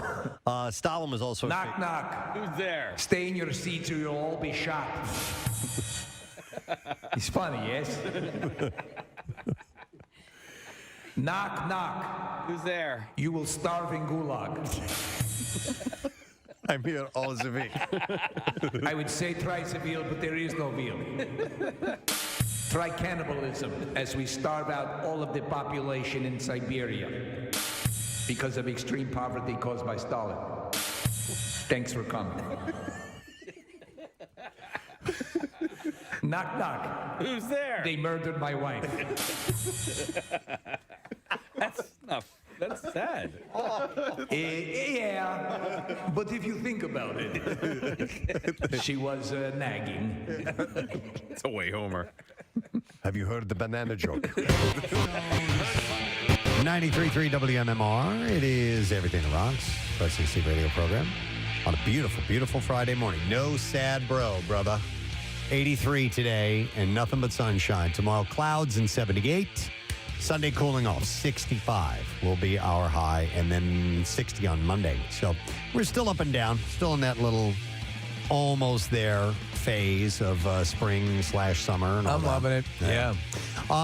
I would like to do this one more time before we wrap it for the day. Today is International Intergalactic Talk Like Bill Weston Day. April 21st. That's when we do it. So we're going to do one more time, a chance for you to win by giving us your best Bill Weston. By channeling intergalactic. Planetary. So Marissa is now calling a random texter. And if they give us a phrase that was sent to them via text immediately in their best Bill Weston voice, then they're going to win some soup. Courtesy of our friends at Wawa. And thanks to Bill Weston. Top that other radio station. All right, here we go. Let's see if we can get somebody. Call coming in. Or going out, I should say. Hello? Hello? Yes? I'm trying to find my app. What did he say? He's trying to find his app. Give him a second. Oh, he's working on it. All right, okay. I give him a script. Mm-hmm. Having a hell of a time here. I'm kind of a mind to give it to him. I know. Yeah, I think if he delivers, we can go with this. I can't find it to save my life. Oh, no. We gotta give it to him. Take a breath. I'm so sorry. All right, so I'm your uncle. Listen, he was making a valiant effort.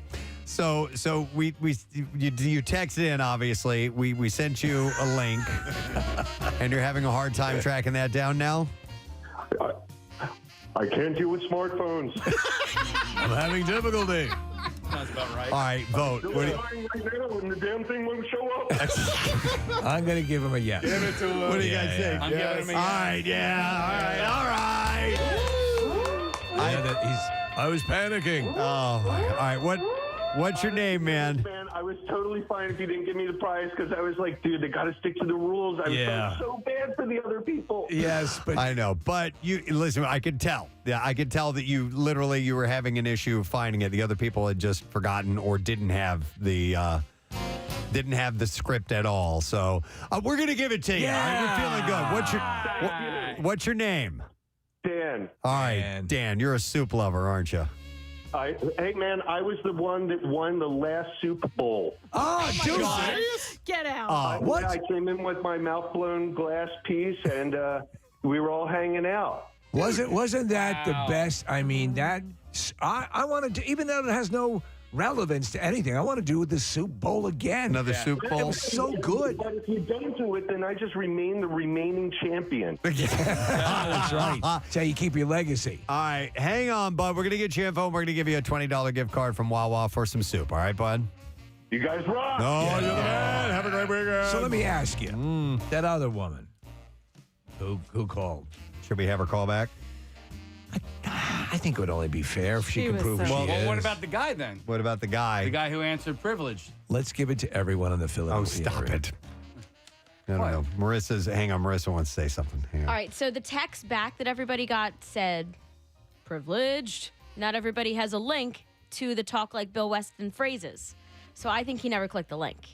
Oh, you're thinking he read- misunderstood. But you explained it. I know. Like it says, here's a link to the phrases. Yeah, but you can explain something 12 million times, and people don't always pick up on the rules. They're getting ready for work in the morning. They're making soup. All right, if you're feeling it and you want Marissa to call those people back, we could give them. I do I'll not leave have it their to- number. I have thousands of texts. Okay, I didn't know if you write still down. had the numbers each one that you called. Just call random numbers. I'll call every single one of them Yeah, and okay, say, we were can do you that. the one that I called? Anyhow, Are thank you you to the one I Wawa for called? the $20 gift cards, and there is no more super place than Wawa to buy soup. Yeah, by the for way. sure. So we thank Press, you're a connoisseur. Is there a such thing as a breakfast soup? a breakfast soup that I don't know that would be standard, like in some cultures, to have as your breakfast meal. Soup. Yeah. I don't know. I mean, like grits is pretty close, but not really. Okay, Yeah, all right. like malto meal or something like that. I guess. I Malto don't meal. know. Kathy, we used Oh to my have. God. We used to have bags. I don't know how the hell we had it. It was over That the was Y100. That was served warm, wasn't it? Oh yeah, Yeah, that's what I what thought. we had was there is cold malto meal, but we had No, I think they send it. Like somebody sent it. like tons of it. To us. Yeah. Malto meal. What about cold soups? You guys like gazpacho? Gazpacho? Not really. I've had it. It wasn't bad. I like it, but if I'm gonna order a soup, I like going hot soup. Yeah. To me, my favorites are tomato basil. I love black bean soup, and oddly enough, I love split pea. My mom loves gazpacho, and she makes a really good gazpacho, but I wouldn't order it at a restaurant. I don't think. Onion soup is pretty amazing.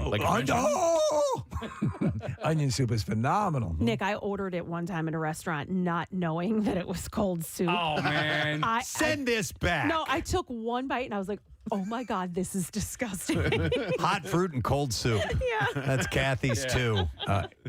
Yeah. You know, and so. Oh, hang on a second. Sorry to interrupt. Okay. Mark, the guy who called in earlier, who just said privilege, is online. Mark? Mark?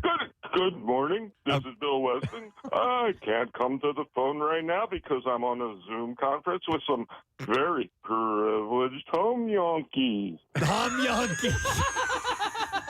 Yonkles. Yankees. Mark, it's close enough. We've had a change of heart. You're good to go. Okay, bud?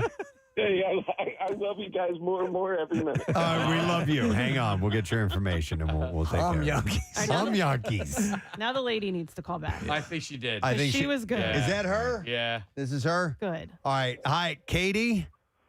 Oh, hi. My name's Kate Tucci. I didn't get a call from you guys, but I'm the one who actually jotted it down in my calendar. We talked You're about the you one that earlier. created Talk Like Bill Weston Day. Yeah. Oh, that's so I just wanted to call in real quick. This is just crazy, and it's so cool, and I just can't believe me jotting down something is actually a thing on the radio today. Hey, can we rock her some soup? We're definitely rocking her some soup. Katie, we're going to give you some soup on Bill Weston, okay? Oh, God. Thank you so much. You guys rock. Oh, thank you. Privileged. Yes, very much so. And thank you for making us do this, because it was a throwaway idea we had, and then you wrote it down and contacted us a year later and reminded us, and so it has now become this. So thank you. Again, and thank you guys. You really make my days go by great, and I love the station. And, this is just icing on every kind of cake. All right, hang on, Katie. We'll get your info and we'll set you up with a $20 gift card to Wawa. By the way, on PrestonandSteve.com, we have the origins of Talk Like Bill Weston Day with Katie. We have 11 classic Bill Weston moments because 10 would sound desperate. Yes, it would. If you want to see the videos and a few other things we have about Bill, you can now check that out at PrestonandSteve.com. All right, we need to move along because we have to do lesson question, and we have to give away today a $50 Bonefish Grill gift card. And the question that we will ask this morning is, what McDonald's dessert does William Shatner endorse? All right, 215-263-WMMR. This was just a little while ago, about an hour ago, less than an hour ago. What McDonald's dessert does William Shatner endorse? 215-263-WMMR. Please call right now. The trash business is a gold mine. 93.3 WMMR with Preston and Steve's Hollywood Trash. All right, it's brought to you by Rita's Water Ice. Rita's is freezing up the flavor for your next coffee fix with their new cold brew frozen. Keep going. Frozen coffee. Barn door. Sink your straw into the perfect pick-me-up with 3 great flavors: mocha, caramel, and cold brew. This isn't frozen, it's molting. Get yours today. What's going on this morning, Steve? Well, The Masked Singer is back up and running for its 9th season. Names like Meryl Streep, Matt Damon, Steve Martin, and Denzel Washington are reportedly being mentioned by people who don't watch the show. Yeah. Lamar Odom surprising many by telling TMZ that the Lakers made a good decision by signing Tristan Thompson, his rival for Khloe Kardashian's affections. Regarding his relationship with Khloe, Odom is philosophical, saying sometimes you get the bear and sometimes the bear has sex with Tristan Thompson. Dude. Hey! And finally, Jeffrey Dean Morgan and Lauren Cohen will reportedly reprise their Walking Dead roles as Negan and Maggie for an urban-based spin-off series. Morgan and Cohen say they are thrilled to begin work on the series, which is titled Bob Eats Abishola.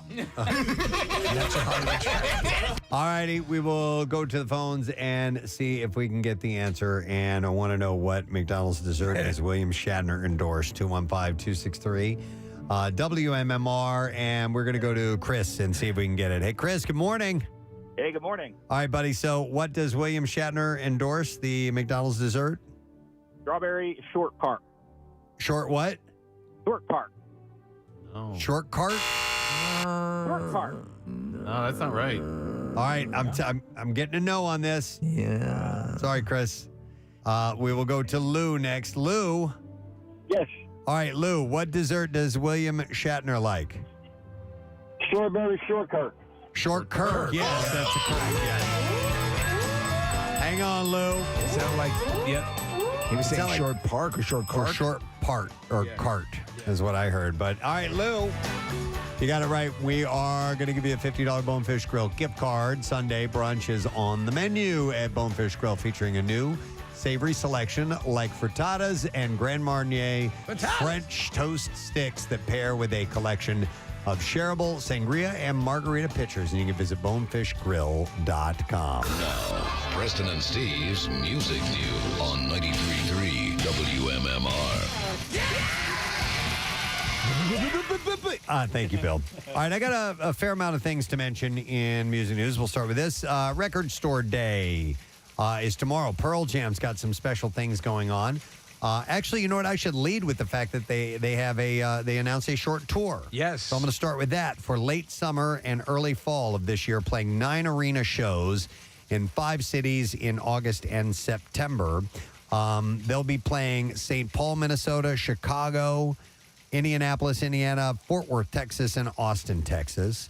And that's it. Just a few dates, and that's all. Nothing overseas? No. But no Abu Dhabi? No Abu Dhabi. But for the first time, the band has adopted an all-in ticket pricing, meaning that the added fees that are attached to tickets almost across the board appear as part of the basic ticket price rather than showing up as a surprise during checkout. Pearl Jam is doing the tour with Live Nation, which has advocated the all-in model. The announcement about the tour dates had Pearl Jam staking its position on other controversial ticketing practices as well. The use of platinum, meaning dynamically priced tickets, came to the forefront after some of Bruce Springsteen's 2023 tickets reached astronomical face value heights, and Taylor Swift rejected the use of platinum pricing on her own tour. Pearl Jam is using the platinum system. Here it's called PJ Premium Seats. But the announcement emphasizes that only 10% of tickets will be part of that program and that these tickets help subsidize lower prices for the other 90%. Interesting. Pearl Jam's always been very transparent about, their ticketing. Good stuff. They try to be. So to avoid scalping, tickets will also be non-transferable as well, except in Illinois. The band said that the majority of tickets will end up in the hands of members of its 10 club via a pre-sale that is taking place. The rest of the prices will remain frozen. Will remain what? Frozen. Public tickets will be available through Ticketmaster verified fan registration. The registration is now open through Tuesday the 25th at 5 p.m. Pacific time. By the way, the band Inhaler, led by Bono's son, Elijah Hewson, will open for the band at the Chicago, Indianapolis, and Austin stops. They're good. The tour's other support acts are still to be determined. I've heard some of their stuff. I think they're good. I need to listen to them. I really don't know that much about them. Didn't we play a song? We from did, them? but I just don't remember a whole lot about it. I'm surprised, Preston. I think you'd like it. So anyhow, Record Store Day, by the way, is tomorrow, and Pearl Jam is releasing their highly coveted giveaway performance on 2LP Gatefold for the first time ever. And also, Pearl Jam recently partnered with Vinyl Me Please to deliver a 25th anniversary deluxe reissue of Yield. And it's 2 LPs and a 45 as well. And it's got, the colored wax and all that. It's going to be pretty awesome. So find a record store near you, Record Store Day tomorrow, and hopefully you can get your hands on some of that stuff. It's pretty wild how the vinyl stuff is just huge. It's supplanted CD sales. Yeah. I listened to the last record, the Gigaton record, on vinyl more than I did any other medium. And because I got a record of it, and I just liked listening to it on the record player. Cool. Yeah. That's cool. Dee Snider is not going to take it anymore. You get it? When it comes to the influx of anti-drag bills being introduced by state legislatures across the United States. The Twisted Sister singer retweeted a Twitter user writing about Montana's HB 359. The original verbiage of the bill specifically targeted drag performances and drag story hours, where a drag performer reads a book to a group of children. That language has since been stricken from the bill and replaced with, quote, adult-oriented shows. Snyder wrote along with his retweet, I haven't worn the Twisted Sister makeup in years, but now I'm tempted to put it back on. A Twitter user replied to D, writing, in fairness, there's a lot of us up here in Montana who wonder just how many of the members of our state government were dropped on their heads as babies because the stuff they're pushing through doesn't make any more sense to us than it does to anyone outside of Montana. And then Snyder retweeted and wrote, I'm willing to bet it's the majority of you. The bullying minority is getting away with murder, and it is time for the true majority to start pushing back hard. He doubled down and later tweeted, I took off the Twisted Sister makeup more than a decade ago, but in the current light of stupidity, it might be time to start wearing it again. So if he's going to go out and play shows, he might put on that's not a wig, really. That's his real hair, I guess. But he might do the makeup and all that. And in the earlier days of that band, they were flat out, like wearing women's clothing, and it wasn't just kind of clowny looking. It was very feminine looking. So that's how they kind of made their bones on it. So he may go back to doing that. He may not even have to put on the makeup because at this age with the bursted blood vessels. Right. They may just look like it anyway. Rouge. Avenged Sevenfold has announced the Life is But a Dream 360-degree immersive album experience. which will be at Area 15 in Las Vegas from May 11th through May 14th. The band said in a statement, we're excited to announce the 360 Immersive Album Experience and be the first to experience our new record 3 weeks before its official release. Area 15 is that super secret camp where they're working on futuristic versions of Wayne Newton. Oh, I did not know that. What? Yeah. As it's meant to be heard in its entirety from start to finish. So random. And then finally, it's an MMRBQ weekend. Listen all weekend for music from this year's MMRBQ bands. It's your chance to win a pit ticket 4-pack as well. So the entry deadline for that is Sunday.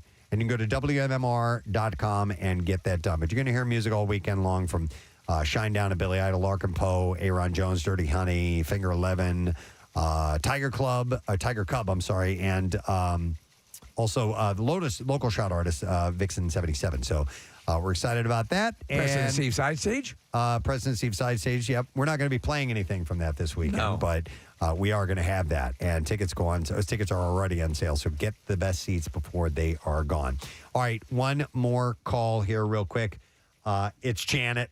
She's the one that answered the phone and just said hello instead of doing the Bill Weston impression. Hi there, Janet. Greetings. This is Bill Weston reminding you that when reaching for low-hanging fruit, it's always wise to use a tiny three-legged stool. Oh, there you go. Done. We had a make good. Yeah. Now I think it's safe to say everybody wins, right? God is in his heaven. Thank you. All right, Janet. We Appreciate felt it very bad. much. We felt bad rejecting you, but there's been a change of heart. Well, thank you. I appreciate that. All right, it's our pleasure. So go get some soup on us, okay? Will do. All Thank right, you. hang on. We'll make sure we take care of you. $20 gift card from our friends at Wawa. Just $20. Some soup. All right, we are taking a final break. We'll come back in a second, and we'll get the letter of the day for the Word of the Week prize and anything else we need to do before we hand it over to Jackie Bam Bam. So hang out. We'll be right back. Preston and Steve. On 93.3 WMMR. MMRBQ. Visually impaired. Visually impaired. She's full-blown blind. Is she full-blown blind? Well, I saw her, and on a small pair of skis next to her was a dog. Oh. Left. 2 barks for left, 1 for right. Yeah.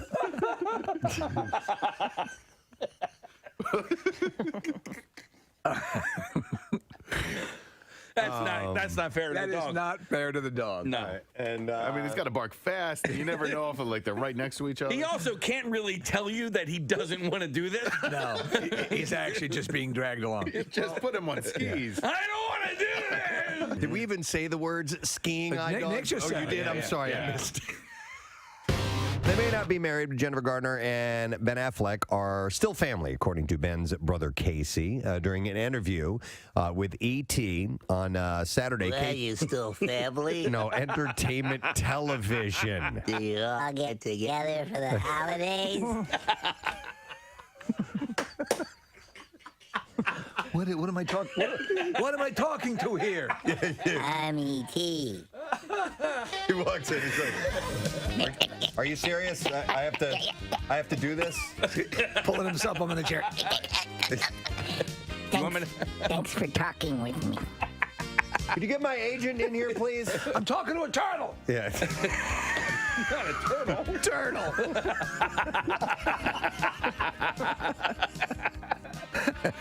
Oh my God. I want a goddamn Oscar. It was during an interview with E.T.'s Kelty Knight. Oh, okay. Whoever that is. I left that part out and I just said E.T., all right? So it was at the Are you still family? How much longer is he going to be in rehab? He's holding up his finger. Oh, my God. E.T. could probably fix his addiction problem with his magic finger. You're right. His heart. Touch his heart. Heart light. Whole new human being. New Ben, new Batman movie.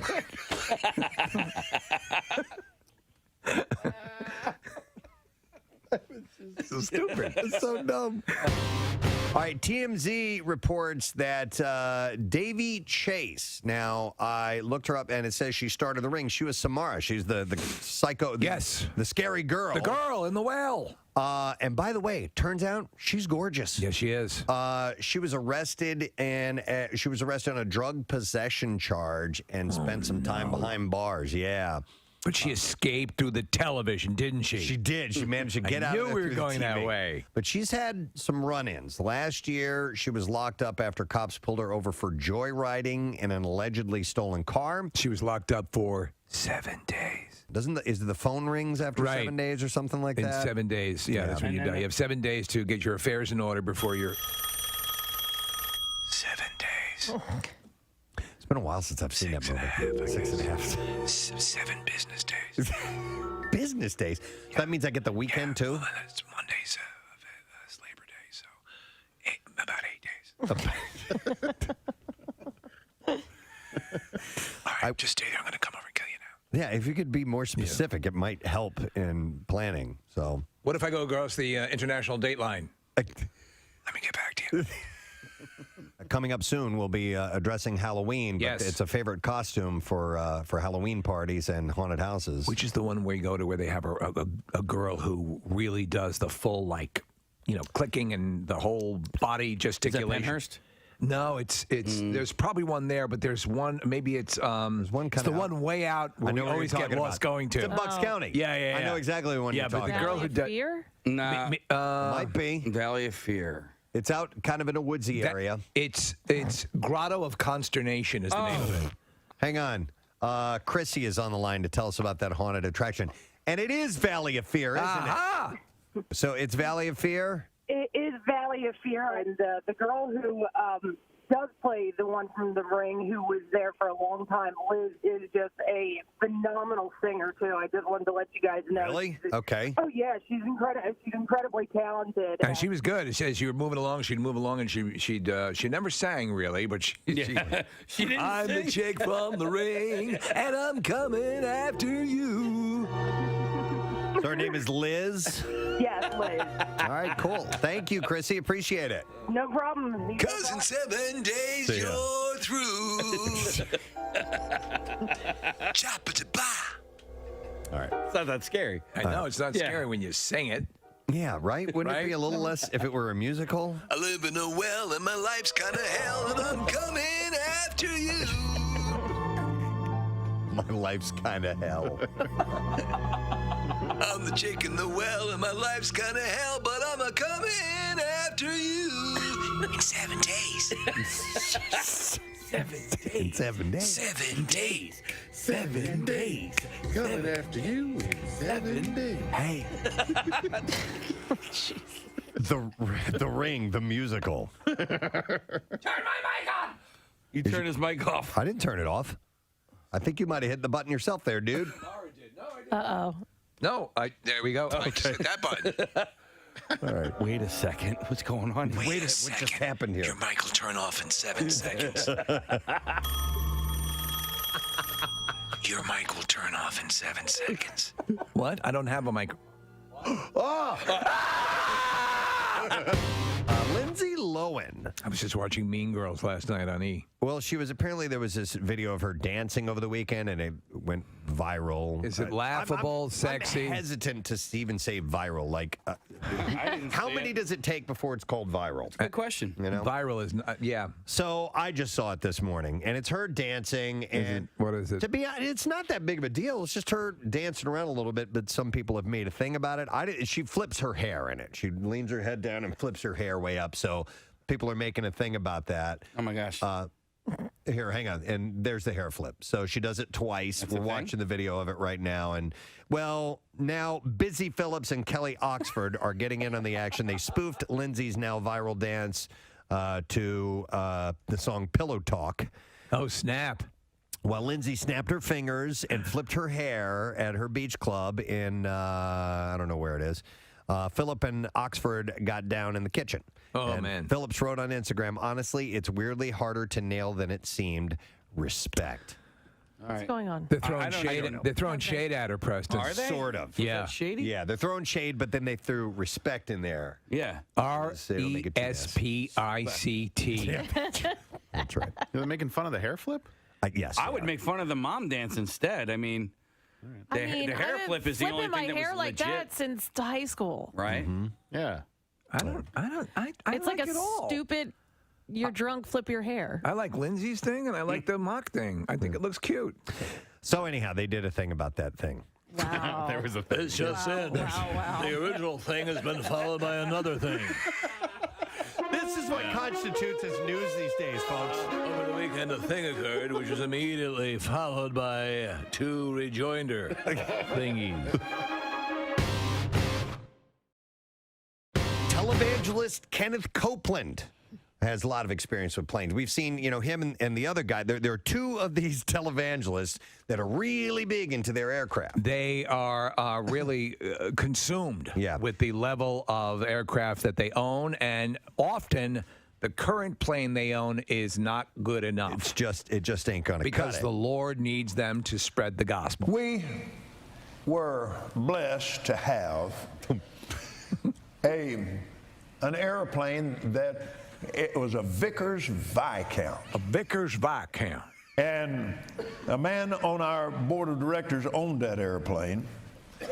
And his financial situation had come to the place where, particularly after he got born again, and a lot, I won't go into all that. No, that's more.